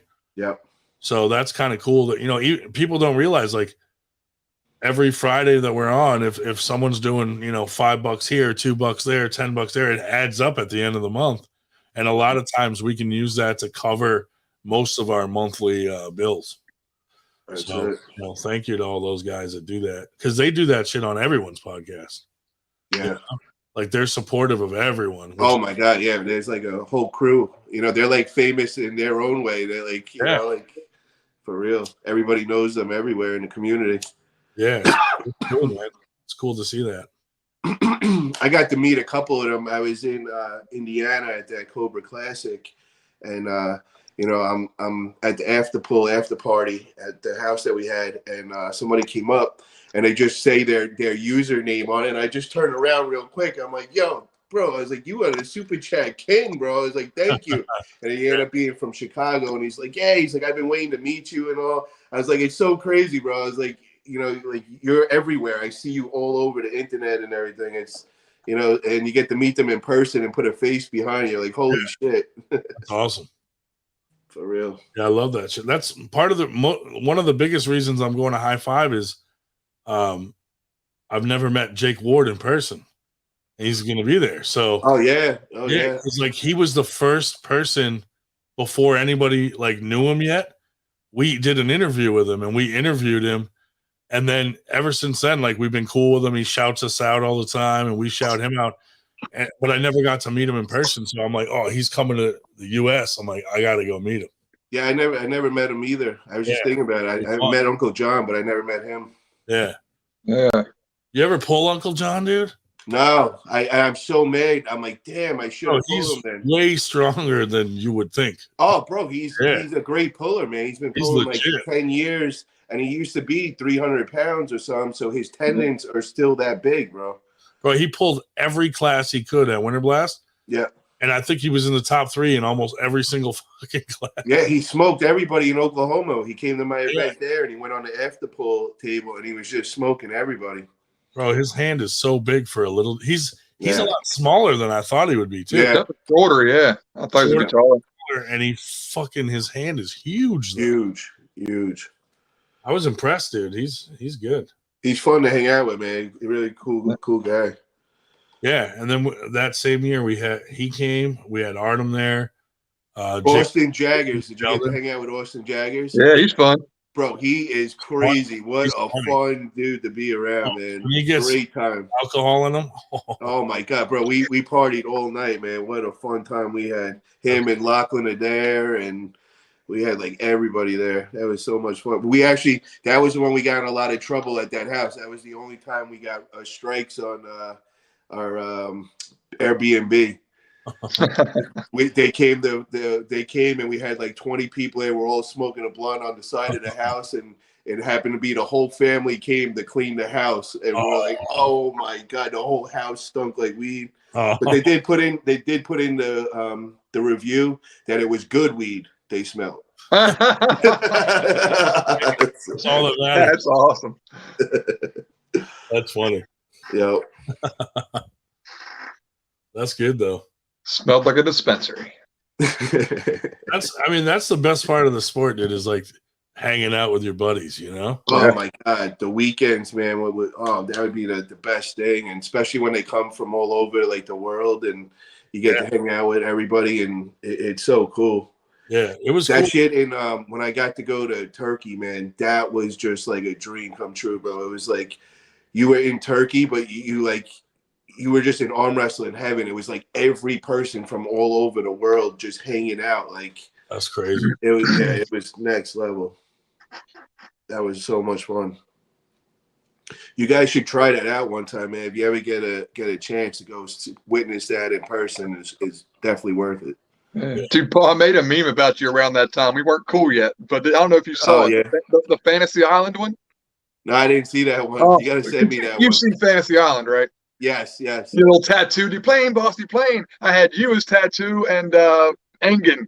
It looks so good too, but I thought it was most funny because I could tell you were just in paradise. You were having so much fun. Bro. Like it wasn't nuts, as much of a diss on your height as it's how much fun you were having. It was the Fantasy Island at East vs West. Oh my god, it was it was every second of that day was just so amazing, man. And it just every part of the day was different. Like they would just do one thing after the other. It was never really any downtime.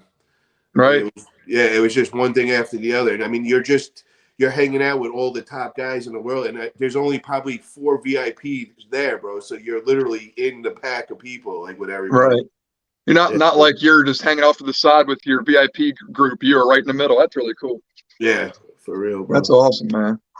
Yeah. So I can imagine, I've seen like some things where it's like meet and greets with bands and stuff, and it looks like just like a crowd of people, and then the band over here kind of sitting and. Well, that's what I used to throw all the big hip hop concerts. So like Lil Wayne and all them, and I would do the meet and greet party after. That's where I would make my money. But they would never. They'd have their security team. Nobody would get near them. They would maybe get a picture if they were lucky.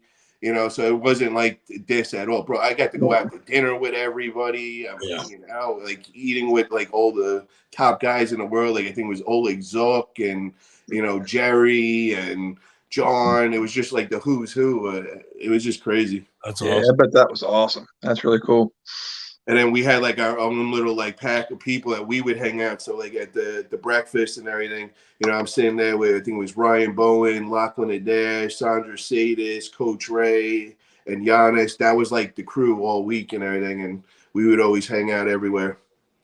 That's awesome. That's sweet. Having fun.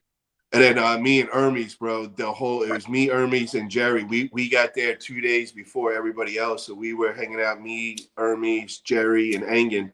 And, bro, they knew they were going to have a match after. So it was just everything they would do was a competition and us just fucking with Hermes the whole time, bro. It was pretty funny. That's cool. Hell yeah.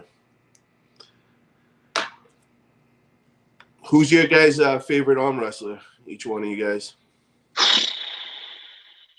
I gotta say Devin Mustard, just because he's who I found first, and that's fading just because I've kind of gotten used to him, and now I'm paying attention to other people. But really, my favorite, like, just who's the best, was Dennis Zimplenkov. Like, just that freak body build and everything. It's something I could never be. because I'm a long, skinny dude. I can relate to Devin's style and all that stuff, but Saplinkov's like that freak that I wish I could be. You know? Yeah. What about you, Ryan? I mean, similar. Like it started out with Devin because that was like the first arm wrestler I kind of followed on YouTube. But now, like, I don't like him for arm wrestling as much. It's just like his laid back, like videos of just him in front of his fucking phone. Yeah. His hair all fucking messed up. He's fucking barefoot. Fucking like he don't give a fuck. Yeah. You know what I mean? That's what I like about him. Yeah. Like, I don't even care about the arm wrestling anymore because it's like we don't have the same style. Like I'm not gonna be that level ever. It's just like he just seems like such a laid back, cool dude all the time, just enjoying life. You know what I mean? He definitely is. Yeah. Dave, what's yours? I'd say Richard Lupke's. Oh shit, old school. Love that guy. Yeah, more recently, I've been loving Ungerbayev. I'd say he's probably one of my favorite. That guy is just awesome. Yo, so when I was there, some guy comes up to me and I turn around and he taps me. He's like, "Can we get a picture?" And I'm like, I turn around and I'm like, it's Ungerbayev and him. I'm like, bro, you guys are asking me for a picture. I should be asking you guys for a picture. But it was like the coolest thing, man. It was like he knew me already, and I was like, oh shit, this is nuts right now. That's cool. Yeah, but his guy that was with him, I forgot his name. He was probably up to like my nose, and he looked like a little Bruce Lee, and I didn't really know him as an arm wrestler, so I was starting to feel myself. I was like, I'm starting to feel a little strong or whatever. So he's like, "Oh, you arm wrestling?" He doesn't really speak good English. So I'm like, "Yeah." So I'm thinking I'm gonna have my way with this guy's hand or whatever. I grabbed this thing, bro. This was the scariest hand I've ever grabbed in my life, bro. This shit was nuts. It kind of like it humbled me right there. I was just I walked away for the next couple of hours like, "Fuck, dude, I'm not that strong. What the fuck?" Well, the next day, I realized this guy was up on stage. I think I can't remember who he went, but he just smashed him, bro. And I was like, oh, okay. That made me feel a little better right now. Right. But, those Kazakhstan guys, man, the hands on these dudes. Oh, yeah, they're no joke. Yeah, I have like small hands, so I'm like, fuck, dude. You know? I got a small hand, but it's rock hard. It's like insane. It's got a big dome on it. It's not comfortable to grip up with. Yeah. That's the worst. The guys with the small hands, but they're thick, you know? Yeah, because you cover my thumb all the time. You got to fucking be all the way down, and I'm all the way up here smiling at you like, yeah. Gonna use that. Sure. I like that you got a small hand, bro. That's nice, bro. I don't got to deal with some big mitts right there. Dude, that's the worst when someone has a giant hand and you're like, fuck. I'm expecting Nanya to be like that. Nanya got a big hand like that? No, it's not too crazy. That's nothing. It's not as big as he's not for his size. Nothing that made me go, oh shit, or anything like that. Did it feel strong at all, the hand? Yeah, I mean, he's strong. Yeah. He just, he's one of those guys that like, no one wants to practice with him because he fucking thinks it's like he's in the fucking Olympics. Yo, what he does, bro, I watched him in practice, man. He's like, waits till I'm not ready. Yeah. He waits till you're not, and then he fucking jumps and into then like everyone's like, what the fuck? Yeah, exactly. Like you dick, bro, you can fucking hurt me. What are you doing? Yeah, or like someone will say, let's just go slow. And then he goes full fucking speed right away. He's that guy, you're like, yo, no hitting, right? Yeah, no hitting. Boom! And he fucking hits you with everything you got. He's that guy, dude. That guy to a T. I can see that 100%. He's got strong fingers, though. He'll hold on to. He's got strong fingers here. His wrist, maybe not. They'll let that flop go, but he'll keep his finger strength there. I'm not going to let him. I won't let him get in the track. Those first 2 rounds, I'm just going to take him right out of his track real easy. Full hand top pull right through his hand. And then that round 3, bro, I'm going to make it for the people. I'm going to let him get that shoulder behind and go for it, bro. Let's do it. Nice. And if he gets it, it's heavy, man. Be right. Don't bust yourself up if it's too much. Let it go for the last. Yeah, no, I'll let it go. But I'm telling you, man, my back pressure, I think I'll pull right through. I don't think he's got the strength for it, but we'll see. Yeah. Yeah. Because I after pulled with him, and if you get the good drag, it's manageable. But if you let him have too much, it's like, oh fuck, he's on top of that shit. It's Yeah, rough. because he's quick with it. He's real quick with it. That's how that kid Matt Rundle is, man. That you know the kid Matt Rundle? Yeah. Yeah. He's same thing, bro. If he gets that shoulder behind it, he'll get you. It's so quick that you can't even stop it. Yeah, fuck Yep. that. A lot of those newer guys have that press early until they break it, and then they learn how to arm wrestle. All these. That's what I keep saying, and I keep telling him, like, bro, you're at a basic level, bro. You think you're on this next level. I'm like, what are you gonna do when you realize that press isn't working against me, bro? Like, what are you gonna do? What are you You better learn how to arm wrestle. When you go to do that press and the other dude doesn't move, your fucking arm is gonna snap. That's what I'm gonna do to him, man. I'm gonna put that shoulder up that third round, and I'm gonna be frame to frame with him, bro, and be like, yo, can you go through me? Let's see that. And he keeps going, I'm dense, look at me. I'm like, bro, I'm a short, dense motherfucker. I'm a pit bull, bro. He's I'm dense. a legit pit bull. You're gonna see dense. He's dense in the head. I thought that was interesting, and it's a good point, Bob Brown, when he said, like, if your wrist is cocked like this, you don't have as much strength than if it's straight. Like when you're doing a can opener. No. So you're saying when he turned like this, so if they're trying to drag back and he turns like this?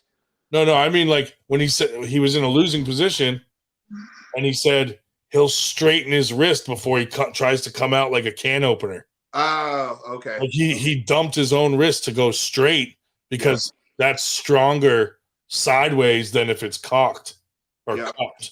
Or how about with the squeezing? Yeah, when you squeeze their hand when they're trying to pin you, and you squeeze their hand and it bends their wrist back when they're in the strap. Yeah, that was then cool. you just come back over them. Yeah. That's what had me going in that position with like everybody at the practice, and he would start off with the light guy, and then he would go up to the next guy, and I would have to pull out of that. Are you the type that like loads up a lot in the fucking setup? It matters what their style is, man. You know, if I know they're going inside or something, then I'll give them side pressure and not let them get in their track. But if they're, you know, I also got insane. I could do back pressure load that is just fucking. It's the most uncomfortable, crazy thing you'll ever feel. Right. See, like I'm the same way. Like it depends on what the other guy's doing, because if they're not loading and I don't have to, I don't want to waste the energy. You know what I mean? Yeah. It's like if you're fucking loading up. I like to feel some way. I like when somebody comes up there and they want to fucking get wild. They want like I like that. I like to feel we're there. Right. You know, I just like, you know, I can do it the other way. I did that in the finals against that guy. I let him just do anything he wanted. I was real loose and I didn't load at all. And he did some all crazy, like spazzed out. Did you see that video? Yeah. He made like all these noise, like, ah! It was the funniest thing. I let him shoot his load. And I'm like, you done? Let's go. It sounded like a fucking cat fucking dying. But yo, he was smashing everybody else there. That was what was crazy, bro. What I did to him, he did to everybody else there. Yeah. He was like a lunatic. He was just nuts on the table, that kid. Yeah, your matches are fun to watch. Yo, what happened when I first came into the sport, man, is I never trained my hand or my wrist really. So all the rest of the shit was all jacked. It never was able to come into the use at all because they would open up my fingers and I never could hold on. Same here. Once I got that shit closed, bro. Even if I hit, I would open my own hand from going under them, you know?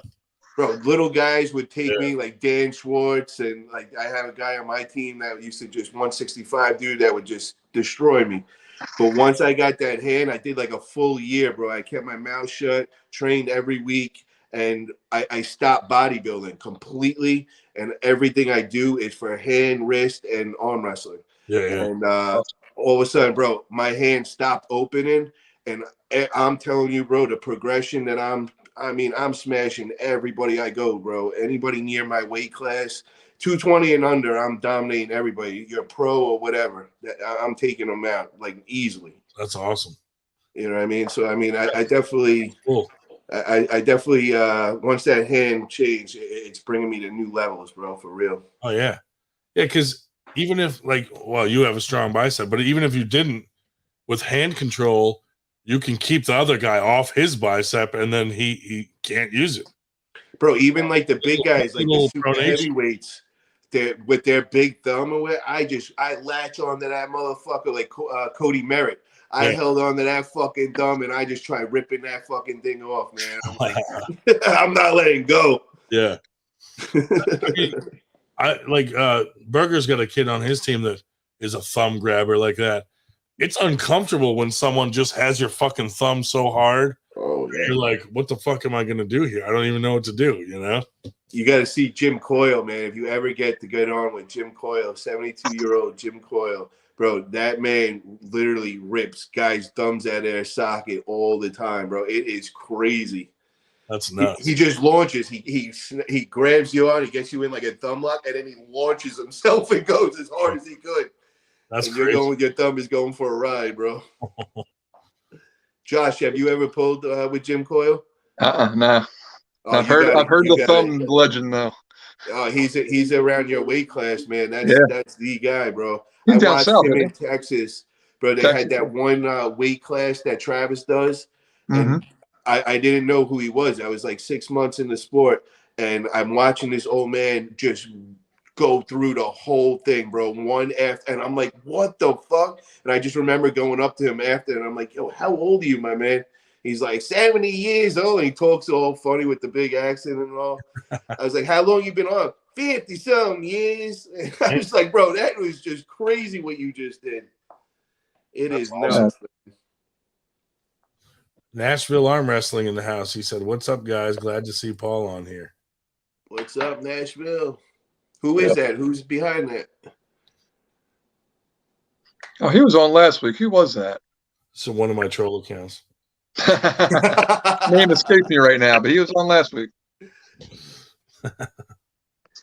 I got all these like new like Facebook Jesse White requests and everything coming in of all these like I'm like, yo, is this Ryan's like is he setting the army in right now? Like, are they getting ready for a big massive attack? I kind of stopped all that after the like when AWU got canceled and all that shit. Yeah. Just because like now I'm just focused on the 98 shit and yeah, it's better that way anyways. Yeah. Definitely. Did he say who it was? Jesse White. Oh shit, what up, Jesse? Yo, Jesse's a monster, bro. Like crazy, bro. He's probably at work right now, right? I know he works some crazy hours, I think. Holy shit, it's 3:30 already? Yeah. My God, dude. Yeah, I'm getting ready to go to bed. You degenerates. These guys are going to be beating up on me today, dude. I can't wait for this practice today, man. I got so many arm wrestlers coming over here. It's going to be a good one. Oh, man. Good shit. What sucks is like, you know, like when you go to a practice and there's a good mix of people, like that's makes it more fun. Like when I go to like Big Nona's house, it's like Steve Walker. Like I can't do shit with him. You know what I mean? Like he just lets me work, but it's not the same work as when you're against someone that's like similar level, you know, where you can go back and forth and it's a real war instead of someone just letting you kind of just owning you back and you know. Yeah. That's how I feel with my boy Israel. You know, he would always, it's just like, it's so annoying, you know what I mean? But I actually started finding, like, I found a lane that I could get him sometimes where if he's not on point, I'll catch him sleeping, I'll get him on that pin. And that's like, you know, he's hitting a lotto. Yeah. You gotta watch that shit with the hits, man. That video that we just did with the hits, the double hit. Oh, yeah. Try that out, man. That's next level. That shit really, wow. Yeah. That's like Sarah Bachman stuff, you know. I think she does her like triple hit and everything. It's kind of like the same move. Yeah, just try to get higher up or different position. Yeah, but it's just the way you hit. You're moving on the pad. You hit them this way, and then you come back this way. So they're not expecting that you're going with them, and then you're going against them. So it's like they don't know what the fuck's happening. Yeah. It's so quick. I get a lot of the big guys with that. That's how I beat that 6'5" monster dude. I just was like, boom, boom, like just coming at different angles. Yeah. I changed my angle. Like, you know, like when, well, like you've hooked before. So you like when I get someone down to like here, and then you roll into their fingers. Yeah. If I feel like their fingers ain't gonna move, I instantly just punch forward. Okay. Because they're not protecting against this way. You know what I mean? But what about when you're on the pad and you're in the hook like this, you take this elbow over here. Yeah. And you slide it up like this as you're spinning around their arm. I've done that because then I feel like they're trying to push into my frame. You know, like I get my elbow so that they're pushing like almost into my elbow into the pad. All right, I'm gonna show you guys a little trick right now. This is something That's what Todzilla did to John. All right, this is we're on the pad right here, square pad right here. Yep. All right, I'm gonna start in the top right corner right now. I'm in the top right corner. So this is what you want to do, Ryan. You're in the hook and everything. You're gonna slide forward to the top left on it. Okay. Yeah. Then you're gonna hold here. You're gonna get behind it with your shoulder. This is your chill out point. You could just hold this dude here. Now you're gonna drag back to the bottom right over here. Now you're gonna hold over here. That could be one of your kill moves right here. You're bringing them down. If that doesn't work, slide back, top right. Now go again. You're changing the angle. You're getting more sharp. That's called the triangle drill. Okay. That's for a hooker. Yeah. That's what you're gonna do. We're about to put out that video. That's probably gonna come out in the next like 2 days. That's what you want to start working on. Yeah, and like for hooking, I like having like I have a short forearm, and you probably do too. Yeah. Sometimes I can almost pin someone in the center of the table, and I'm still on the pad. That's it. You know what I mean? Because I have a short forearm, so a lot of guys don't expect me to go straight down because they're thinking I'm going to go towards the fucking pin line, but I don't always have to because I have a short forearm. Well, get this move down too. The down pressure. So you're doing the down. So it's not that you're just dragging back. You're doing down pressure. And So they can't get out of it, right? Yeah. Yeah, Paul. You want to see if I got a short forearm? Look at that thing. Look at that. That's like a little leg, dude. Yeah. That's right. Yeah. That's a fucking turkey leg right there. Yeah, that shit, bro. I think it's like 16 and some inches right now. Damn. It's getting there. It's almost bigger than the bicep. That's the ratio you want. Yeah. That's it, bro. Yep. Yeah, it's looking freaky. Once I get on my trend and my HGH, dude.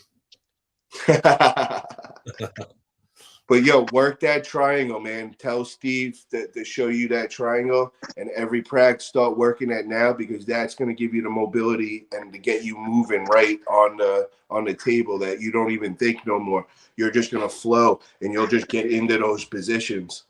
And this way, if you ever get stuck, you always just know go to the front of the pad with your elbow as your hand is going close to your face.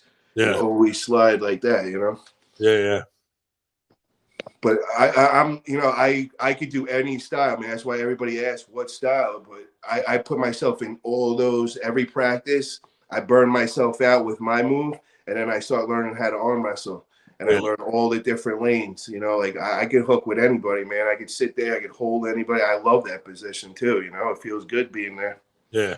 The only thing I really haven't practiced much of is like a legit top roll. You gotta have a top roll, man. Yeah, That's gotta have that. I mean, it's not really a top roll.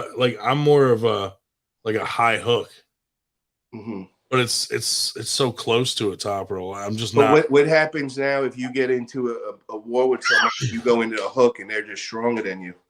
You gotta have your next move's got to be going for a top roll. Yeah, and that's what Bob Brown said about me that he liked. He goes, anytime somebody would give you a problem, he goes, you would go and just transition to something else so quick. And he goes, they might pin you the first time, but the next time you would try a different angle at it. He goes, I've never seen anybody so early in the game doing that. He's like, you really know how to attack different angles. And that's where I would get, I might lose to somebody going inside, but then I would go and hit outside and have a different, take control of them, and be able to beat them like that. Yeah, that's good. See, from working with those guys, and you probably feel the same way working with Bob, I've learned a lot, and I have a lot of the knowledge in my head, but I haven't been strong enough to do some of the stuff they're asking me to do. You know what I mean? Yes. They're So like, that's oh, what happened with me and Travis. I'm like, I can't. I'm trying. You know. When I was with Travis, bro, all that time he would be showing me the shit, but I could never get in those positions. Right. It would take my hand, so it did nothing. But now I am stronger, and he's the one that made me to where I am today. Just remembering everything being around him in the past. Yeah. It was just hearing the same shit over and over. Now I could apply it on the table, and it all makes sense. That's why when Bob was seeing me, he couldn't believe it. He's like, "Holy shit, you already know all this!" Like. You know, and it was all just hearing the same thing over and over from Travis all those years. Yeah, that's why I'm glad I got to start out with those guys. For you real. know, they're super technical, you know. Bro, that guy Steve Walker, man, like that dude is, you know, I watched him from the second I started the sport. He got my attention, and I think it was with his daughter. You know, I'd see him in the corner screaming and he's like, what he's telling her is changing the match because, you know, she'll be stuck in a position and he yells something and the next thing she wins and you're like, yo. Bro, like I said, they got names for everything. So he'll be like, pop the weasel, and she knows what to do, you know? Yes, that's it. Boom, she's fucking suddenly winning, you know? Well, so now I know the secret code. So if I hear pop the weasel when I'm arm wrestling you, I know something's about to happen. like Bob was showing you when he straightens out his wrist and then comes out sideways, like the can opener. Yeah. They call that the pop the weasel. So wow. Like they have names for like all these moves and they all know them. And it's like, so like when they're coaching like that or from the corner, they can just yell shit out and no one knows what the fuck they're talking about. That's what me and Bob did that first day. We linked up with all the words and we went over it, and I made sure to like understand his terminology. I was like, I need to know what you call, because a lot of things he calls certain moves, other people would consider it something else. Yeah. His full hand top roll, everybody else calls a high hook. Right. You know, there was a couple of things where, you know, some guys think back pressure is just this, and some think it's a fucking lat drag, you know, like well, he calls that suck down. Yeah. Sucking down. So, you know, when somebody's posting real high, he's telling you to suck down. Yeah. You know what I mean? So it's cool. And all those guys do that. Like they got names for everything. So when you're on the table, your opponent has no fucking idea what he's yelling out because he's like, pop the weasel. And you're like, what the fuck is that? Like that's brilliant fucking as a team, like to have that, you know, that's cool. Well, you know what, bro? Arizona is right next to Utah. I'm going to have Bob Brown in my corner, man. So I got James Reed. I got Bob Brown. I'm going to have the whole crew, bro. That sounds like a setup, Ryan. Sounds more like Ryan's going to have Tim Bresnan. Be there. Yeah. And it sounds like I'm about to get jumped, not fucking arm wrestling. Ryan, you got to have Tim Bresnan and Tom Nelson there. Yeah, there you go, man. There you go. That'd be funny. Hell yeah, man. I haven't heard much from Tim yet. I always poking things at him. I'm waiting for like him to go crazy talking shit, making a video or something. I saw you put up his playing card. Yeah, I had to throw a little something at him. I couldn't be too nice to him, you know. That was good. Are you bringing your playing cards to High Five with some signatures? Yeah, definitely. I was thinking about doing that. 100%, bro. Yeah. I got to start mailing them out or something. I got to start figuring out how to get everybody's, autograph. I mean, Ryan, you got to get Paul to sign his. Yeah, 100%, bro. Hell yeah. Yeah, that's pretty cool. He's just going to write, fuck that guy. Yeah, fuck that guy. I couldn't believe when they told me, when he hit me up and he asked me to do that when he was doing the card. I was like, are you serious right now? I didn't even ask like what picture or anything. I was just like, yeah, I'm down. Fucking right, bro. Yeah, I told That's my girl, really cool. He's like, well, did you ask what picture? I was like, oh shit, I didn't even like think that. I just was happy and just said, yeah. What if he had put the picture of our cardboard cutout on it? I know, right? I could have been like you were like, God damn it, with me or something. Yeah. That's cool though, man. That's like You know, I did not expect that at all. That was crazy. Yeah, but you made enough of a name of yourself that people right? recognize you and shit. So that's awesome. Hell yeah, man. Man, last Winter Blast, we didn't do much. We didn't do anything with your cutout last time, but during the Friday night before, we just had him standing like in the room we were going to be in. Yeah. Everybody broke their neck like, oh my God, I thought he was here. Like, we had everybody fucked up. It was so funny. Like, if you set it up in a room straight on, it looked like fucking real. And the pose you're doing, you're just like standing there like this, so just kind of waiting. Like, you could see People probably really thought I was there. Bro, people would walk in and look, and then you could see the wheels spinning. Like, is that real? Yo, you guys just gave me the best idea.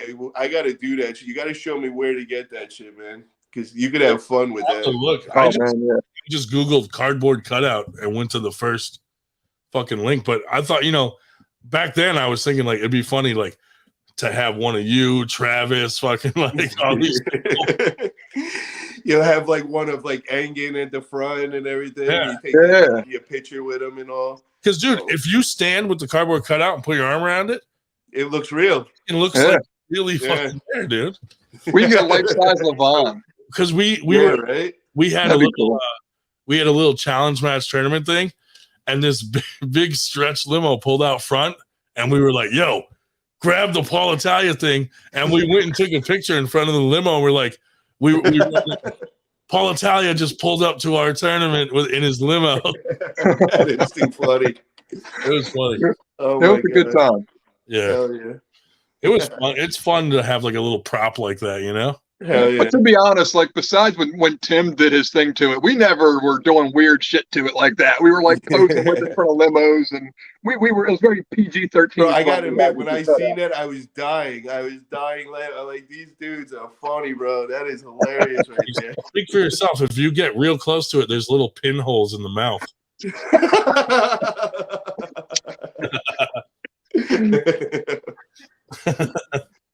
I arm wrestled with you once. I had hit with Damien beat me, but we had you in the round robin. I got behind the cutout and put my arm through and lost. That is good, man. That was a good one. Who could we make one of that would be fucking hilarious? Like fucking like John Dabo or who else could be a good one? Barry Bourne. Barry Bourne, of course. Yeah. Wouldn't be much fun to have. Who's that? Chris Gobby. Yeah. Yeah. Chris How about Robin Chandler?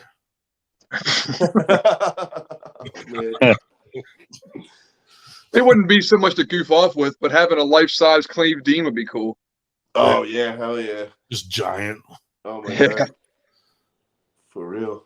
Gary Roberts. There we go. I was just gonna say that. There we go. Think Gary's ever gonna come back? I hope. I don't know though. I don't know. It's all Ryan Bowen's fault. Yeah, that motherfucker. Yeah. You should do a David Tomes cutout. Dude, when he blew the chalk in my face, I sued him. Yeah. He can't afford to come back now. He scratched my retina. He gets crazy. That guy is nuts, bro. That is like for real. Yeah. He did that a few times to us, man. You can't. There's no stopping him. When he gets into that mode, there's no stopping him. Dude, I did not expect him to jump over that fucking table. I did. I've seen him shit. in action, bro. He's crazy. Yeah, that was funny, dude. And then when he blew the chalk in my face, I was like, "Oh, this is awful." Yeah, when he was going after Barry Bourne, bro, this shit was the craziest thing I've ever. Like, I'm talking like this was like real. This was not like an act. This was like him showing up that Friday night. It was like 2:00 in the morning. We're at like a bar the night before the big event. That was when they pulled that whole Michael Todd and Travis when they were going to arm wrestle and all. Oh, so what a night. Oh my God. And all of a sudden I turn around and after all that just happened and we're all pissed over that. And then all of a sudden Gary comes in the back door and running in. And I'm talking, there's a couple hundred people in this like back part of the bar. And we have an arm wrestling table set up. And we got all people that aren't arm wrestlers there. And Gary runs in with a backpack on, a camera, and boxing gloves on. And he's like, "Where's Barry?" I'm like, what the fuck? And we're hanging out with the owners of the place. It's Travis's friend. So they look at me and they're like, who is that? I'm like, oh, don't worry. It's our boy. He's just joking around right now. So I'm just like, Barry, stop, bro. You're scaring these people. And he's going, where's Barry? I'm not playing, Paulie. Get the fuck out of my way. Oh, and I turn around and I look at the owner. I was like, yo, I can't control him right now. You got to get Travis right now, bro. I don't know. You got to get security. Barry was just sitting there and he's up against the wall and he's just like, he didn't know what to do. He was like shell shocked, bro. He was like, he didn't want nothing of it because Gary looked crazy, bro. That's hilarious, bro. Yeah, bro. And so that was the night before. And then he pulled it the next day at the convention center and got us kicked out of the convention center. They don't ever want us back and everything. They were about to call the cops on us. Oh my God. And then I got caught on camera fucking I got mad. So I'm like, Gary, I'm ready to kill Gary right now. So I go over to Barry and I'm just like, yo, I'll pay your fucking bail money. Just fucking knock this dude out and get out of here. So fucking Stephanie's like, I got that on video. I heard that. I'm like, oh no. Of course that was Stephanie Spencer. Where's she been, by the way? I don't know, man. I think she's still she's still arm wrestling. I think she does her thing with the ladies arm wrestling and all. She does her thing, all right. You got a vagina infection from the carrots. I have no idea. I haven't talked to her in a very long time or whatever. But I know she come on here every once in a while. We haven't seen daughter and all that, man. Bro, the first time she came on here, right? She tells us a story about how she put a bunch of carrots in her vagina and she was dancing on stage and feeding them to the men. And then the next time she came on, of course, all of our backgrounds were fucking carrots and shit. And she was like, she goes, I don't want to come on here anymore. You guys don't respect me as an arm wrestler. And I'm like, well, why did you tell us that fucking story? Like, you don't tell a story about your hoe days and then think we're gonna respect you. I just remember that one day I got a phone call and she goes, I'm going on their show and I'm telling on everybody. I'm letting everybody know who I slept with and there's going to be a lot. I'm like, wait, what? I'm like, don't do that. Bro, she had a Facebook and the only people that were friends on it were people she slept with. And she like linked me to it. And I'm looking at the friends list of who we have in common. And I'm like looking at the names and I'm like, oh my God. Because then she told me, she's like, those are the guys I fucked. And I was like, that's a hell of a list in the community. I'm like, I'm not even going to talk about that. Like that shit is fucking, that's how you ruin yourself. But I got to admit, she's a lot of fun when we hang out and like, at all the events. She would make it like so fun to be around, like just the stories and the things that would go on and everything. It would be entertaining. Like we were hanging out there at that the Barry Bourne event in West Virginia. Yeah. When she was there. She was a good time. I would have missed her at all those events. You know what I mean? I met her at the Brzezinski versus Shaw. Wait, say again? I met her at Brzezinski versus Chance Shaw. Oh, yeah. Okay. That's where I met you for the first time, I think. Yeah, I think so. I remember that one night when we were at I think it was the one that you were talking about, West Virginia, and she went after Barry and everything, and that was the funniest thing. Like I remember her just ripping Barry's shirt open, and Barry was like scared, like it was like a little kid, like oh no, like I'm fucked. She drives for like Uber food or whatever, like fucking Uber Eats, DoorDash kind of thing. Yeah. And she'll be on the podcast driving around delivering food, and we're like trying to get her to eat the people's food and shit. I love it. Oh shit! Nashville arm wrestling since you hurt her bicep. She Oh told yeah, you know what? That's what happened. That's why she hasn't been around. I remember. Yeah, I did see that. We kind of stopped talking to her because she kind of like she started to say something like someone raped her on our podcast, and I was like, I booted her because I'm like, I do remember that. Have her say that on a fucking live on our show. I was like, no. Yeah, I heard about that rumor. I was like, Jesus Christ, dude. Yeah, I heard about that shit. I didn't want her to say that shit on our podcast, you know? Yeah. And if something like that really did happen, she should go and handle it the right way, you know? Exactly. This ain't the place for that. Don't say it on a podcast. Yeah, not on the internet.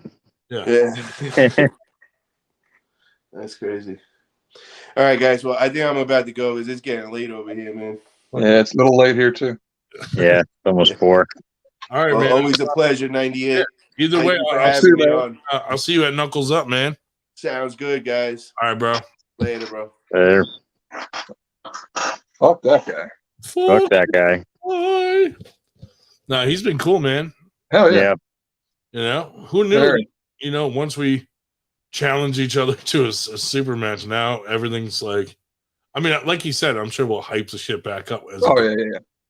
But even that's going to be fun. But dude, this is half the reason I was so upset about the feud with us, because I knew how much fun it could be. Yeah. I knew we got along. We were more alike than we thought. Like I knew it would be good. I've had some good conversations with him, and he's like giving me advice on like fucking working out, dieting, all kinds of different things. Yeah. You know, so that, I mean, that's pretty cool. You got to give him respect for just being a cool dude, you know? Absolutely. Yeah, even before the real fallout, like when we were kind of just goofy memeing, like I would talk to him a lot and it was always good, and we talk about real shit, and he made sense, and it's always been good. But, it got hyped up like because me and you were doing kind of memes with him, but then having like Chuck Bardo and Dan Bound like really troll him. Yeah, because we trolled him for the fun things. They trolled him for like his livelihood and his personality and all. Like it was too much. It was too much. That's what amped it up. Where he got fucking mad at me and you, when really we were just doing like really harmless memes. But victim of the company we kept. You know what I mean? Guilty by association. And those guys are fucking. Well, Chuck is gone now, so fuck that guy. Dan's he's still a good dude. Still around, yeah, still like that. Start arm wrestling again because he's strong as fuck. Yeah. Sure. I mean, Dan always went pretty hard at Paul, and especially that Devon Sagadash Lair went crazy. Like when he came back, because he took a hiatus for a while. Yeah. And he came back like gone for, I don't know if it was for shock value or what, but it was just like shit that made me cringe. Paul thought that guy was one of us. Yeah, I think he really did. So that kind of fucked things up. But yeah, that was a big part of it too. But hey, it's all solved now, man. We got it all figured out. Yes, all things are as they should be. I'm looking forward to gripping up with him because, you know, I know he's going to be strong. I can just tell by the way he's arm wrestling people, like he's probably stronger than me. You know what I mean? But yeah, you know, I feel like if I grip up with him at Knuckles Up, I'll be able to tell how big of a gap that is and whether I can close that in the 4 months leading up to it. Yeah. You know, I mean, I might be able to somewhat close it up, but if he's leagues ahead of me strength-wise, it'll be a lot harder to do in 4 months. You know what I mean? At least you'll have a direction to train for. Yeah, exactly. So maybe it won't be as much of a flash pin. That's right. Train for the stop. I'm training for a slow pin, not just getting flashed. Right.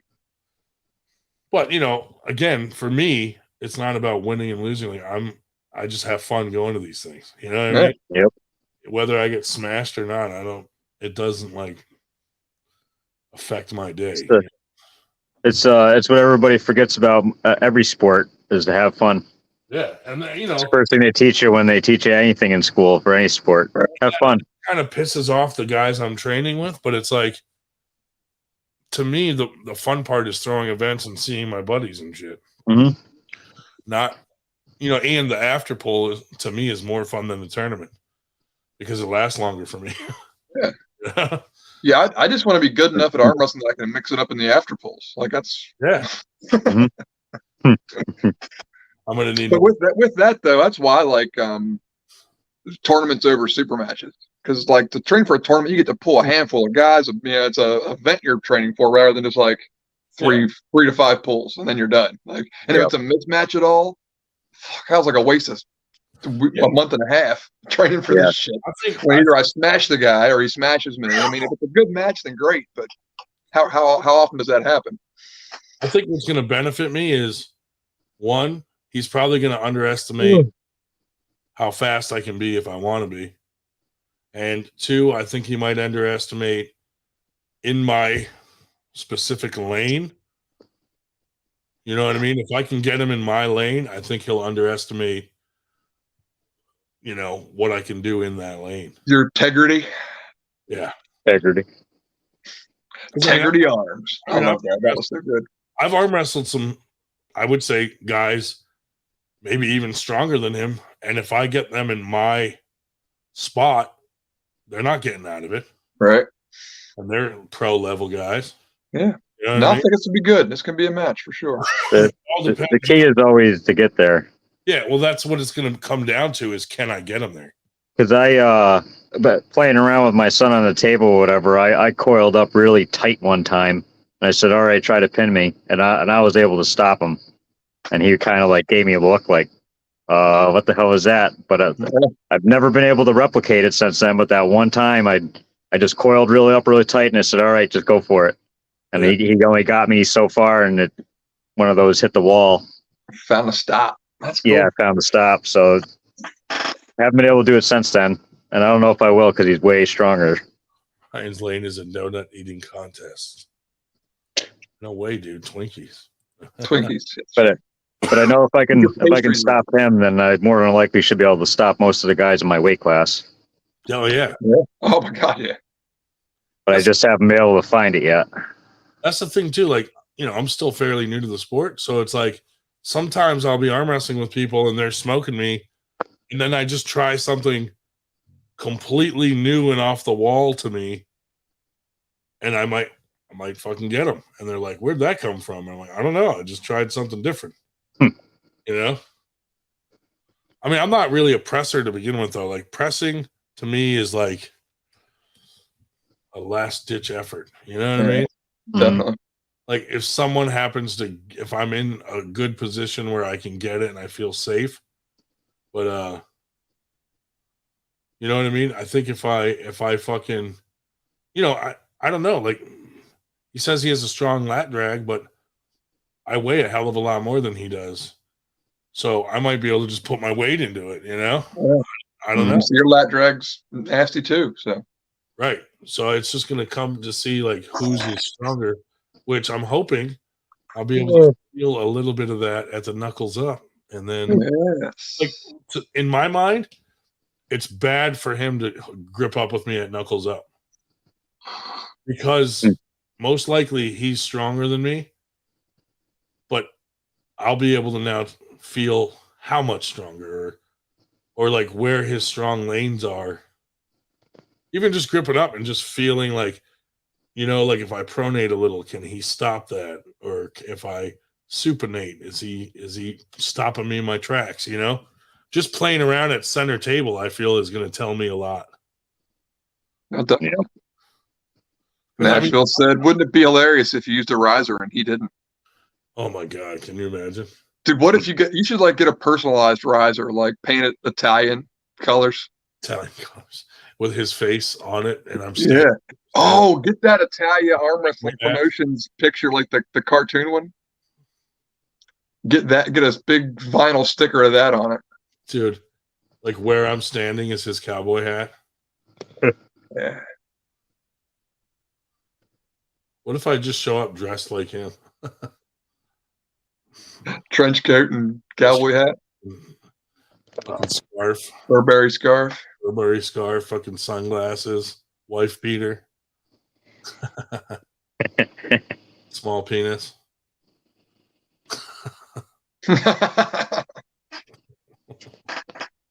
Oh man. You don't gotta dress up too much for that one, huh?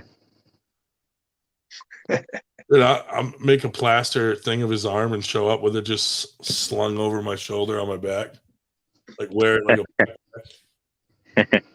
Is that what you guys are going to do? You're going to get like a cast that you can make a mold out of each other your arms? Whoever loses? Whoever loses, the other guy gets the loser's a mold of their arm. Oh, yeah. That's awesome. I can't wait.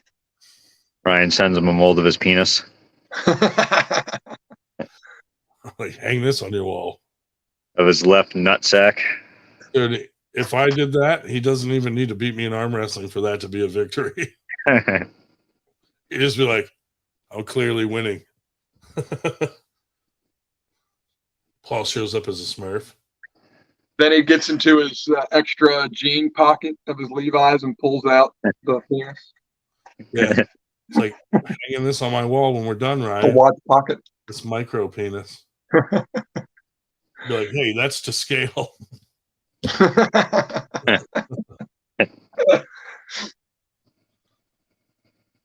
We'll see what happens. Well, we are past the 7.5 hour mark. I'm going to call it, boys. This was a lot of fun. Shit, Yeah, dude. I hear you. My phone's about to die. I did not want to stay on this late. Fucking A. You guys didn't let I know me. I got to get up in a couple hours. You didn't let me Oh. nap, dude. That's bullshit. Paul made it fun.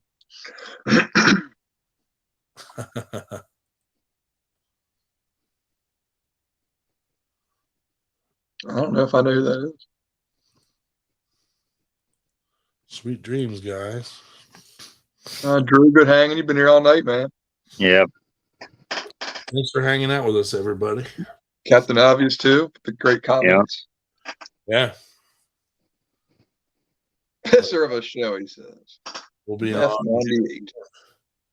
We should pick another night to come on and do something different. You know? Bring back the interviews or something. You know what we could do? Carolyn Looms had the idea to replay the live, like from the tournament, even if it's and do a premiere and like have it so it plays live and you have a what's it called? Have the chat running. Chat about it. Yeah. Or even we could go live over top of it and play it while we sit here off to the side and talk shit about it. We could do that. Like on through StreamYard. Commentary on our own shit. Yeah. Look at this weak bitch. Bro, those fucking Georgian motherfuckers were fucking legit, dude. Dado, or is that his name? That's a young one. The one, yeah. I'm not sure, but the older one, fucking A, dude. He was going back and forth with Walker, and the dude's only 195. I'm like, damn. Yeah. Yeah, Drew says set a premiere a day ahead then. If we do that, that'd be good. Yeah, we could do that.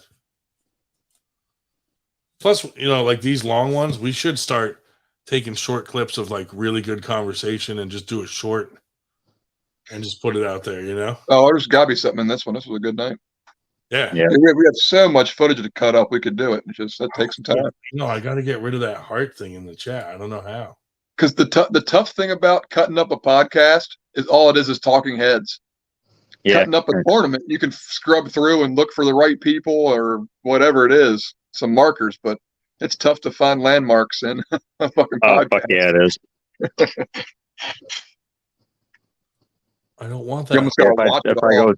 If I go back through and try to find something funny that I can't remember quite what we said, I guess I'm watching this whole thing. Yeah. At least half an hour of it to get to that one spot, you know. You might get close. Yeah, that's about what we were talking about. Yeah. Then you find out that was 2 hours. Again, we rehashed the same topic. Then you find out that you were like 5 minutes off. Yeah. And you listen to it for an hour, and then you're like, wait a second. Oh, no, we're past this now. Yeah. Then it's no fun cutting up a podcast, that's for sure. Man, we had a good bunch of people on from early on, you know? Yeah. Ed until he went to bed, and then, you know, Ed came on, you know, Shubich. I was tuning in and kind of working, so I didn't jump on as quick as I probably could have, but there was a bunch of people on, so it seemed good. Yeah. I mean, sometimes I come on and like no one comes on for like an hour, and I'm like, fucking, what am I going to go live alone, you know? Right. Hi, guys. Tonight's topic is masturbation again. You know, what am I going to say, dude? We're going to talk about Gold Bond. Captain Obvious, I barely remember Dave Shell talking about his massive areolas 5 hours ago. That's hilarious. But all right, well, I'm gonna end the live. Yeah. Catch you guys later. Later. Boom.